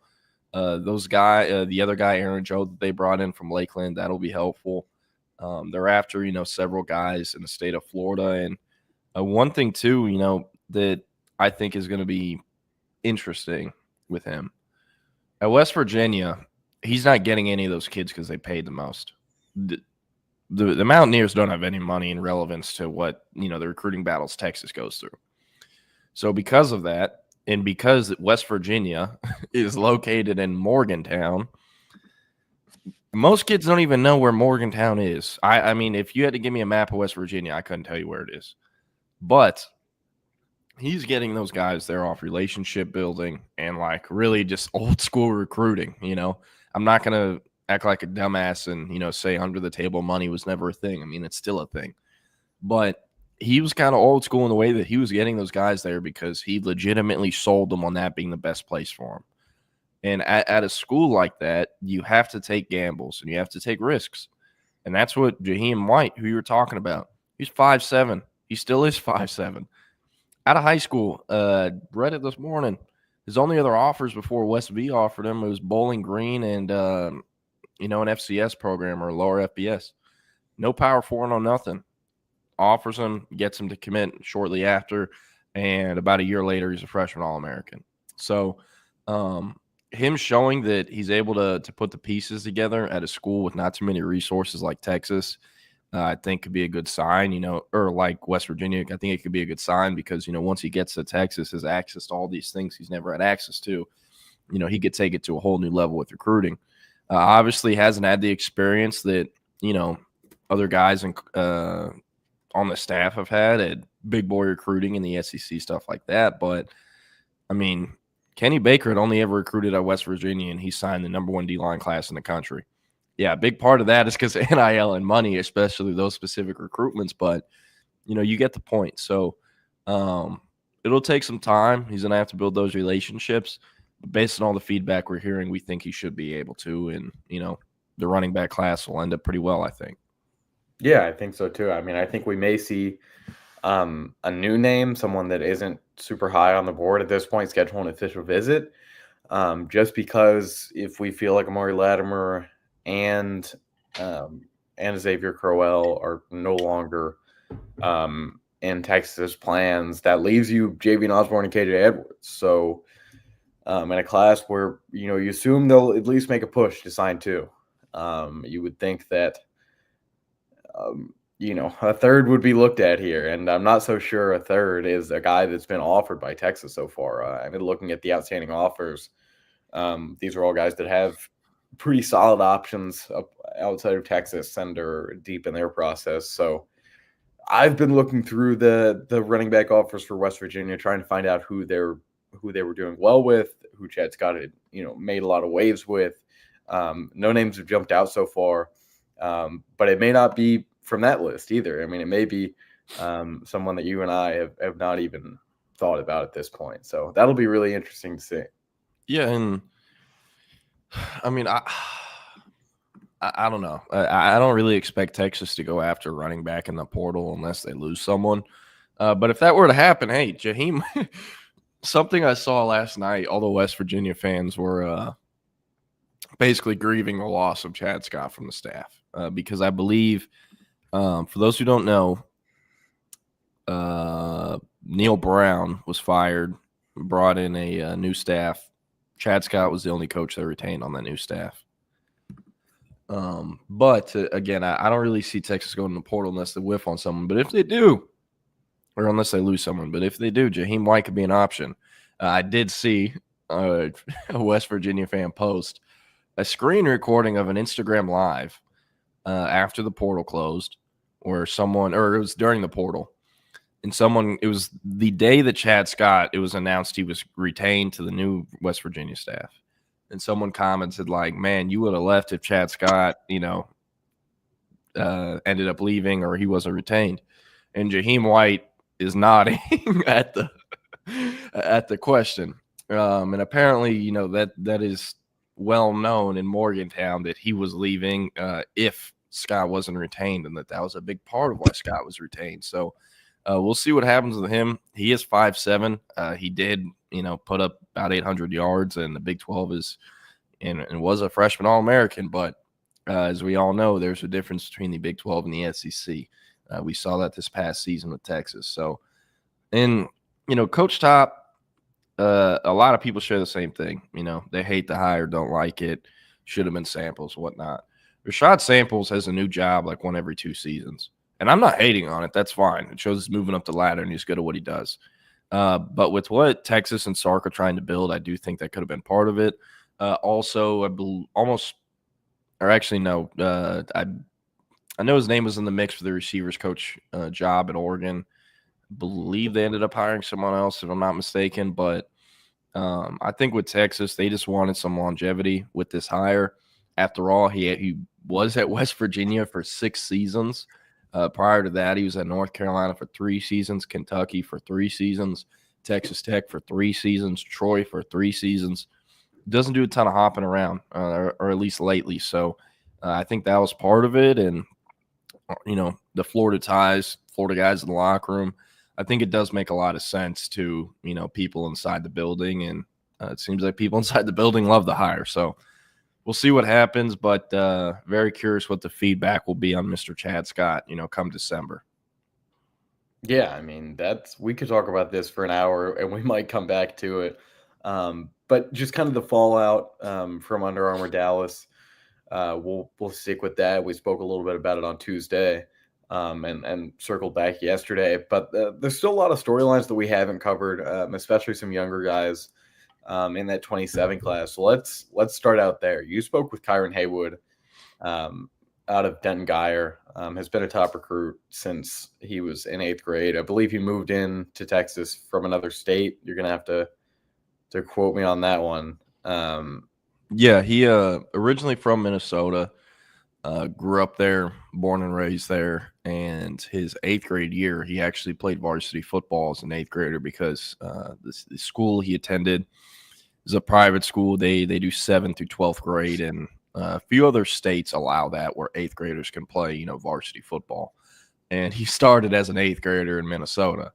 Was playing at the 4A level in Minnesota, which, competition level, I have no idea what it's equivalent to, but, obviously, we know Minnesota, not the best high school football. But nonetheless, His family got a job, ended up moving to the Denton area, or his mother or father got a job. They moved to the Denton area.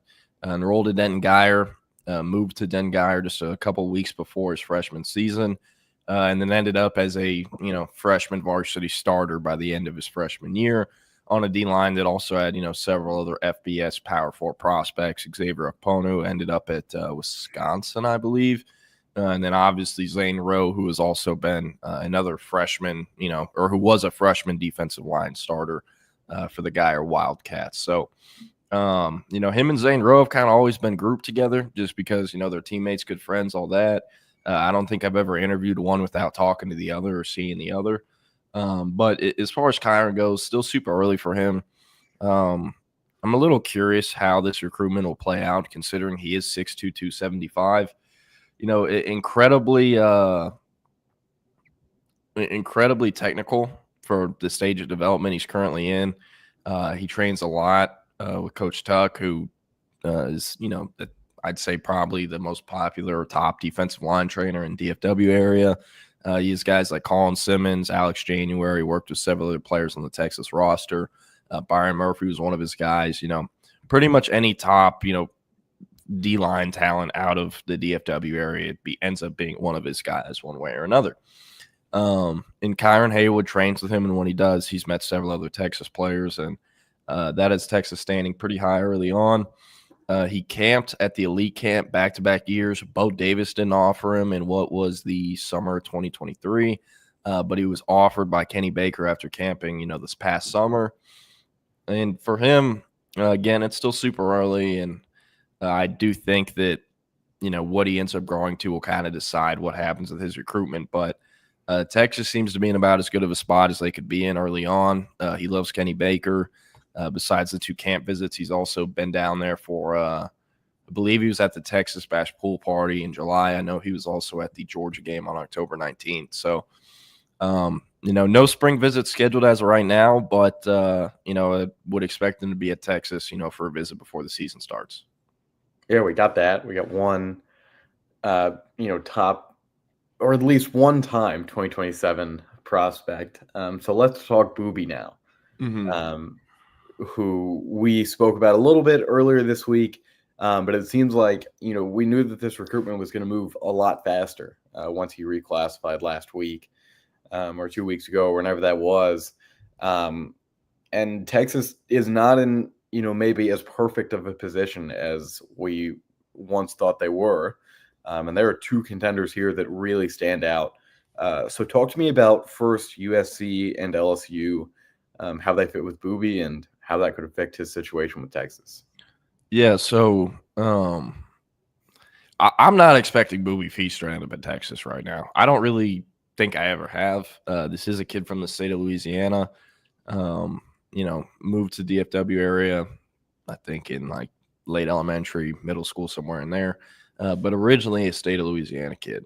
Was recruited, arrived at first day of high school with about 24 offers and has had eyes on him for several years. So with him in Texas, I do think he would have been towards, the very top of the board in 2027. But with the reclass, there are other 26 guys that are valued higher than him, at least in Texas's eyes, I think. So we'll see what happens with him. He also does have an A&M OV book now. I heard that he asked Texas about scheduling an OV earlier in the spring, but Texas doesn't do OVs until June or, in the season. So not sure what will happen there. He wants to make a decision in July or August. So if Texas doesn't host him in season, or doesn't host him in June, I wouldn't really expect them to in the season. So yeah, that's kind of it. I've always kind of felt like LSU was going to end up getting him just because, I looked at it through the lens of this kid grew up in Louisiana, grew up cheering for LSU. And if he had stayed in Louisiana, everyone and their moms would be pinning him to LSU right now.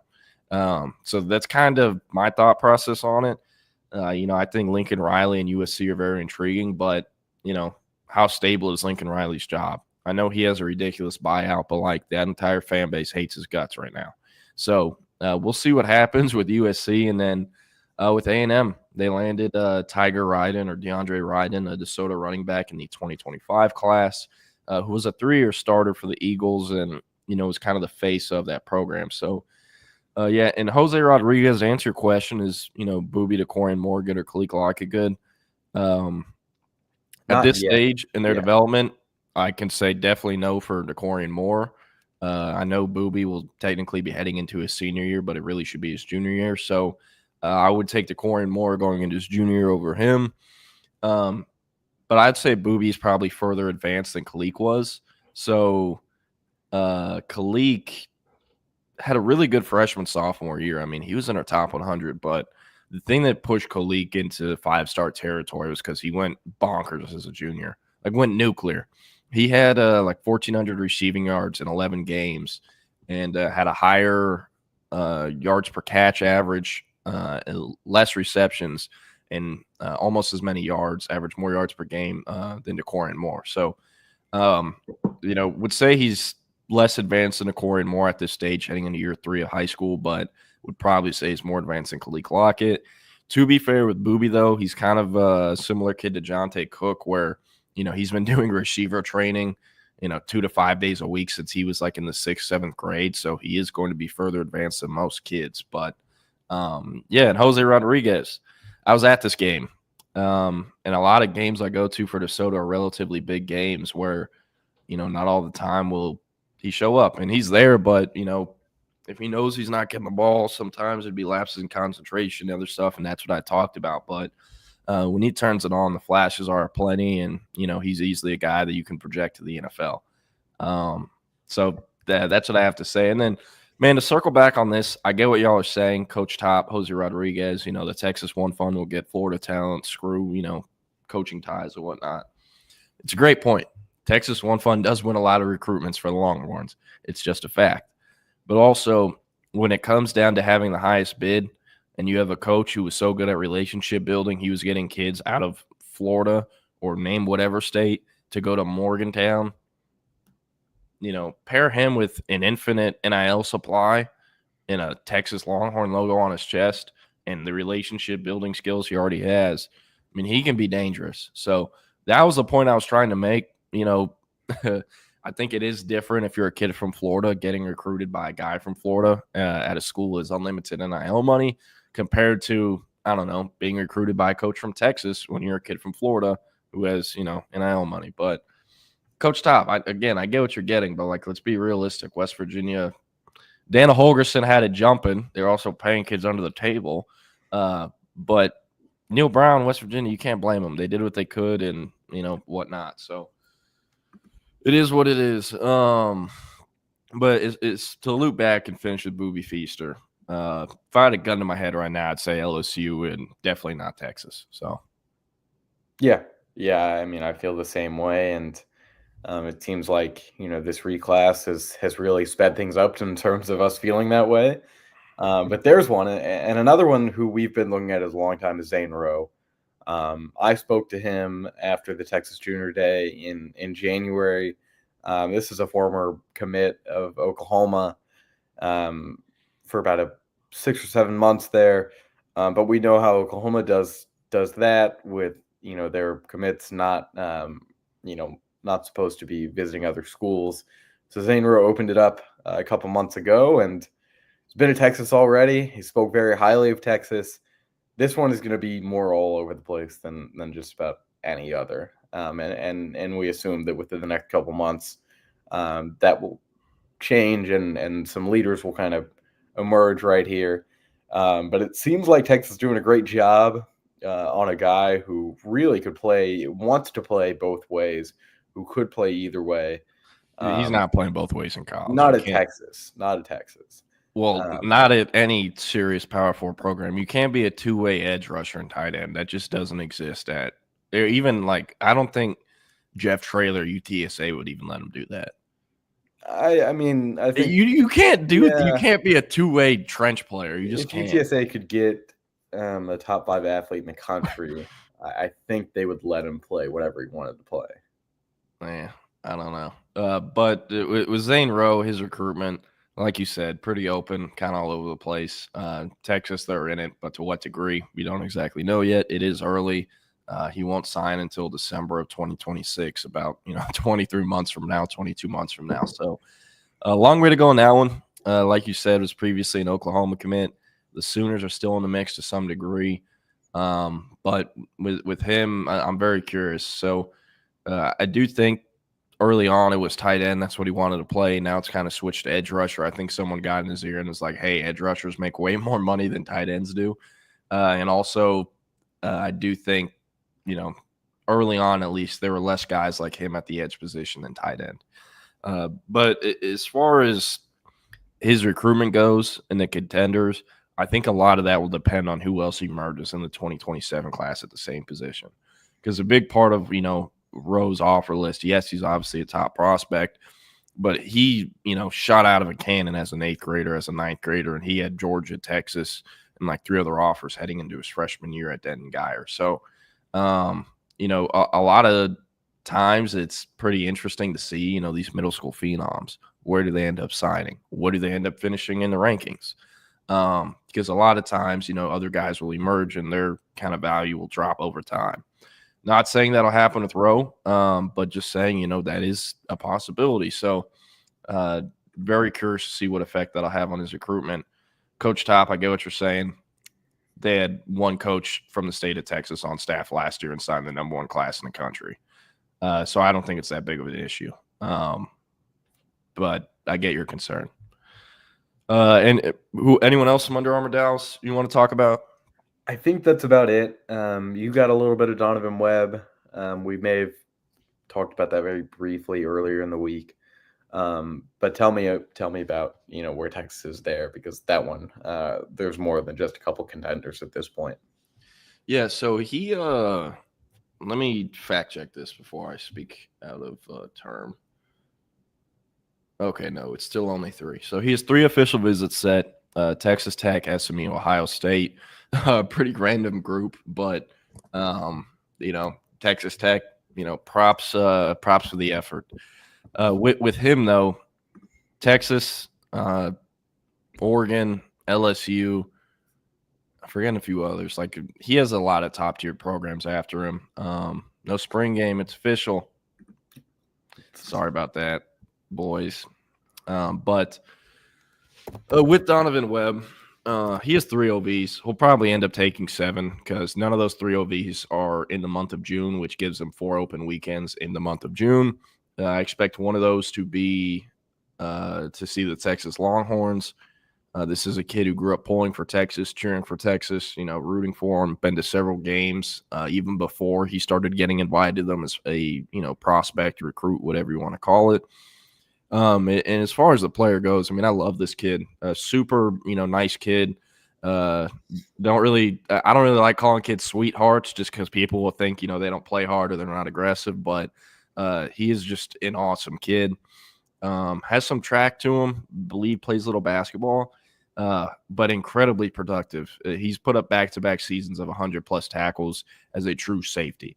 And yes, Frisco Panther Creek plays 4A.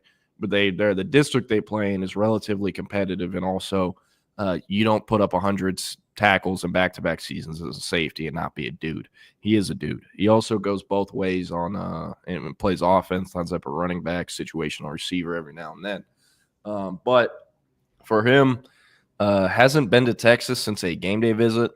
Was invited to the Texas Junior Day, but he had already committed to going to Oklahoma's Junior Day, and didn't want to switch that up, but. Looking forward to getting back to Texas. He will eventually have an OV set up. He will combine the spring for spring practices. Also of note, he is teammates and very close friends with Jalen Lott, who is a top 100 ranked prospect. I think as an NFL receiver or corner. A few schools had different pitches. Early on for him, it was, hey, I want to play receiver. I want to catch touchdowns. Then a few schools, including Texas, are like, yeah, we think you're a good receiver, but, we think you're a truly elite cornerback prospect. That's kind of, opened it up a bit more for him, where he's gone from, really coveting playing receiver to being okay with corner. And based off everything I've been told, I do believe he's the #1 corner on Texas's board, at least in the in-state class. Also has just an unreal track profile. Father played DB at Texas, ran track at Texas. And, Jalen's numbers, I'll get into them one day, but Donovan Webb and him having a really close relationship can end up being really important. Jalen Lott's recruitment's a bit easier to talk about. USC, Texas, Oklahoma, Bama, A&M to some degree, but pretty much everyone around the recruitment does think Texas would really have to mess something up to not get him. And I think that'll help their chances with Donovan Webb as well. Can't think of the last time Texas signed 2 kids. Well, it would have been in 2024 with Alex January and Colin Simmons. That was the last time they signed 2 kids from the same high school that weren't related. The Coleman brothers as well. 2 kids from the same high school that weren't related. So it would be the first time since 24. But I love Donovan Webb, currently unranked. But, man, you looking at him, seeing him in person, I saw Frisco Panther Creek play Lake Dallas back in the fall. This is a top 247 kid eventually. Just, wait for the rankings to update. And I truly believe that's where I'll end up. Also won MVP at the Dallas Under Armour camp. And I think he either was invited or won MVP, invited to the Under Armour All-America game. But nonetheless, one of Texas's top safety targets. Mark Orphy has also already called him, communicated with him, and is trying to set up a visit. So that kind of tells you the priority he is for the Texas staff. He is, yeah. And we've got a little bit more time here. And this is, pretty notable about the spring game. We weren't sure. We were pretty sure that it was not going to happen after some comments made a couple of weeks ago. Steve Sarkisian is following suit of Matt Rule, and we will assume quite a few other head coaches opting not to no longer hold an open spring game just because of the way that the portal and its existence or not will affect the way that teams operate in the spring months. Me personally, I'm a little hurt by this move, and I know it's all business, but I'm a big spring game guy. I think for us in recruiting, it's always kind of fun, even though the games don't matter, to see some players on the field for the first time. Last year, we saw Trey Owens play a good amount of quarterback in the spring game. Throwing bombs to Thatcher Milton. He threw some bombs in that game. He looked great, and I think it's the reason that a lot of people are like, well, if all else fails, Trey Owens is still there just because of the 10 or 15 snaps he played in the spring game. Hey, Jordan Washington had some flashes in that game too.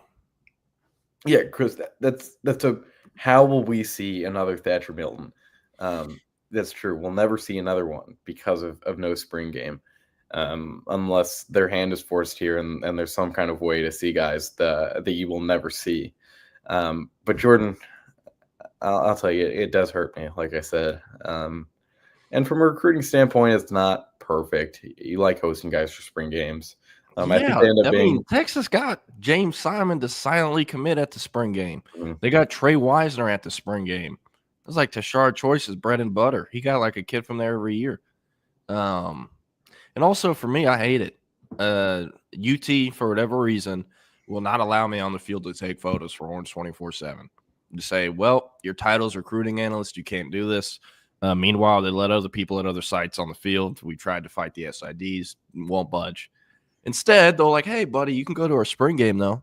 You can shoot me on the field for the spring game, just not regular games. Make that make sense. So that sucks because our database won't have as many photos of, the guys who don't play a ton who, USA Today or Getty isn't taking images of because they were redshirt or true freshmen that haven't played yet. So that kind of pisses me off in relevance to the spring game. But, they'll have practice availabilities, whatnot. But, yeah, definitely not great vibes that it's being canceled. I also would have loved to see KJ Lacey just standing behind the Texas O-line and how that would look. And a few of the other early enrollees, because, dude, the entire 25 cycle they signed is already in Austin practicing besides Nick Townsend, Jordan Coleman, and Devin Coleman.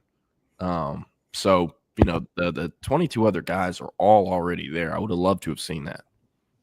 Yeah, I feel the same way. I think there's been so much excitement around a guy like Jonah Williams, and you're not going to see too much of him on the baseball field this year. So the first time that you will see him will probably be, in Columbus, we assume in maybe a limited capacity. But being able to see him in April after years and years of chatter around him and and people talking about how great of a player he could morph into at the college level. It's a little disappointing that we won't see him. We won't see Justice Terry. We won't see, James Simon or Ricky Stewart. And we won't see French or Lockett. And those may be the two most important because we do assume that one of those two guys or Dalen McCutcheon will have a pretty significant role in the offense, barring any, unexpected spring moves at wide receiver. So I think that, from our standpoint, it hurts the way that we can kind of look at that situation in terms of, well, we're not really sure who is going to fit that role the best. So I'm assuming it'll be in kind of a Ryan Wingo type role, lots of third downs, lots of flats and hitches. And I don't think from the high school, evaluation, we can tell who really fits that build the best, because that's not what any of them were expected to be long-term. But wide receiver was a position that I think we really would have liked to have seen in the spring. Yeah. It is going to be interesting at the receiver position. There's a few guys in that room that I look at and I'm just like, when is this guy going to play? And I think the receiver class they just signed is, for the most part, better than the guys they brought in 2024, not named, Wingo or Livingstone. And Texas is going to add a portal receiver in April. They need at least one. They return, two guys that actually played a lot at the position, DeAndre Moore and Ryan Wingo, who, came off the bench and didn't have a humongous role as a true freshman. They need both those guys to step up and set the tone for the rest of the room, and I think they will. Based off the feedback we've heard. But, I don't know. Khalil Lockett, Jamie French, Dalen McCutcheon, like you said, I think it is pretty fair to expect one of them to, have a major role year one, at least to some degree, or at least, create an impact. And, a guy I would have loved to see in the spring game, who I would have expected Sark to only play like 3 plays because he doesn't want people to know what he would do with him, but Michael Terry. Yeah. I would love to see Michael Terry. So, spring practice gets 5 big dooms. It does. It does. Stephen Govia, we need more comments like that. And all y'all in the comment section there, Coach Top, Jose, CB, B-Bowl Lance, Jason, if you're out there, Jake Bayless, Rob, Quad Standard Labs, we appreciate y'all tuning in to TSU and the Lone Star Playbook. So, no, hey, if they take away butter pecan ice cream, I'll be outside with you in the pitchforks, my guy. Don't worry. But I don't know. Will, to finish up, I'm going to ask you a pretty unique question. So this morning, saw that Carson Beck and his significant other, Haley Cavender, who plays she's on the Miami women's basketball team, is also like, I hate this word more than anything else in the world, is also an influencer, right? She has a lot of followers because she's a very attractive woman. And a great basketball player. I don't watch women's basketball, so I couldn't tell you, how good of a player she is. But they had 3 cars that were stolen last night. They've already recovered one of them, but the other 2 are missing. And now both of them are 2 of the higher paid athletes in the ACC. If I know Carson Beck is in all likelihood the highest paid athlete in the ACC, I assume Cavender is up there, at least for women's basketball, regardless of conference. But let's say you are, I don't know, let's say Texas just signed you out of high school. You moved in January. You're making $1 million a year. That's your NIL deal. You start making $1M as a freshman. And I don't know how they split up payments. Let's that would be 80, about, you get about 83 grand a month if it was split up evenly, somewhere in there, I think, if I did the math correctly. What are you spending your money on? Because so often the kids we cover, they enroll, and a month or 2 later, you're seeing the fit pics, you're seeing all the designer clothes. It's like, okay, dog, he got money and went over to all the stores in Austin, all that. And, they'll post a nice car, Scat Pack, or, some guys will get a truck. Some guys will just get like a BMW, Mercedes-Benz. But I want to know, what would you do with your money if your NIL deal pays you $1 million as a true freshman at the University of Texas? This is going to be the most I'm so clearly a white boy answer. I'm putting a down payment on a house, and we've seen a good amount of a house, and so especially in Austin. I'm not even saying it's a place you're going to live, but in the real estate market, will blossom in Austin for as long as we know. And if I'm making $1 million a year, I think I can afford something, at least that years down the line I can have fixed up, or I can just wait for the value to increase. I'm going to get a nice car. I mean, of course, I might get a Scat Pack. I might get some SUV with tinted windows. I'm not so sure I'm getting the Challenger with the lion on the side of it, like one of Texas's wide receivers has. Actually, I'll just say it. Ryan Wingo, who we saw at Texas Junior Day, walk into the facility, has a huge decal on the side of his car. Not so sure if I'm going to do that. I don't know. For me, the first thing I would look at for $1 million is a covered parking spot in West Campus, because I think it costs right around that. Why would you be on West Campus if you got a house on? No. The house is a flip property. You're not living there. Because with my drive and my determination, I'm not so sure that the NFL is in my future. Well, if you're making $1 million year one in college, that means you're a top tier level prospect. Projectable one of the league. But do I have the drive, to get to the NFL? And do I fit well in the scheme? There's a lot of questions we haven't asked here. So I would say, a decent car, but something that looks kind of flashy, a house, like I said, a parking spot. I don't know, Jordan. That's all I can think of. What about you?